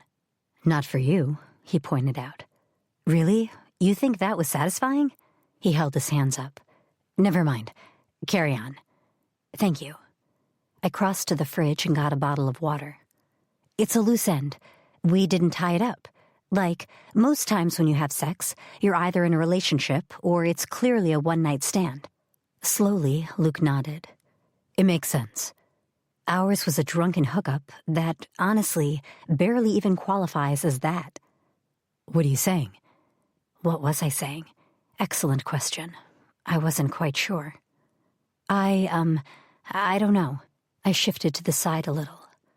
But I think I'm saying we either draw a line under what happened or we don't. He quirked one eyebrow, his lips tugging up with it. Are you suggesting we have sex? Boy, this was awkward. Maybe, a little bit. I grimaced and fiddled with the hem of my shirt. Look, I think the way we feel is pure curiosity, and the only way to stop this, I waved between us, is to either say it'll never happen or just do it. Just do it, she says, as if you're going to clean a toilet. Well, sex does involve a bit of plunging, like cleaning a toilet. He pressed his hand against his forehead. Please don't ever use the words sex and plunging in the same sentence ever again. I'm trying to make it a little less awkward. What, by comparing sex with cleaning a toilet? It isn't working, Asp. You're just making it weird. You brought up the toilet thing. Besides, this entire situation is weird. It can't get any weirder. Yes, it can. How? By you comparing sex to cleaning a toilet, he laughed, walking over to me. He pried the bottle of water from my fingers and cupped my face. His palms were rough against my cheeks, and his fingers teased my hair. I know what I want, all right? I want to take you back into your room and prove to you I'm a lot more than tap-tap-squirt. I'm never going to live that phrase down, am I? Yeah, well, I'm never going to live down being the tap-tap-squirt, so we're about even here. His eyes sparkled. But I'm not going to make you do anything you don't want to. I just want to be done with this awkwardness. It's up to you, I groaned, leaning forward into him. Laughing, he wrapped his arms around my shoulders and held me tight. Why do you have to put it on me? Why couldn't he just make the choice for me? Being a grown-up sucked. When you were a kid, you didn't really have to take responsibility for bad decisions. It was just, oh, she'll learn. Yeah, well, I fucking didn't. I took a deep breath and stepped away from him. Okay, let's do it. Let's have sex. His eyebrows shot up. Are you sure? Yes, let's do it, I nodded. I think. You think? That's not sure. Well, I think I'm sure. That's kind of sure. Aspen, if we have sex, and it turns out that it's not idle curiosity, that there's something else here, we can't turn back from that. Shit. I'm not sure. Okay, come here. He grabbed my hand and tugged me into him. Let me help you with that. Before I could ask how, he cupped the back of my neck and brought my lips to his. My heart did a happy flip, and my body reacted way before my brain did. My brain was still stuck on the potential of there being more than curiosity when my hands clutched at his shirt. Kissing him was easy, weirdly so. His lips were soft and warm and full and tasted mildly of beer and tacos. On anyone else, that would have been a totally not sexy combination. But on him, I was losing my mind, mostly because now I had my arms around his waist and his tongue was teasing at the seam of my mouth. I let him in, bringing my body closer to his. His hand was splayed on my upper back, his other cupping my ass and pinning me to his solid abs. Fireworks erupted across my skin. All I could feel was him and the way he kissed me, the way he held me so tight against him that I could feel how badly he wanted me. His cock was solid and pressing against my stomach. The twinges of desire that I'd fought back rushed through me at the feeling of that, and I knew that we'd crossed the line. There was no going back from here. I pulled back from him. I was flushed, and my cheeks burned. My chin was tingling from where his stubble had brushed against me. I said nothing. I simply took his hand and pulled him into my room. The second we were through the door, I grabbed the collar of his t-shirt and kissed him again. Luke's hands immediately went to my ass, tugging me right against him. We both staggered back toward the bed. Take your shoes off, I muttered against his lips. And your socks. I'm not having sex with someone wearing socks. He burst out laughing, sliding his hands up to my hips and leaning back so he could look down at me. You know, if I didn't feel the same way about socks during sex, I'd be annoyed you just interrupted us to say that. I held up my finger and sat on the edge of the bed, then peeled off my socks. Waving them in front of him, I grinned, then tossed them to the side. So sexy. He rolled his eyes before kicking off his shoes and doing the same with his socks. Happy now? No, take off your shirt. You're demanding. I get to be demanding. Laughing again, he grabbed the bottom of his shirt and pulled it over his head, revealing his tanned, muscular body.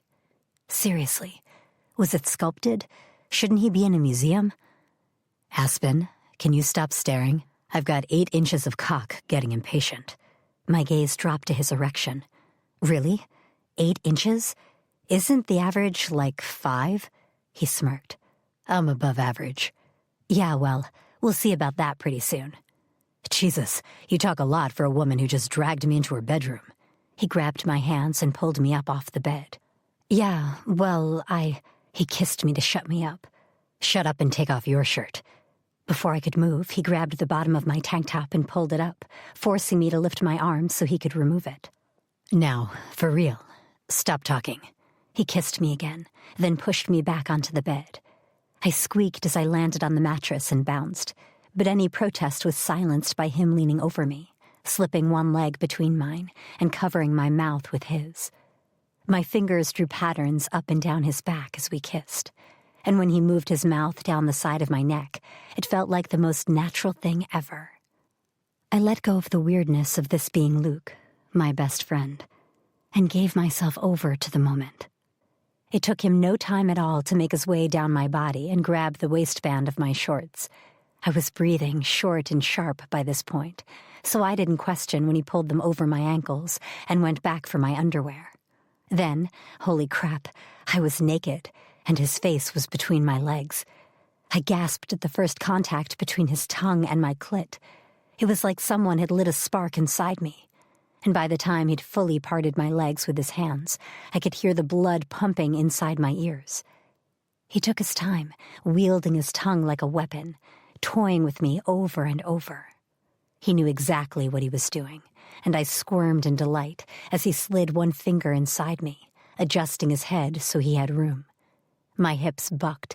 My heart was going crazy against my ribs.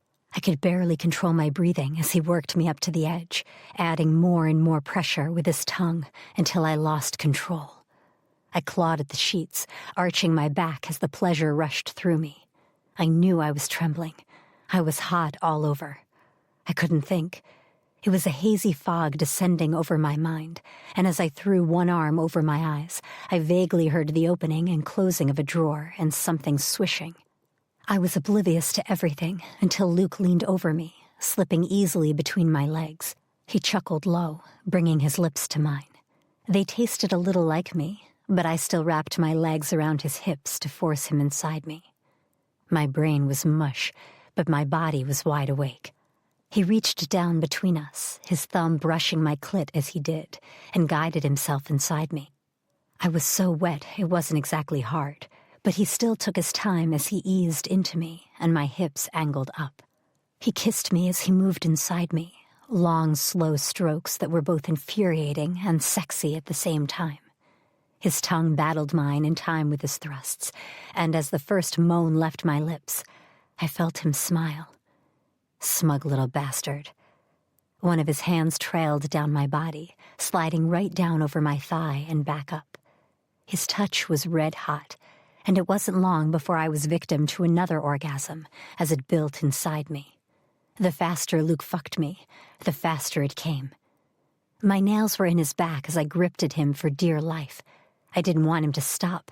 I needed him to keep going, keep moving, keep turning up the pressure before I went insane with waiting. So he did.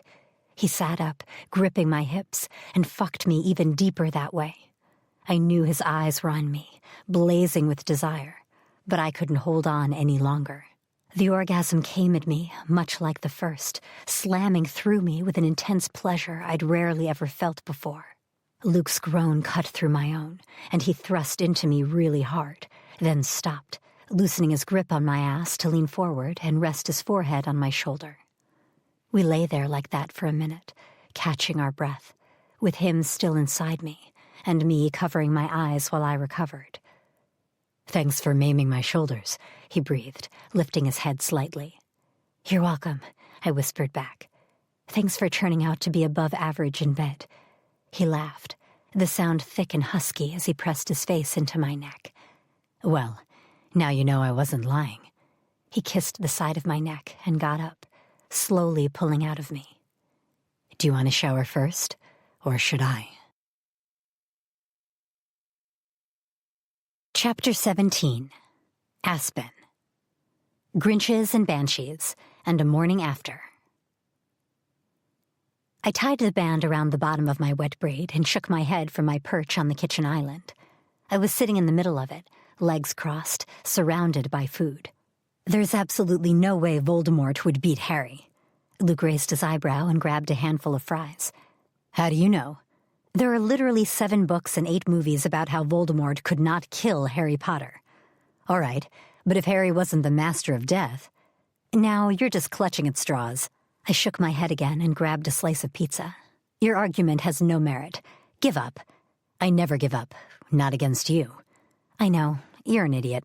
You cannot win an argument against me. I tore a bite of pizza off. Just face it. You're so hot, eating with your mouth full. I'd throw this pizza at you if I weren't dying of starvation. He snorted, grabbing his own slice. No, you wouldn't.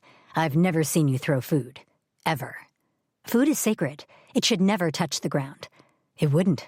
I'd catch it. I fully agree with you. I bit into the last bit of the slice that had sauce and tossed the crust into the box. Whatever. Voldemort could still never beat Harry. I don't care what you say. I'm right. Sure, you're right. He shrugged a shoulder and dipped some fries into the tub of ranch before shoving them in his mouth. Always right. Except for my bedroom skills. You're so hot, eating with your mouth full. I shot back at him his own words. And whose fault is it that I thought you had the skill of a virgin teenage boy? You were hardly porn star of the year 2 weeks ago. He laughed, choking on the fries. He thumped his fist against his chest until he was able to speak again. Porn star of the year? I wouldn't go that far. Unless you had a secret video camera in there. I pointed at him. I only let you in because I thought you were Blair. You let me in all right. Cheeks flaming hot, I blinked at him. Your pun isn't funny. I thought it was, he grinned. No video camera. I redirected the conversation back around. I said you were above average. Don't get cocky. You just said I'm better than at least 50% of the male population. How can I not get cocky? Because by that calculation, at least 48% of the population could potentially be better in bed than you. He shook his head, tossing his own crust in the box. Wow, Asp, you really know how to build a guy up. I leaned back and raised my eyebrows. I just came twice in 15 minutes and scratched the crap out of your back. I don't think I need to feed your ego anymore. Egos always need feeding. So do internet trolls, but it doesn't mean you should serve them a 3-course dinner. Point taken. I grinned, uncrossing my legs and stretching them out. Luke grabbed more fries and dipped them again, while I reached for the water I'd opened, but not drank a while ago. We sat in amicable silence for a few minutes before I said, It's different now, isn't it? Luke slowly slid his gaze toward me. Yeah, it's different. I rested my feet on the stool next to him and toyed with the bottle. It wasn't curiosity, was it? Do you think it was? I looked at him, really looked at him. His dark hair was a hot, scruffy mess on top of his head. His blue eyes were soft but curious, and the stubble that darkened his jaw was just long enough that it was begging me to run my fingers over it. And I shook my head. Me either, Luke said quietly. What do you want to do? I don't know, he replied. Do you? Nope, I smacked the pea. We maybe should have thought this through a little more before, Before I fucked you into oblivion? I didn't leave the bedroom. Never mind making it far enough into orbit to get to oblivion. Calm yourself, Shrek, I laughed. Shrek? For fuck's sake. Not the sex face thing again. He shook his head. What? I grinned, leaning forward and resting my arms on my knees. It's true. Your sex face is a cross between Shrek and the Grinch. Just not so green. But totally is hairy today. I reached out and tickled his chin. He batted away my hand. We're not discussing sex faces. You won't like what I have to say about yours. Why? What's wrong with my sex face? Well, you look a little like a banshee. A banshee? My voice rose several octaves. A fucking banshee? His lips twitched as he fought his smile. Yeah, eyes wide, mouth in a big ol' O shape. A banshee? I couldn't believe he was calling me a banshee, or more specifically, my sex face. Why are you so offended? You called me a cross between Shrek and the Grinch. Yeah, well, I stopped. You're unfairly handsome on a regular day, so it only fits that your sex face is super ugly. He grinned. It was the kind of grin that reached his eyes and made them sparkle, and made my stomach flutter. It was unsettling. The fluttering, not the grin. You think I'm unfairly handsome? Ugh, I slid off the island. That was what you took from that? Couldn't you focus on the super ugly part? No, That doesn't do my ego any good. Why would I focus on that? Of course, I shook my head. Why would you? He laughed and got up, wiping his fingers on a napkin. It's getting late. I should probably head out. I have to work tomorrow. I paused, turning around. You don't. I mean, it's not like you've never stayed here before. He quirked a brow. Are you asking me to stay? No, I bristled. I'm saying you don't have to leave if you don't want to. Luke walked over to me, stopping just a few inches in front of me. If you want me to stay, just say it. I folded my arms to put a little barrier between us. I'm not saying that. So you want me to leave? Why are you so awkward? Stay or go, your choice. I poked him in the chest. But I'm going to bed. I'm tired. Yeah? His grin was lopsided. Are you? I clicked my tongue and stalked toward my room. Whatever. Do what you want. I'm coming with you. It won't be nearly as awkward when I wake up with an erection this time. I shot him a look over my shoulder and grabbed a t-shirt and pair of shorts to wear to sleep in. That is never not going to be awkward. He shrugged and pulled his shirt back off. Maybe for you. Oi, why had I opened my big mouth?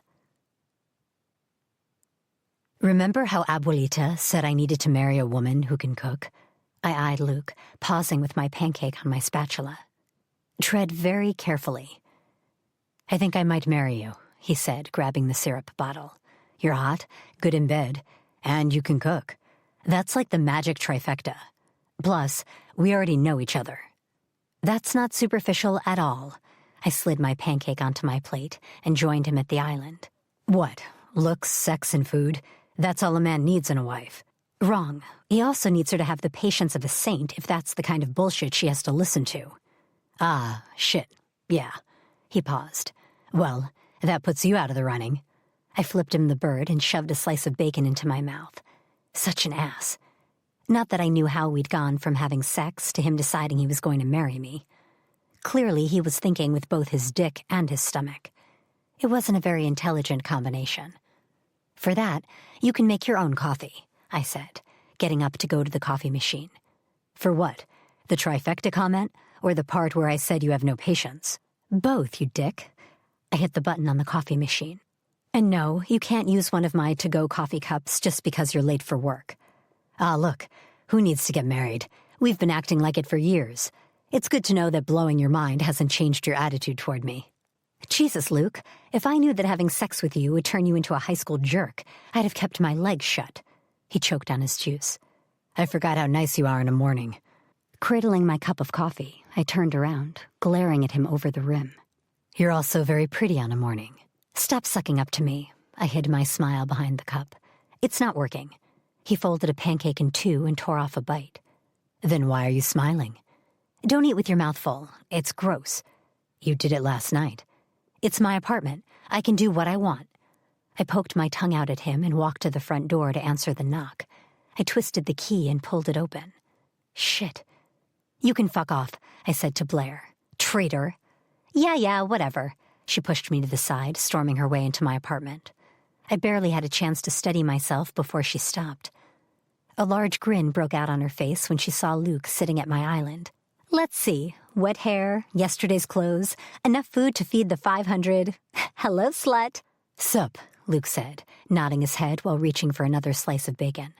My cheeks flamed as Blair's eyes met mine. I mouthed, not now, but said out loud, Coffee? Oh, so she gets coffee, but I don't.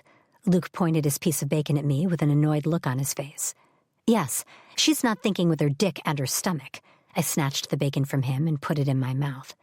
Sharing food? Blair asked, setting her purse on the floor. How romantic. You know where the coffee machine is. I detoured back around to my stool at the island and sat down. I don't have to take this shit from you two. She stuck her middle finger up at me and walked over to the machine. I'll make you a coffee, Luke. You're clearly exhausted. Was it a long night? I glared daggers at her back. Nope, I was asleep by 11:30, he replied. I just like coffee with my bacon on a morning. You probably don't even have any bacon in your fridge, I muttered into my cup. Correct, I don't. He flashed me a grin. That's why I stayed here last night, so you can feed me. Yeah, Blair drawled, pulling a cup from the machine. That's why you stayed.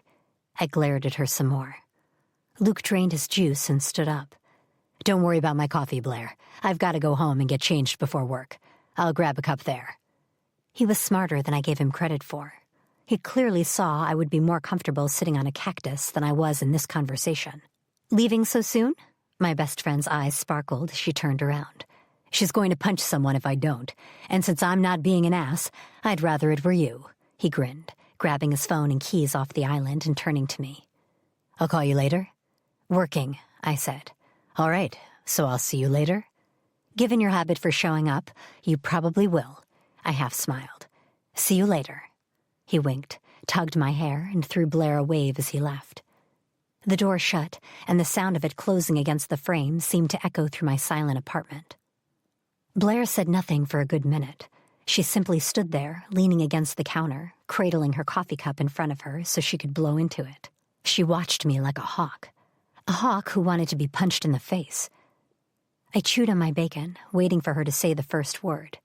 She usually did. The first and the last was her M.O. That was why she was even worse to argue with than I was. "So," she finally said after a few minutes of waiting, "you banged him, huh?" "We did an experiment," I replied. "We wanted to see if we felt the way we did because the first accident was so bad." "Okay, 1, it wasn't an accident. 2, you didn't do an experiment. You banged him. It was an experiment. We slept together purely to see if we wanted to do it just because we were curious or because there was something there." "And? And what? Is there something there?"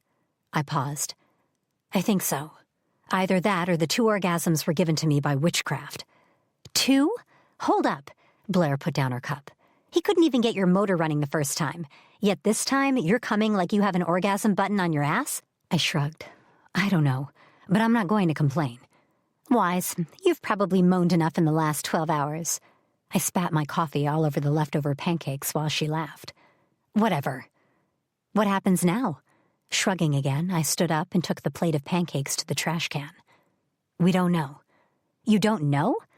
"Look, Asp, even I have a clear plan of action after I bang a guy. He's either a keeper or I'm out of there." "Wow, I bet Tom's so glad you don't play fast and loose with your standards." "Har, har, har," she drawled. "He's the lucky one who gets a piece of this regularly." At this, she motioned down her body. "The only one." "I'm so glad you clarified." I put all the dishes in the dishwasher and started it. "We just don't know. I don't think either of us were prepared for the fact we'd feel something other than idle curiosity." Blair nodded like she understood. "Yet he stayed the night. Was it different?" "Yep." I popped the P. Like, I wasn't just lying next to Luke. I was lying next to this really hot guy with abs that would make a bodybuilder weep. And I woke up with his arm around me. It felt weird. Good weird or bad weird? Just weird. It's still Luke, you know? But I'm starting to think the weirdness is all in my head. It doesn't feel wrong at all. In fact, I'm way too comfortable around him. It's so seamless. She tilted her head to the side, slowly pushing her hair behind her ear. "It's so easy that you're afraid it's too easy." Wrapping my arms around my waist, I nodded. "Way too easy." She sighed, then looked at me with a resigned look. "I get it. You know I'm not really the emotional kind." "No, really? I'm shocked." "Shut up." She bit back a laugh. "But I felt the same when I started dating Tom, and we were just friends. And even then, that was only because we were both friends with Luke. Hell, we weren't even dating. We were just screwing." I remember the ass phone calls. "My bad." She even blushed. "It was too easy to go from that to dating to actually being together." I hugged myself even tighter. "Why did you bring him here last night? Tricking me." "Tricking is a strong word," she replied slowly. "I wanted to help. I know you, Asp. You were beating yourself up about it. And when you do that, you have a tendency to become an ostrich." "An ostrich?" "Yeah, you bury your head in the sand and hope the bullshit will pass you by." I wanted to argue with that, but yeah, she was right. "I went to his place, and he looked like I'd just run over his puppy." She raised a shoulder nonchalantly and pushed off the counter, moving toward me to put her mug in the dishwasher. You have something. You have to talk it all over. I can see that you feel something else for him. I don't know what I feel, I admitted. I need to figure it out. What if I lose him, Blair? I'd rather feel something for him and never take it any further than risk losing my best friend for good. Aspen, honestly, she replied, meeting my eyes. You just have to take a chance, if that's what you want to do. That's the problem. I don't know what I want to do. I don't even know if we can turn a friendship into a romantic relationship without ruining everything. I expected some kind of smart-ass response, but I didn't get it.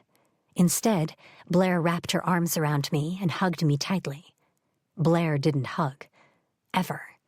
Not even puppies or little kids or her own family. Resting my head on her shoulder, I closed my eyes, and it was only then that I felt the tears roll down my cheeks. Damn it. Chapter 18. Luke. Dirty dreams, sex, jealousy. I walked into the bar, my eyes instantly sliding to the brunette behind it. Aspen was laughing at something a guy close to our age was saying to her, her honey-colored eyes alive with amusement and her smile wide. The twinge of jealousy that twisted my stomach pissed me off. I hated it. I didn't want to feel this. I hated that seeing her laugh at a strange guy made the hairs on the back of my neck stand up. I hated that this was even a fucking thing for me. Usually this sight would have me walking up and introducing myself as her best friend. That, or I'd observe from a distance, making sure the guy wasn't a dick to her. Now I wanted to walk over there and drag him away from her by his collar, something I had no right to do. Hell, despite my quips about marriage this morning, even if she were my wife, I wouldn't have the right from stopping her from talking to someone, especially not at work. But I wanted to rip his ears right off the sides of his head. Then I wanted to choke him on them. You all right, man? Will slapped me on the shoulder. You look like you're plotting a murder. I rolled my shoulder and followed him up to the bar. Not today. Maybe tomorrow. His eyes followed mine. The guy was now leaning forward on the bar, and the sleeves of his t-shirt were rolled up a little higher than they had been before I'd looked a minute ago. How did I know? I'd rolled my sleeves up more than once to impress someone. Ah, Will said, a guy hitting on Aspen. Not just a guy hitting on Aspen, Tom said, coming up next to me. A guy hitting on the woman he slept with last night. Will jerked away. What? I'm gonna fucking kill Blair, I muttered, pushing away from both of them toward the bar.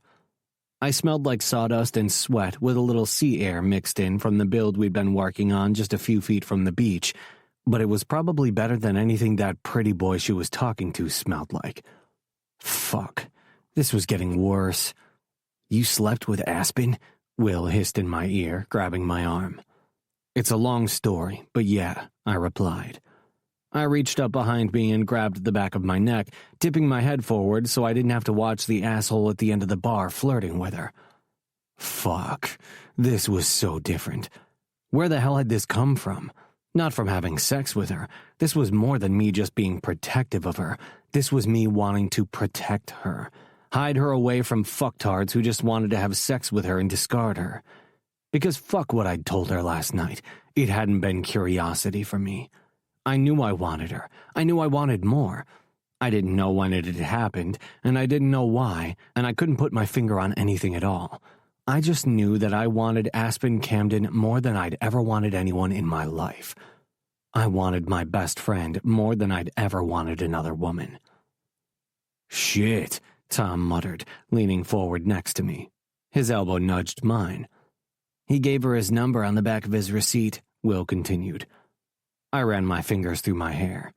Houston, we have a problem, Tom continued, still muttering like a fucking 5-year-old trying to get out of eating all the cookies. Houston, I need a spacewalk. Bring my beer outside, would you? I pushed off the bar and turned on my heel, walking to the front door. The hot, late afternoon air slammed into me the second I left the air-conditioned bliss of the bar. There were 2 tables on the patio outside, and I could see the beach from my new perch at the end of one of them. What the fuck was wrong with me? I bent over, resting my elbows on my knees, and buried my head in my hands. My fingers slid into my hair, and I dropped my chin so far it all but touched my chest. What the hell was happening? What was this? I wasn't the kind of guy who went insane over a woman just because we'd had sex. Aside from my cousins, Aspen and Blair were the only two I'd ever actively protected, even if that had meant getting my ass thrown out of a bar because someone had pissed me off a little too much.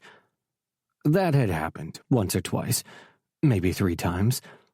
All right, so there were 3 bars in the next town over I was no longer welcome in, but all I ever did was protect them from handsy little fuckboys. The guy in the bar hitting on Aspen and making her laugh, he wasn't being a dick. I'd seen guys hit on her 1,000 times. It wasn't a new thing.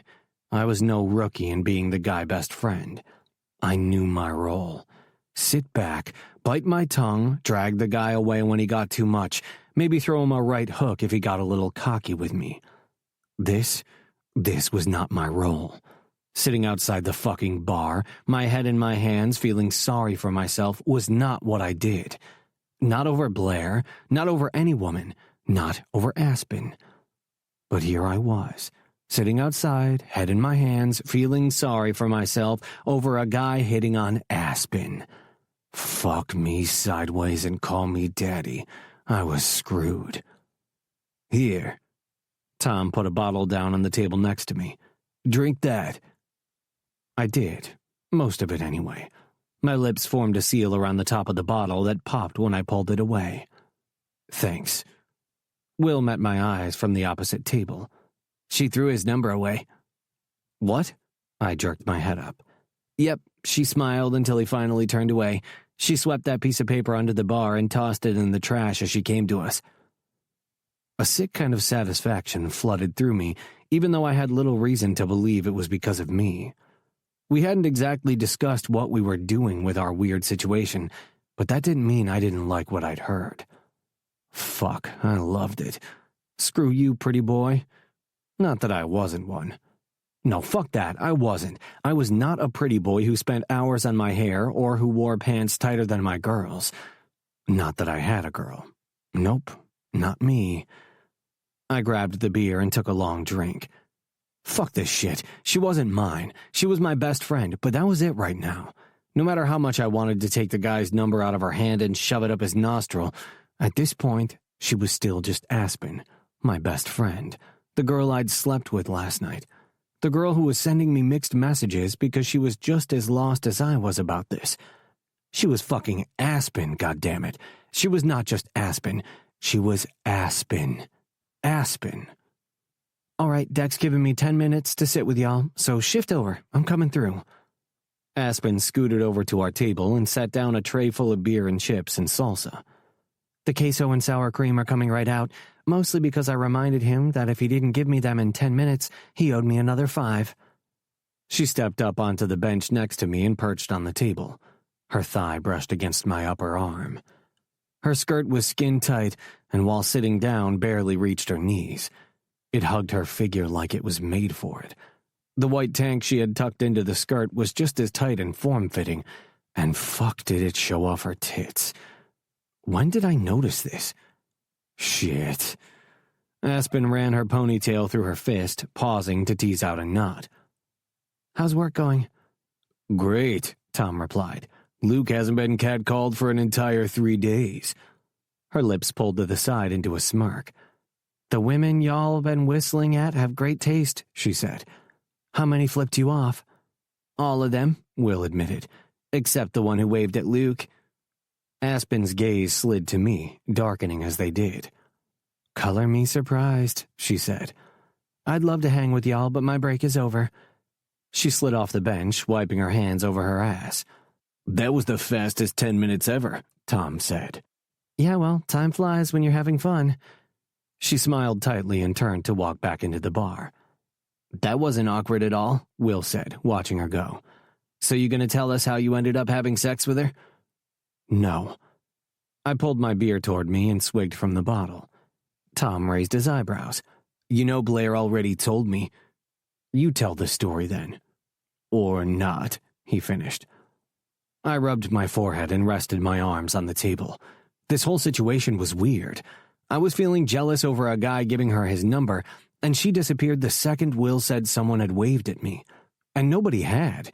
The asshole was trying to get under her skin, and it had worked. It was tough enough without anyone else getting involved. Aspen reappeared with 2 small bowls of queso and guacamole. She put them down on the table without a word and walked back inside. "Be right back." I pushed my bottle away and got up, following after her. The bar was freezing compared to outside, and I shivered as I approached the bar. Aspen was standing at the other end, handing the same guy who'd slipped her his number another beer. "Got a minute?" I interjected into the conversation. Her eyes flickered between him and me. "Can you give me a second?" "Nah, you're good, darling. Put it on a tab for me." The guy shot her the kind of smile you shoot the girl you want to fucking dump the next morning. He left us alone, shooting me a dark look as he left. I'm pretty sure the one I shot him was even darker. "What's up?" Aspen asked me, a fake brightness in her voice. I turned my attention back to her. "You ignoring me again?" "Why would you say that?" "Well, for a start, you haven't said a word to me," I said, resting my arms on the bar and leaning forward. "And as soon as Will said that a woman had waved at me, you left." She raised one eyebrow, grabbing a glass and wiping out the inside of it with a cloth. "Coming from the guy who saw me talking to another guy and walked out to sit outside." "Not the point." "Totally the point. You're allowed to be jealous, but I have to like it that a random woman waves at you?" "I'm not jealous," I lied. "I just don't like the look of the guy." "Mm-hmm. And you weren't just talking. I saw him give you his number." "Which I promptly dropped in the trash," she replied smartly, putting down both the glass and the cloth. She gripped the edge of the bar and fixed me with a look that said she saw right through me. "Does that make you feel better?" "Yes." "There's nothing to feel better about. I'm not jealous," I shrugged. "I just wanted to know if you were okay, that's all." "I'm fine. Better?" "Sure." Pausing, I glanced over my shoulder at the guy who was watching us. "You really threw out his number?" She jerked one shoulder. "I didn't want it. He just kind of shoved it at me." "Really?" "Yeah. Why does it matter, Mr. Not Jealous?" "It doesn't matter. But just in case it did." I leaned over the bar, cupped the back of her neck, and kissed her. Her cheeks flushed when I pulled back. "Yeah, not jealous my ass." I grinned, chucked her under the chin, and headed back outside to the guys. "A little birdie told me you kissed Aspen yesterday." Mom slid a sandwich across the table to me. She had one eyebrow raised, and she was looking at me the way she did when I was a kid, and she knew I was lying about something. It was her, "tell me everything and I won't get your grandmother with her flip-flop" look. It worked every time. I did. I took the glass of Pepsi she offered me and sipped. "Well, is that all you're going to say? You kiss your childhood best friend and that's it?" "Who kissed who?"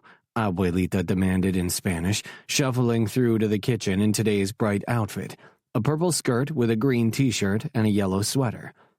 Mom glanced at me with an evil glint in her eye. "Luke kissed Aspen." Abuelita stopped. She brought her wrinkled hands to her cheeks, her mouth dropping open. "You kissed Aspen?" I knew coming here today was a bad idea. "I kissed Aspen," I confirmed. "Are you getting married?" "Whoa. We just kissed, Abuelita. We're not getting married." I bit into my sandwich. She rushed over to me and took my hands in hers, almost making me drop my sandwich. "This is wonderful." She continued on in Spanish, telling me in no uncertain terms that I had to marry Aspen, have beautiful little babies, and buy a house and get a Labrador. "Whoa, whoa, Abuelita," I said, ignoring Mom's giggling from the sink. "We just kissed. Don't plan out our future yet. We haven't even had a chance to talk properly." "You two might not have, but you're the talk of the town," Mom added. "I found out at the post office this morning." "Really? People are talking about one kiss?" "Why, have there been more?" "Do you really want me to answer that?" She paused. "The nosy person inside says yes, but as your mother, no." She shook her head. "But yes, people are talking about it. Come on, Luke. You've been best friends since the day you started school, but then you lean over the bar and kiss her like you're dating her. People are going to talk." "I knew I should have moved to Austin after high school. Nobody there would care if I kissed her." Everyone here would still know. Don't forget that Louisa is at college there. I needed a smaller family. So you aren't marrying her? Abuelita asked, finally letting go of my hands. Not in the plans right now, I replied, but I'll let you know if that changes. The theme tune to Wheel of Fortune came from the living room, and that was thankfully enough to make my grandmother shuffle out of the kitchen and stop marrying me off to Aspen.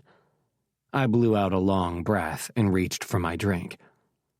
I don't know if she's happy you might be seeing Aspen, or that Aspen is finally interested in one of her grandsons. Mom sat down opposite me. Definitely the last thing, I replied. The last thing we need is the entire town gossiping about us when we don't even know what we're doing. You should have thought about that before you kissed her in public. She had a point. Yeah, well, I wasn't thinking about that. I was thinking that the jerk who was hitting on her needed to back off. Mom laughed. Oh, my little boy, all jealous. Not jealous, I replied. And I haven't been your little boy since I was 8 and was actually smaller than you. She leaned over and pinched my arm. Don't sass me. You were jealous. You're allowed to be jealous, Luke. You care about her. Yeah, but I'm used to caring about her as her best friend. Not like this. I don't know how to handle these emotions where she's concerned. Roll with the punches. You don't have a choice. If you both feel the same, which I'm assuming you do, then you have to learn how to navigate your changing relationship together. I know that, but it's the learning part that's hard. I picked a slice of tomato out of my sandwich. We've had a status quo for so long. We know the boundaries of our friendship, but now they've been crossed. Epically fucking crossed. I don't know how to be anything but her best friend. Mom sipped her Pepsi. You can still be her best friend. That doesn't have to change just because your emotions have. That doesn't help. Do something different. She clasped her hands in front of her. Do something together that you wouldn't do as friends. Treat your changing relationship as you should. If you are starting to date a stranger, would you lie around on the sofa watching movies in your sweatpants? Sounds like the perfect first date if you ask me, but I think I see where you're going with this. Her lips pulled up to one side. Exactly. You'd do that later when you formed a friendship with them. You and Aspen already have that friendship, so that means you need to step out of your comfort zones. Take her out on a date. Don't take it for granted that you can make something romantic work just because you know each other inside out. I'm not. I think it's going to be harder than anything to make a romantic relationship work with her, because if anything goes wrong, we'll never be able to get our friendship back to how it was. Sometimes that's a risk you have to take, Mom continued, her eyes gentle. You can always turn back now. You don't have to take it any further than you already have. Easy to say when she didn't know just how far we'd taken it. But if you really want to take a chance that you could make it work, you have to be ready to put in the effort. Think about it this way. She rested her hand on my arm. You don't need to impress Aspen. She already knows all the good and bad parts of you, and if she can put up with you for 20 years, she's probably the kind of girl you really do need to marry, Luke. Not many others are going to cope with your crap. I smiled. Thanks, Mom. You know how to make a guy feel good. She's right, Abuelita yelled from the living room. Did you go shopping, or do I need to cook for you again? Mom might have had a point. Me. I have an idea. Aspen. Don't think too hard. You might hurt yourself. She was a regular old comedian, wasn't she? I shook my head and tapped to open the keyboard again on my phone. Me. I spoke to Mom earlier. She suggested we go on a date. Aspen. That's not you having an idea. That's you stealing your mom's. Me. Semantics. Aspen. Important semantics. Are you asking me on a date, or is your mom doing it for you? Kind of like how Abuelita cooks for you. Me. She cooks for you, too. Aspen. I know. I'm eating her food right now. By the way, did you know that you kissing me at work is basically the talk of the entire town? Thanks for that. Me. I did know. How do you think my mom found out? Aspen. Does that mean Abuelita knows? Me. Yes. She's already planning our wedding. She's ecstatic you're finally interested in one of her grandsons. Me. Although she did seem a bit put out that it's the one she's never tried to set you up with. She thinks she's losing her touch as a matchmaker. Aspen. She never had a touch as a matchmaker, did she? Me. No, but do you want to be the one to tell her that? Aspen. No, she'd cut me off. I need more quesadilla. Me. You ate them all already? Aspen. Are you judging me? 'Cause I already get that from my genes. I don't need it from you too. Me. Your genes judge you? Aspen. They should make the waistband stretchy, okay? Aspen. Yoga pants don't judge me. Me. I'd be okay with it if you wore yoga pants all the time. Aspen. You and most other red-blooded men. I work hard for my ass. Me. I don't want to hear about any other men. Aspen. Ooh, are you getting jealous again? Me. I wasn't jealous in the first place. Aspen. You're so full of shit, there are aliens in another galaxy who can smell it. Me. Smells like cotton candy. Aspen. No, I've used the bathroom after you. It does not. I laughed. She wasn't wrong. Aspen. You said something about a date? I took a deep breath. It seemed like a good idea before we'd gotten sidetracked, but now I just felt nervous. I knew Mom was right. If we were going to date, we needed to act like it. We needed to push through the awkwardness to see if we really could be more than friends. And the more I thought about it, the more I wanted to be. Fuck, I wanted to be. I didn't want to think about her being with anyone else. Me. Go to dinner with me? I'll book a table. Aspen. Holy crap, you really meant a date. Me. I wasn't talking about the fruit. Aspen. We're really doing this? Me. Mom suggested we step outside our comfort zone. It's not like we have to get to know each other, but if we lounge around at your place watching movies, that's not really a date. We do that every weekend. Aspen. And we've never been to dinner, so that's a logical step. Me. Exactly. Are you in? Friday night? Aspen. Are you picking me up? Do I have to dress up? Me. Yes, and yes. You wouldn't wear yoga pants on a first date, would you? Aspen. If I could get away with it, you bet your ass I would. Me. You can't. Don't. Aspen. Fine, but you should know I'm not putting out until the third date. Me. That only works if you haven't already put out. Aspen. I'll put out if you pay, and if it isn't totally weird. Me. I might eat all your food, but I am a gentleman. You can pay for date 2. Aspen. Okay, but I'm wearing yoga pants on that one. I grinned. I was fine with that. Chapter 19. Aspen. How to date your best friend. I paced back and forth through my living room, clothes strung over the back of the sofa. I was wearing nothing but a t-shirt and my panties, and Blair was flicking through a magazine like I wasn't losing my mind over here. You have got to help me. Sighing, she put down the magazine and looked over at me. You've been freaking out for hours. I don't know what to tell you, but I'm sure as hell not reminding you of his name since you already bit my head off once. I groaned and sat down on the sofa, burying my head in my hands. This is insanity, Blair. What am I doing? Yeah, this is the insane bit. You fucked your best friend, but going for dinner with him? Shock. Horror. I tossed a cushion at her. I know that, but it's like, this is a date. A real date. We're actually going to be on a date. Say it again. I didn't understand that it's a date. I pressed my face into my hands. Don't. This changes everything, Blair. Everything. So cancel it. I can't. Why not? I just can't. I paused, slumping back on the sofa. She closed the magazine with a sigh and slid it onto the coffee table. Do you have feelings for Luke? I did. I didn't know when they'd shown up, but they had. Yesterday at work, when Will had said that some random woman had waved at him, a hint of jealousy had tickled across my skin. It had been unsettling. I was still unsettled. If tonight went well, and it would, because it always did when we were together, it would mean we were officially dating.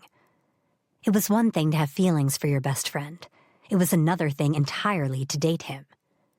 I hadn't even come to terms with having feelings for him, never mind dating him. The whole situation was still weird to me. It didn't matter that I'd liked it that he'd kissed me in the bar yesterday, in front of all the people, especially the guy who'd given me his number, even when I'd said no. Jealous Luke was a cute Luke. It was even cuter that he denied being jealous. Aspen, listen, You'd feel like this no matter who you were going out with. Remember that guy you met on Tinder? You were practically shitting your pants before that date. What you're feeling is totally normal. Blair met my eyes. If you're really weirded out by it, don't take how you feel any further. I want to, I said softly, stopping fidgeting for the first time in ages. But he's your best friend, I know. But dating each other doesn't mean he can't still be that. Tom's pretty much my best friend outside you and Luke. But you dated first. The closeness of your friendship came after. So, pretend you aren't best friends. It's stupid, but if you strip your relationship back down to basics, you'll probably find it's easier than you think. That wasn't a bad idea.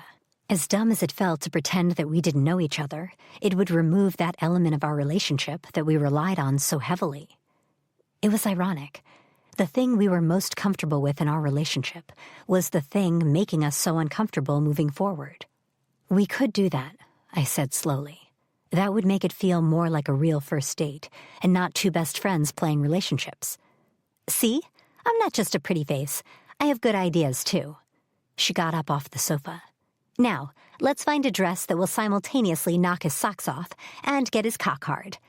Ah, the magic combination for a first date. A guy with an erection and no socks.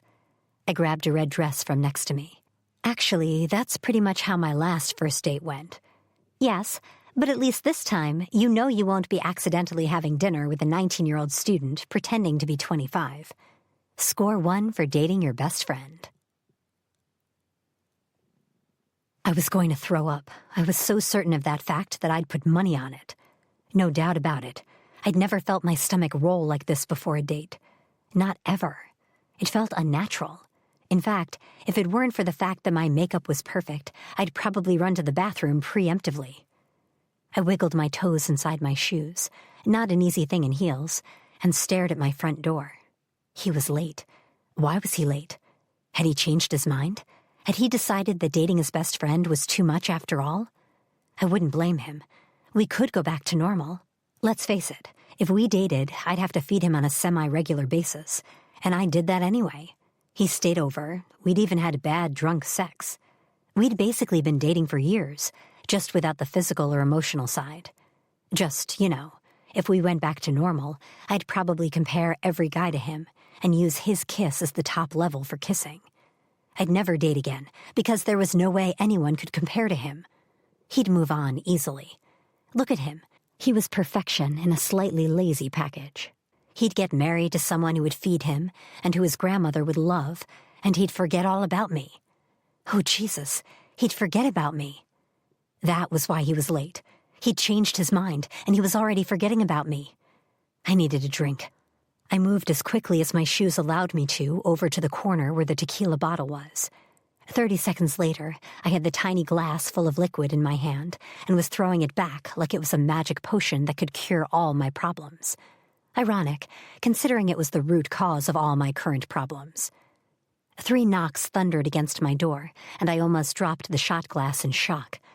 Hold on, I shouted, shoving the dirty glass back into the cupboard and sliding the bottle back into the corner. It clinked against the vodka, and I winced, then quickly breathed into my palm to sniff my breath. Tequila. Aspen, are you okay? Luke called through the door. Yeah, just a sec. Shit. I yanked open the medicine drawer and popped out 2 Gaviscon pills.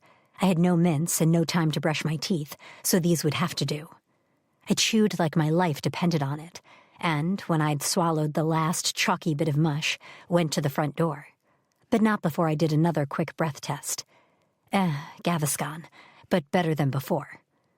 I pulled the door open and froze. Luke's shirt looked starkly white against his tanned skin, and if possible, it made him even more handsome. It was tucked into perfectly pressed black pants that rested upon shiny black shoes.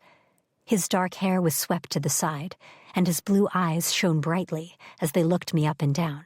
And, I'm not gonna lie, my heart felt as though it had jumped into my throat at the sight of him. Hi, he said, bringing his gaze up to meet mine with the twist of his lips.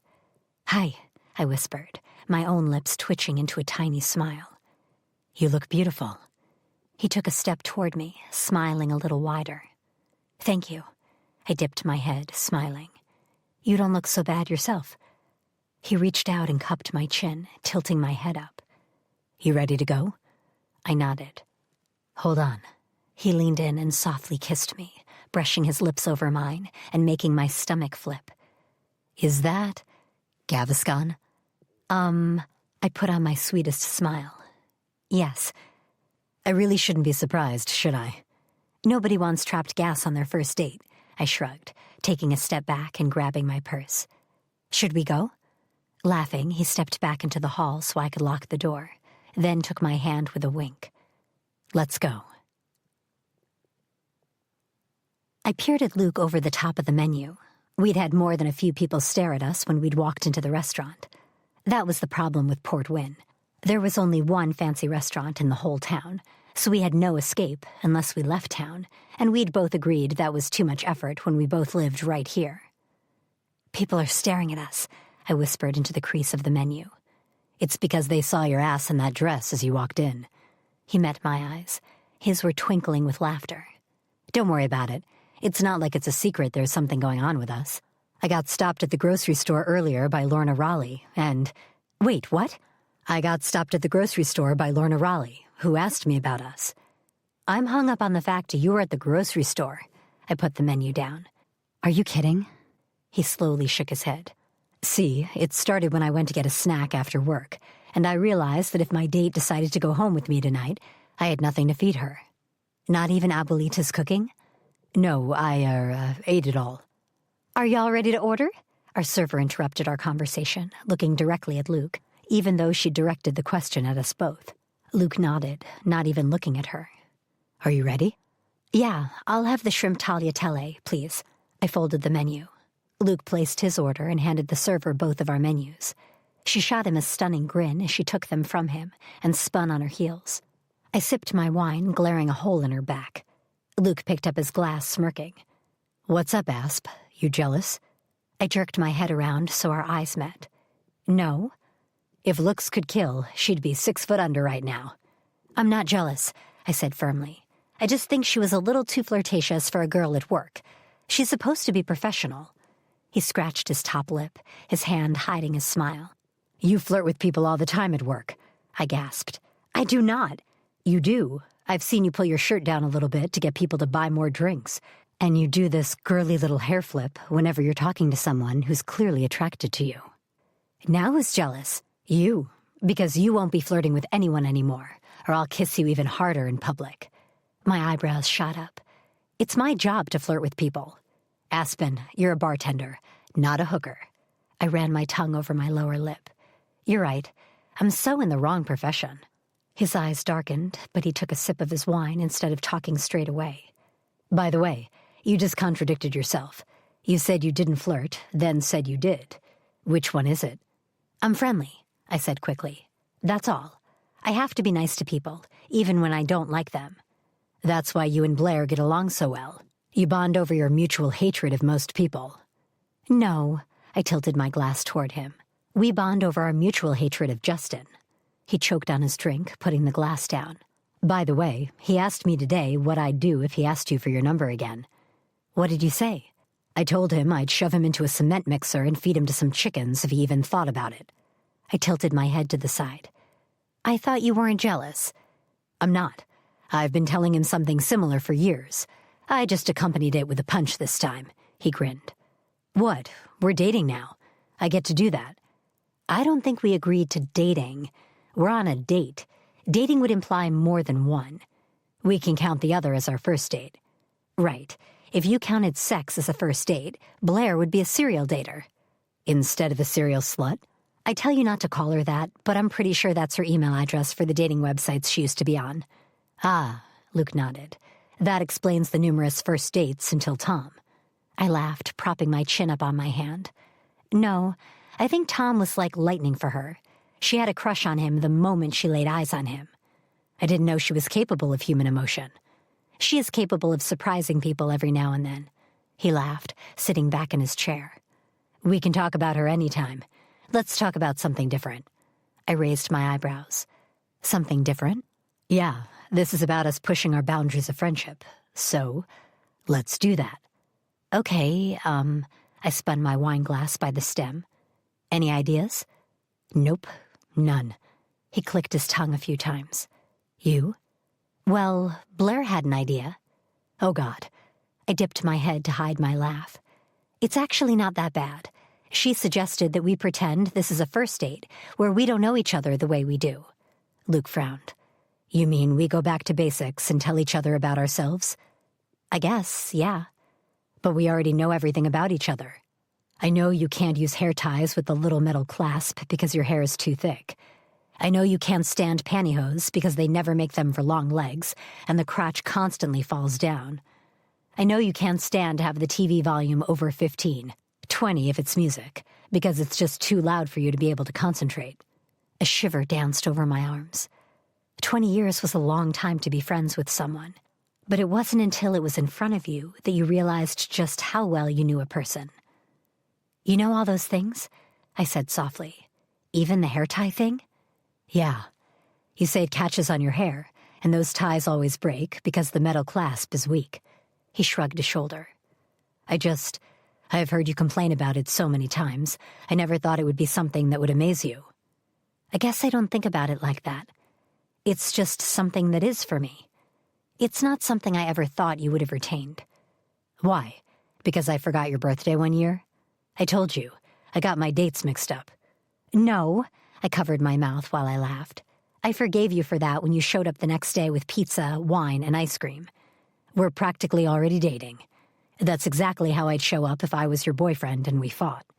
No, if you were my boyfriend, you'd have to bring chocolate, candy, and chips on top of that. You'd also have to grovel for at least a week and tell me how pretty I am on an hourly basis. I'm starting to see why you've been single for a few years. No, I've been single for a few years because the internet is full of fuckboys, and Port Wynn is full of, well, Justin. Luke burst out laughing. I can't comment on the fuckboys, but I'm there with you on Justin. Also, you're still single because you never go to the grocery store. Ah, I went today. Only because you're potentially getting laid. His grin was lopsided. Potentially? I pursed my lips at him, but hiding my smile was hard. Yes, potentially. Would you have gone to the store if we weren't having dinner tonight? No, he said quickly. I'd have come to your place and eaten your food instead. I stared flatly at him. See? Practically dating. I reached for the bottle of wine to top up my glass, once again having to fight my smile as he grinned at me sexily. Thankfully, I was saved from replying by Flirty McFlirterson bringing our food over. Pulling out her magic trick from when she took our order, she asked us if we needed anything else with her attention fully focused on Luke. She didn't even look at me when he asked if I did. I gave her back another deadly look as she walked away, ignoring Luke's breathy chuckling. Yeah, you're not jealous. I'm not jealous, I muttered. I simply like to stare bitches to death. You should put that on a t-shirt. That'll scare them off. I rolled my eyes and picked up my fork. You're ridiculous. He grinned again. Damn that grin. Why had I never noticed how sexy it was? What magic was this? All right, let's do your thing while we eat. What thing? The thing where we pretend we don't know a lot about each other. I think it could be fun. Like, I didn't know you had a jealous streak. His eyes shone with laughter. I jabbed my fork into a shrimp. I didn't know you had a jealous streak. I don't, but we're understanding now. I sighed, putting the shrimp into my mouth and chewing. Okay, fine. I set the fork down. I work at Salty's Bar just a couple of blocks away from the beach. I have a borderline unhealthy relationship with Netflix and like quirky socks. And I can get a little wild after a few too many drinks. Luke chewed, nodding his head. Okay, well, I'm a builder with Wynn and Sons with some of my friends. I once flashed the members of the bingo club in the town square after one too many tequila shots, and I am terrible at grocery shopping, so my grandmother often cooks me meals in batches. He paused. Wait, scrap that last bit. That's not attractive at all. Not a good idea to mention Abuelita at all, I added. She'd scare anyone off. Right, good point. What kind of movies do you like? Oh, I picked up my glass. I'm a bit of a mixed bag. I like rom-coms, but I also really like thrillers. Thrillers are fun.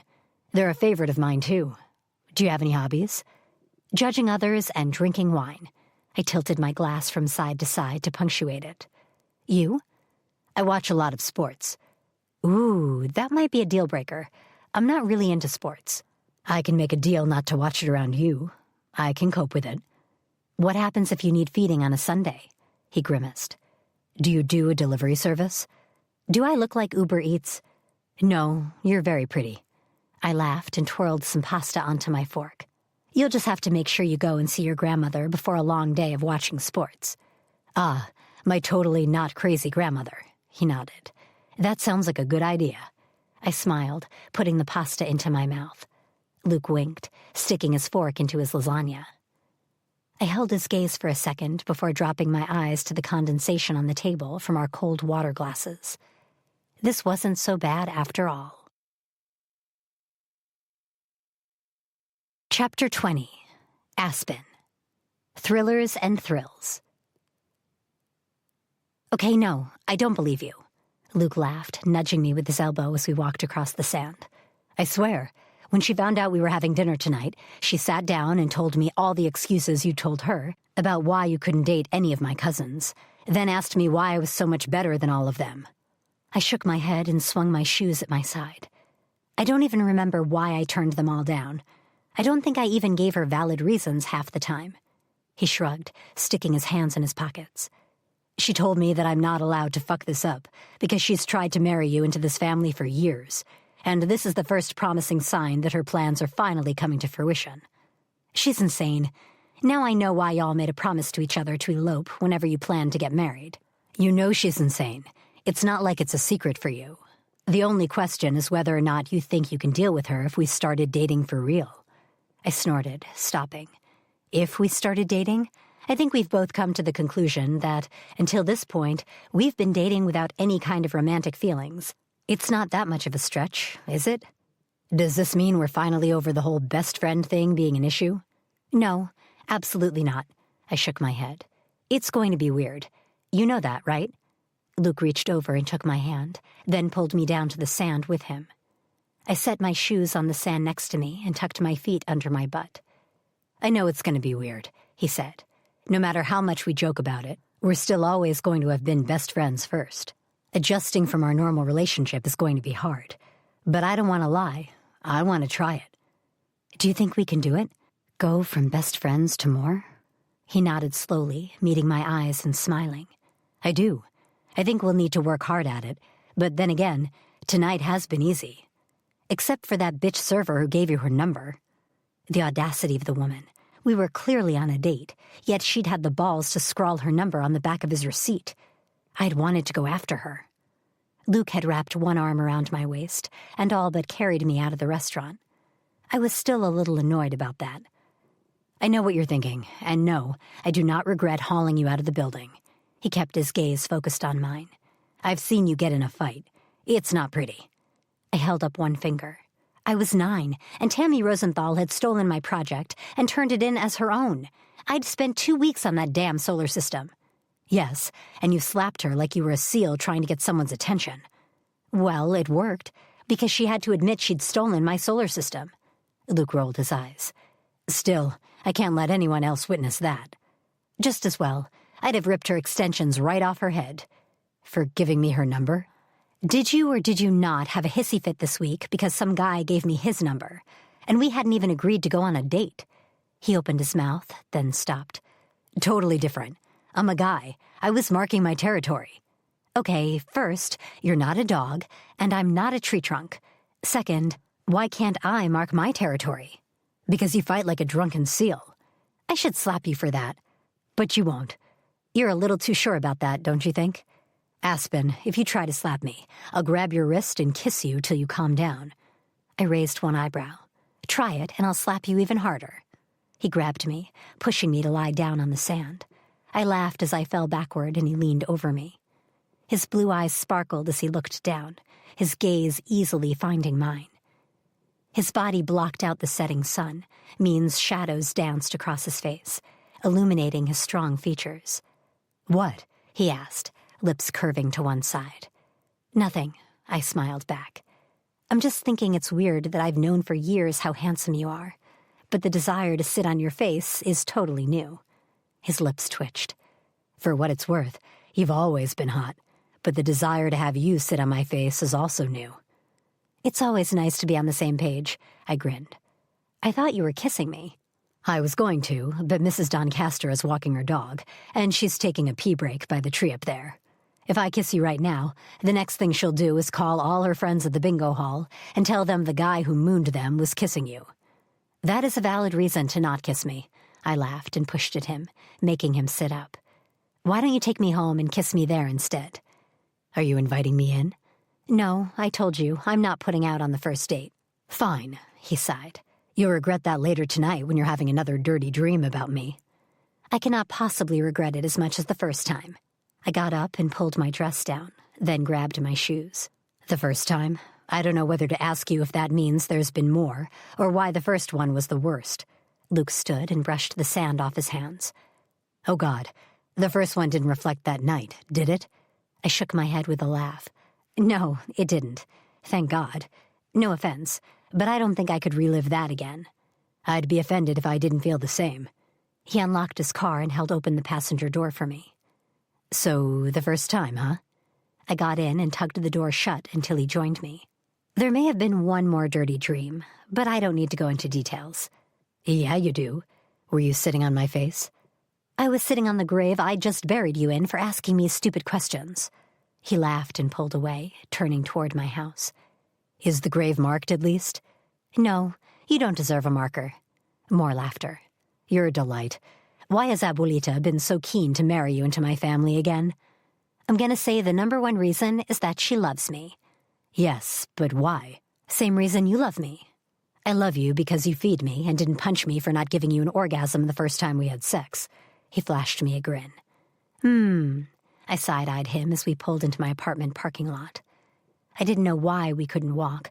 I literally lived minutes from downtown, which was right by the beach, because of work. But no, he wanted to be a gentleman and drive. I slipped my feet back into my heels and winced as my toes crushed in the end. Right, this was why we hadn't walked. Heels. Solid reason. My toes agreed. Luke made it around to my door before I could grab the handle. He opened it, sweeping his arm for me to get out. I can open my own door, you know, I said, swinging my legs out of the car. On Earth, we say thank you. I stood, gripping the top of the door. Thank you. You're welcome, he smirked. Also, have you met my grandmother? If she thought I was letting a lady open her own car door on a date, she'd bring out that damn flip-flop she's so fond of. I shuddered and stepped up onto the sidewalk that ran the length of the parking lot. I swear to God, just the mention of the shoe makes me never want to wear one again. Yep, Abuelita and her flip-flop will do that to a person. He locked the car and walked with me to the building door while I fumbled in my purse for my keys. So what you're telling me, I said, pulling out the keys, is that you're doing it less to be a gentleman, and more so Abuelita doesn't beat you with her shoe. A tiny crease appeared on Luke's forehead. Yep, pretty much. Okay, this is why you're single. We're single. Have been single for a long time, I finally settled on. He laughed, wrapping one arm around my shoulders and squeezing. You do have a point. It'd take someone with questionable sanity to marry into my family. You're right. I mean, I have seen what it's done to your dad. Nah, he was like that anyway. He shrugged as we reached my apartment door. But the insanity is a good skill to have around Abuelita. I've literally watched them argue over carrots. Yeah, well, this morning they were arguing over Dad's drill. He's putting up some shelves in the office for Mom, and apparently the drilling was interrupting Abuelita's daytime TV. He frowned. She's recorded 3 entire seasons of Family Feud. I think she has a crush on Steve Harvey. I tried not to laugh. I did, but the thought of her crushing on the hilarious host was just too much, and it burst out of me to the point I was laughing so hard I couldn't get my key in the door, so I just slumped against it instead. All right, I know the idea is a little fucking stupid, but is it that funny? Yes, I wheezed, standing up straight. The idea that Abuelita can love anything but cooking, marrying off her grandchildren, and torturing your dad is insane to me. Well, when you put it like that. He shrugged as I finally slid the key in and unlocked the door. I peered at him over my shoulder and stepped inside, still laughing. I put my purse on the table by the door, then stopped, looking up at him to meet his eyes. I had fun tonight, surprisingly. Surprisingly? Surely by now you know I'm a delight to be around. Luke's eyes twinkled teasingly. You know what I mean. I bit the inside of my cheek. Thank you for tonight. The glint of teasing left his eyes. It was fun. So, do I get a second date? I dipped my head and laughed. I think I can do that. His lips curved until his smile reached his eyes. Good, he murmured, leaning in. His hand cupped the back of my neck, and I flattened mine against his chest as his lips brushed over mine. My heart skipped a beat. It was just a small kiss, a soft one, a fleeting one, but it seemed to hold so much. Luke stepped back, his thumb ghosting over the curve of my jaw. Good night, Aspen. I hugged the door, smiling as he left. Night, Luke. Chapter 21. Luke. Too much Steve Harvey. Penis! Abuelita screamed. I froze, staring at Dad. What the hell? She's watching Family Feud again, he muttered, shooting a dark look in the direction of the living room. Emmanuel was here last night and taught her how to use YouTube. Why would he do that? To avoid her flip-flop? Made sense. What did he do this time? Totaled his car, again, after she bought him a new one. I rolled my eyes and took the dish he handed me to put away. She has to stop giving him money for cars, and he probably needs to learn how to drive again. It's his third car in 2 years. I don't think I've had 3 cars in 30 years. That's because you don't go anywhere, Dad. Not true. I go to hell and back every time your grandmother is awake. Him and the rest of the family. What's she watching on YouTube?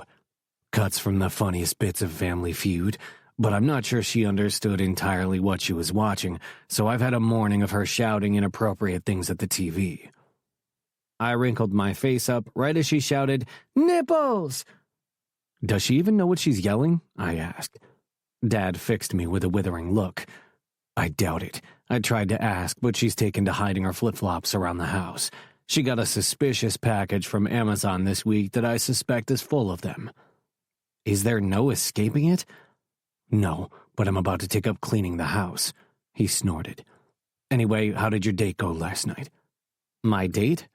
With Aspen. Did you fuck it up? I took the bowls and put them in the cupboard.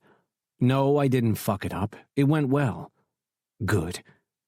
He nodded, grabbing the thing that held the cutlery and shoving it at me. It's about time. What is? The two of you getting together. I paused, butter knife in hand, and peered at him out of the corner of my eye. What does that mean? I guess I always figured you would. You're different enough not to piss each other off, but similar enough to get along. Plus, she puts up with the batshit crazy side of this family. Heard that, Mom said, sweeping through the kitchen and into the living room, where she proceeded to talk to Abuelita in flawless Spanish. I shook my head and turned to Dad. You really thought we'd get together? Honestly, I thought the two of you would have figured it out before now. You're such good friends and spend so much time together that either of you dating another person would be problematic. Huh. Problematic? Dad sighed and took the sharp knives from the basket. Yeah, can you see any woman you'd date being comfortable with your close relationship with a beautiful woman? No, I said slowly. And no man would ever be comfortable with his girlfriend spending so much time with you. Would you be? No. I didn't need to think that through. You're right, but that doesn't mean we should be together. It's just a side note. You're right. I think you should be together because you're clearly supposed to be. What? Shit, it's like talking to a potato and expecting it to do algebra. Dad put the empty cutlery basket back in the dishwasher, then straightened and looked at me. I always expected you to get together because you just make sense. You know each other inside out. You've seen each other through the best times of your lives and the absolute worst ones. When her grandfather died, you dropped everything to be there with her. She's there for every family wedding we've ever had. In fact, I think I'd disown you if you ever brought a girl home who isn't Aspen. I laughed, resting my hands on the counter. I'll keep that in mind, Dad. Thanks. You're welcome, he grinned. But seriously, son, I don't have to be a genius to know that this will work out, one way or another. Are we talking about Aspen? Mom walked in. Hopefully Mama will stop shouting genitals out now. That was quite the 180. Dad pulled her into his side and kissed her hair. Yes, we're talking about Aspen. Mom's face lit up. How was your date? I should have stayed at home. I knew better than to come here, damn it. It went well, I said, and yes, we're having a second date, and no, we aren't getting married yet. Yet? I'll take it. Mom winked and left the room. Oh, honey, she turned to Dad. I found your drill. It was in the shower. Dad's eyes widened. Does it still work? Mom nodded. She was just trying to scare you. I'm taking her to the doctor this afternoon, so you'll have 2 hours to finish those shelves up for me. If they don't get done then, I'm not responsible for what happens to it after that. Got it, Dad grimaced. Where is the drill now? In my panties drawer. She'll never look there. Mom shot him a sweet smile and disappeared. Dad shook his head, sighed, and pinched the bridge of his nose. Now, Luke, listen to me. You two might be meant for each other in my opinion, but remember this. When you marry someone, you don't just marry them, you marry their family. Aspen's family don't live here anymore. Oh, I know. He dropped his hand and met my eyes. I was just making sure you know that means she'll get dragged into this shit show. I rubbed my mouth to hide my smile. I think she'll be able to handle it. Puta! Abuelita shouted at the TV. Is a puta! We both jerked our heads in her direction. What kind of questions are they asking where whore is a correct answer? I asked. Dad shrugged. Told you. Shit show. Justin, if you hit on me one more time, I'm going to grab a lemon from the bowl behind me, bend you over like a little bitch in prison, and shove it up your ass. Aspen slammed her hand down on the top of the bar. Are we clear? Justin reached over and grabbed her hand. No ring. You're fair game, honey. He was doing it just to piss her off now. Honey, I'm gonna honey your ass. Please do. He grinned. Tom nudged me with his elbow. You just gonna let him piss her off like that? I nodded, drinking from my beer. Aspen turned fiery eyes on me. Aren't you supposed to be a gentleman? Do you hear this jerk? I put down my bottle and held out my hands. Whoa, 2 days ago you were adamant you could open your own door. I thought this fell into that category. Yeah, opening a car door and one of your friends being a total tool is exactly the same. Blair came back from the bathroom and whacked Justin around the back of his head with a sharp slap. Back the fuck off. She walked back to her seat between me and Tom, then did the same to me. Grow a pair, Luke. Fucking hell, is your hand made of concrete? I rubbed the back of my head. Blair smiled dreamily at me, then turned to Aspen. I got your back. I'll be your boyfriend if he won't. I probably hit harder. Tom smirked at me. Yeah, but you don't have a dick, I reminded her. Judging by your silence, I've got bigger balls. Remind me why you like her? I looked at Tom. He grinned. Because, Blair said, I'm an oral magician. Aspen grimaced. That's too much information for a Sunday night. I like how nobody commented on the boyfriend thing, Tom interjected. Does that mean it's official? No, it means nobody pays any attention to Blair's crap, Aspen replied. You're no rookie, Tom. You know that. He nodded, earning himself a glare from his girlfriend. I laughed, keeping my eyes on Aspen. While it was no secret now that we were seeing each other, thanks mostly to the local bingo club and the post office, we hadn't discussed labels, just that we were dating. And after what my dad said yesterday, we didn't need to label anything. The more I thought about what he'd said, the more I realized he was right. We did make sense. There didn't have to be a reason for it, we just did. We knew everything there was to know about each other, and while we'd initially used that as a reason not to act on our newfound feelings, I was beginning to think otherwise. We didn't have to tread carefully, trying to figure out where we stood with one another. There would be no awkward family meets, no trying to work out how to handle an argument with each other. What was the other person's temper like? Did they hold a grudge? How soon was it to call again? We knew all those things. Just like how I knew about her hatred of certain hair ties, she probably knew all the little things about me that I paid no attention to. We didn't just know each other. We knew each other, the way couples who have been married for 30 years know each other. We knew the ins and outs and ups and downs of our relationship. I knew that when she was mad at me, I had to leave her for a minimum of 12 hours until she'd been able to eat, nap, and take a shower. The 3 things she always did when she was angry. And I knew I didn't get mad at her. Not the way she got mad, anyway.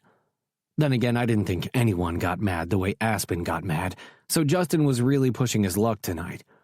She glanced over at me, finally meeting my eyes, and a small smile tugged at her lips before she looked away almost shyly.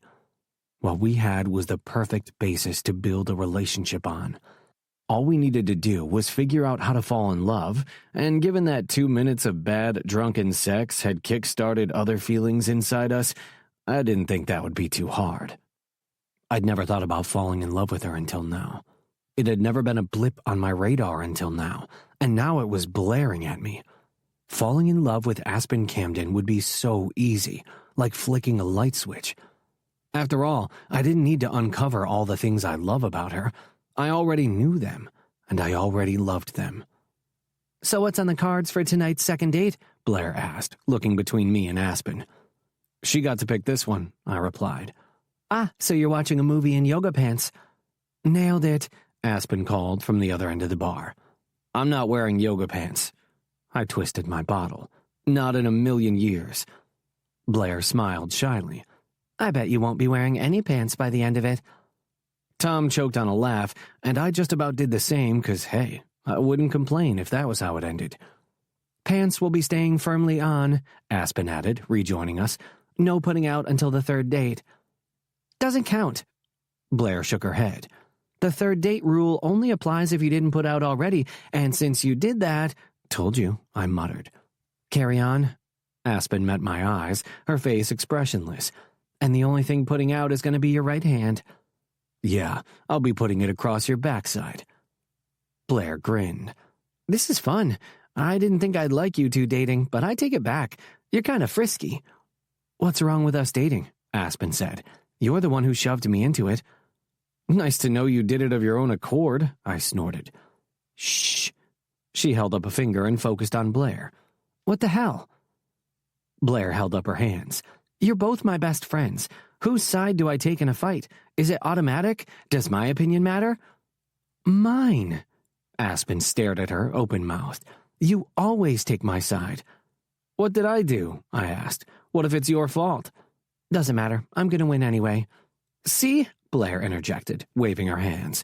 "You're my best friend, but Luke has Abuelita and her tacos."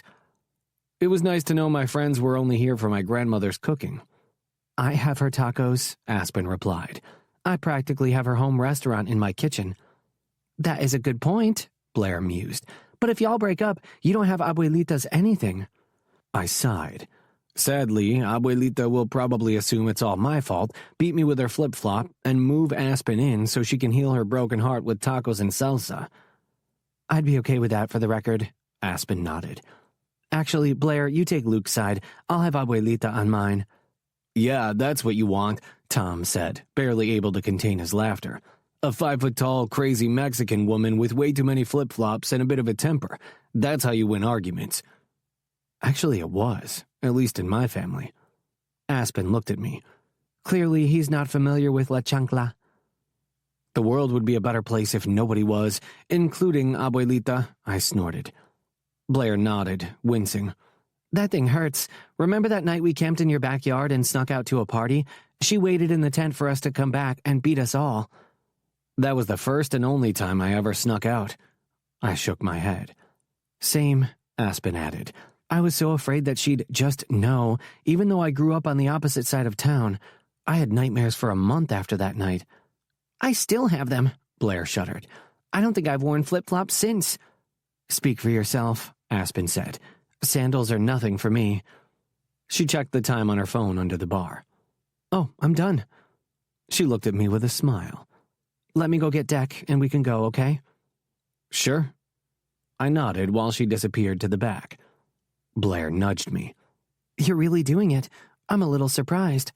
"We all are," Justin drawled from a few feet away, sipping on his beer. "You want another slap?" Blair snapped. Man, he really was like the chalk to their cheese. Yes, we're doing it, I said to her, ignoring Justin. Or we're trying to. It might all go down in flames yet. Well, as long as Aspen doesn't have the match, you'll be just fine.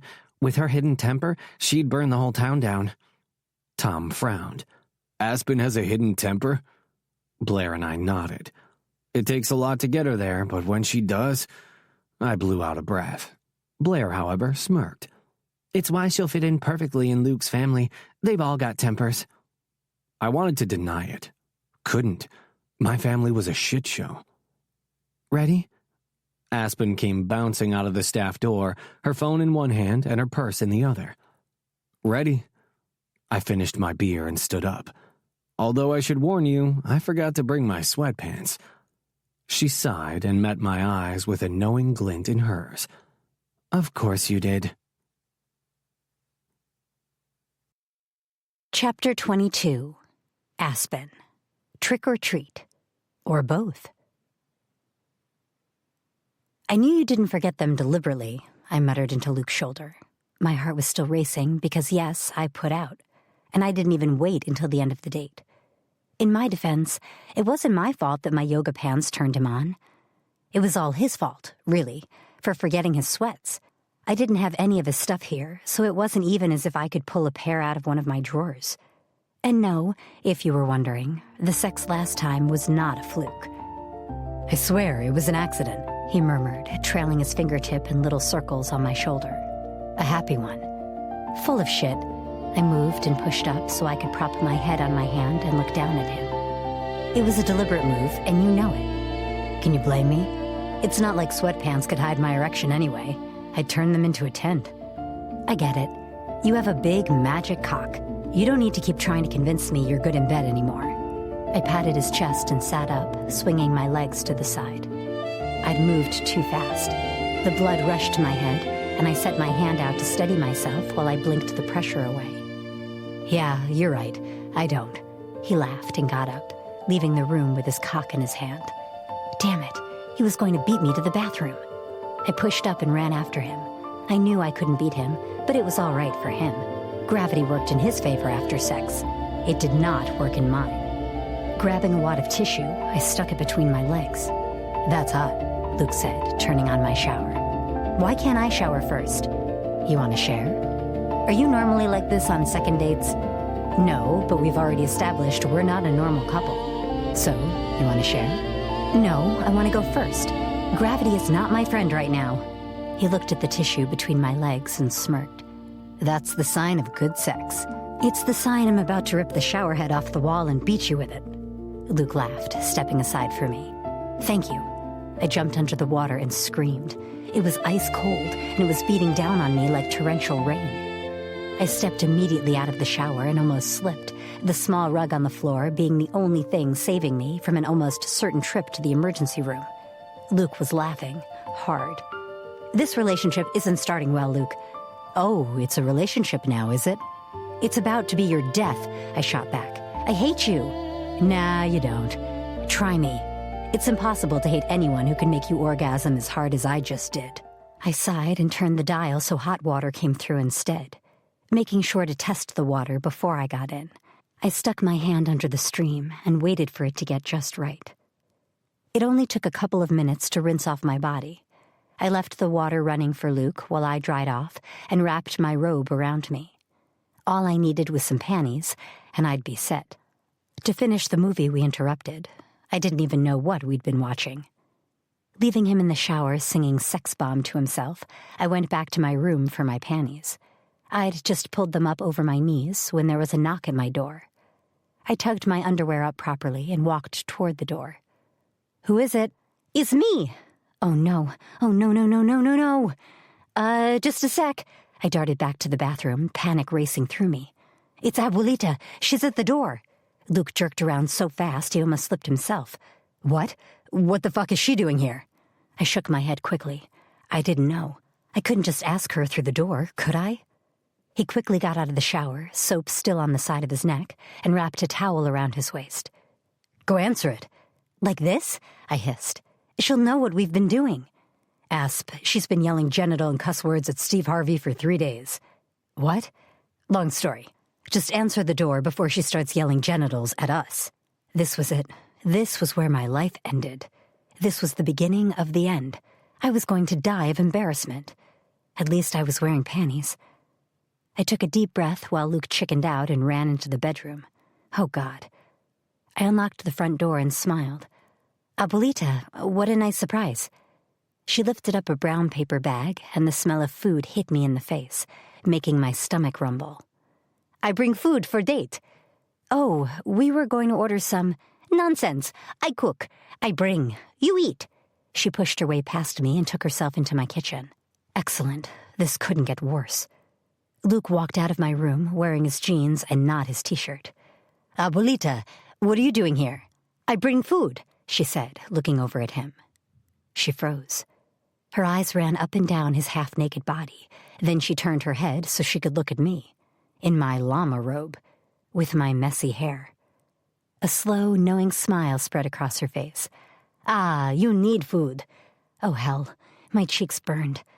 You busy, see? She waggled her eyebrows. I stared at Luke. Abuelita, we appreciate the food, but we're having a date. He gently took her by the shoulders and spun her around. See, you make me baby, yes? I inhaled sharply, my eyes going wide, and I spun around with my hands out. No, baby. Oh, you should make me baby. She broke out of Luke's hold in the doorway and turned to him, touching his cheek. She reeled off a couple of sentences in Spanish, ones that made Luke's jaw twitch before she came to me. She clasped my face and kissed me on each cheek before she left. Luke waited until she was out of earshot, then slammed the door shut. What did she just say? She told me she spoke to the guy who runs her church. He has the third Sunday in September free, if we'd like a fall wedding. I blinked. What? Is she crazy? Yes, he said slowly. We've known that for a long time. Did she book it? It's on hold. Have you considered taking her to a psychiatrist? Yes, he nodded. Mom got la chancla last time it was brought up. I shuddered and went to the bag of food. Isn't she a Catholic? Yes. Don't you have to be Catholic to get married in a Catholic church? He shrugged and pulled out the containers. They were full of steaming hot food, including homemade chips and dips. I don't know. I haven't been since I was 12. Well, I'm not a Catholic, so there goes that plan. She'll try to convert you. We're eloping to Vegas, and not on the third Saturday in September. I met his eyes over the island, and we both burst out laughing. It was so ridiculous. Yes, the woman was insane, and yes, we knew that, but this was next-level craziness. Yet, it felt strangely perfect. It didn't freak me out because I knew Abuelita, and I knew she was simply passionate about her family. All she wanted was for them to be happy, even if she showed it in weird little ways. Like showing up after sex with food and holding a wedding date in a church after 2 dates. Not that the dates counted the same for us. We didn't have to date the way most people did. We didn't need to get to know each other because we'd already done that. All we needed to learn to do was let go of our self-imposed boundaries and just let the cards fall where they may. But there would be no September wedding. At least not this year. Besides, I always imagined getting married in the spring, which in Texas is around the New Year. I laughed, dropping my head down. What? It's crazy, I said, meeting his eyes. Don't you think? Literally any other girl would have run out of that door by now if they'd just had that conversation with your grandmother. Yet here I am, opening a Tupperware tub with homemade nachos in it, thinking it's entirely normal. His laugh was deep, a proper belly laugh that sent tingles across my skin. Luke walked around the kitchen island and wrapped his arms around my shoulders, drawing me into his body. Both of us were shaking with now quiet laughter, and I wound my arms around his waist. It is, sadly, normal, he chuckled into my hair. Which is why we make total sense together, Asp. You get it. I've been around long enough. One last laugh escaped my lips, and I leaned back to look up into his eyes. You really think we make sense? His smile was lopsided, but there was a warmth in his eyes that made my heart skip. Yeah, I think we make perfect sense. You think we can actually do this? I know we can.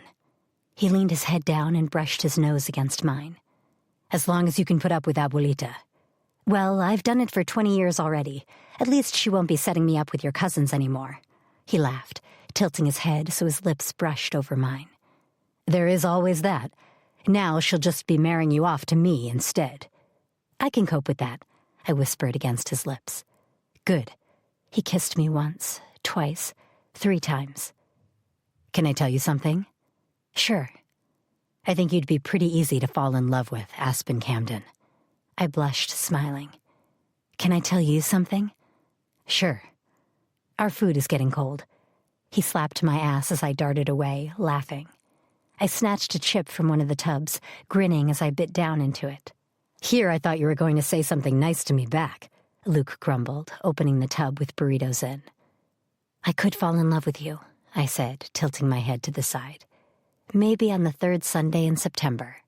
He laughed, peering at me through thick eyelashes, and threw a Tupperware lid at me. "I want that in writing." I crunched on another chip, still grinning. Yeah, we were going to be just fine. Epilogue. Aspen. Tequila forever. 18 months later. Tequila is the perfect name for a dog. Yes, but we're not talking about getting a dog. We're talking about getting a cat. Luke flattened his palms on the island. And Tequila is a dreadful name. I've already told you that about 500 times. I pressed my hand to my chest and gasped. "How could you say that? You'd still be single and eating my food if it weren't for Tequila." "Yes, and now I live in your apartment, give you regular orgasms, and I still eat your food." "Exactly. You have Tequila to thank. You can pay homage to it and years of hangovers by calling our dog Tequila." "We aren't getting a dog, and I'm not paying homage to a drunken tap-tap-squirt." His lips twitched. "We're getting a cat." "I don't like cats. I don't like dogs." "Lies. You like Blair." He bent forward, burying his face in his hands. "I can't do this. Why don't we get a hamster instead?" I groaned and dropped onto the sofa, looking across the apartment at him. "Because they smell, and don't care if you've been gone all day. I want to come home and know I've been missed when I've been at work." "Hey, I miss you when you're at work." "Luke, when I got in last night, you grabbed my ass and asked me if I minded you finishing your video game before we went to bed." He threw his arms out to the side. "I grabbed your ass? That's affectionate. I missed you." "No, you grabbed my ass because you wanted to finish your video game, then go and have sex." "But that's what happened." "Still not a dog." He sighed and walked over to me. "We're gonna have to flip a coin for it." "I'm not flipping a coin on a pet," I said hotly. "It's a dog or it's nothing. And I want one of those beagles from Gerald at the horse ranch." "You and those fucking beagles." He rolled his eyes. "We're gonna have to think on it until we can compromise."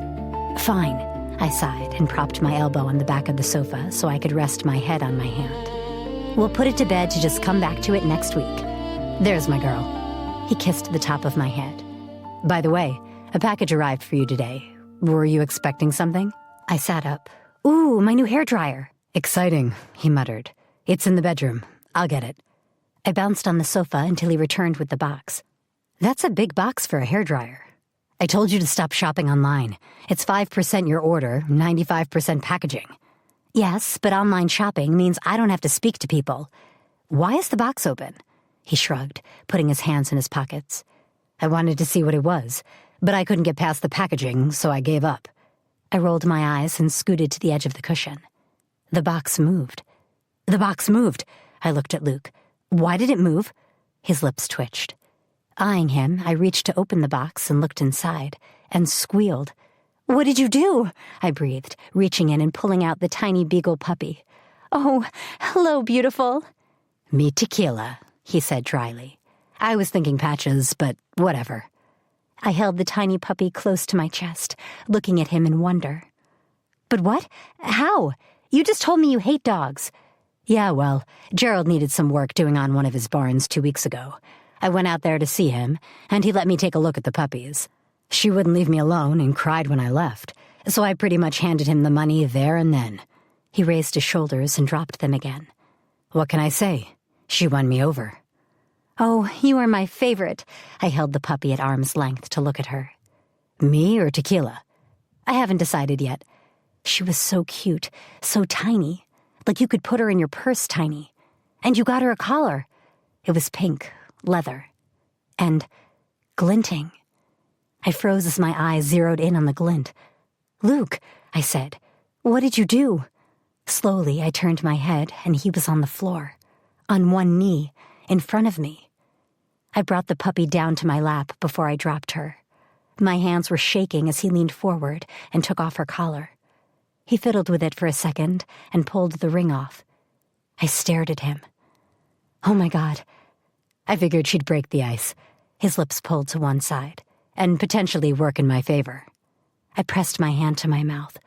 I mean, our relationship started with tequila, so I figured it fitted that we start the next part with tequila. Oh my God. "Aspen, will you marry me?" I could do nothing but nod my head frantically, partly because I was holding a puppy, and partly because the lump in my throat would choke me if I tried to speak. So I kept nodding over and over until he became nothing but a blur in front of me. He sat on the sofa and pulled me in close to him. Mom said the puppy and the ring would be too much. I should have listened. I laughed, pressing my face into his shoulder. He took the squirming puppy from me so I could throw my arms around his neck. I had chills, all the good kinds. "How long have you planned this?" I whispered through my tears. "Well, I've had the ring for about 6 months." 6 months? I jerked back, wiping my eyes. "What?" "I was trying to figure out how to ask you. Then she happened." He held up Tequila, who was trying frantically to lick his face. "And I knew." He tucked her against his body and picked the ring up from the table with the other hand. Gently, he pushed the ring down my finger, then smiled at me. "Who knew a tap-tap-squirt would end this well?" I laughed, both of us falling back on the sofa. Tequila finally broke free of Luke's grasp and launched herself at his face, pretty much smothering him in puppy belly. He coughed and sputtered beneath her, and I fell back laughing, holding my stomach. "Stop it. Damn it, Tequila. I have dog hair in my mouth," Luke sputtered.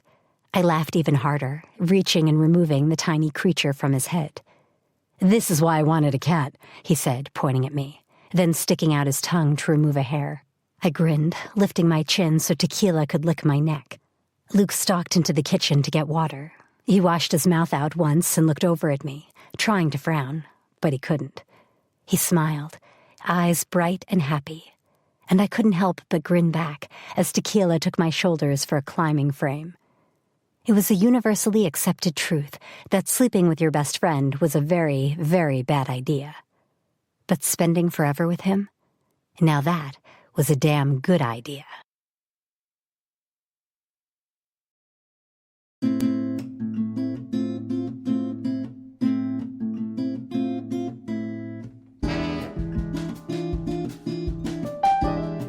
This recording of Tequila Tequila was presented by Dreamscape Media, LLC.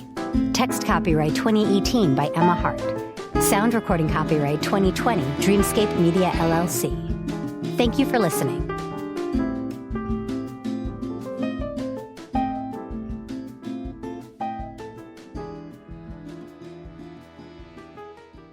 Please check dreamscapeab.com for Dreamscape's latest releases.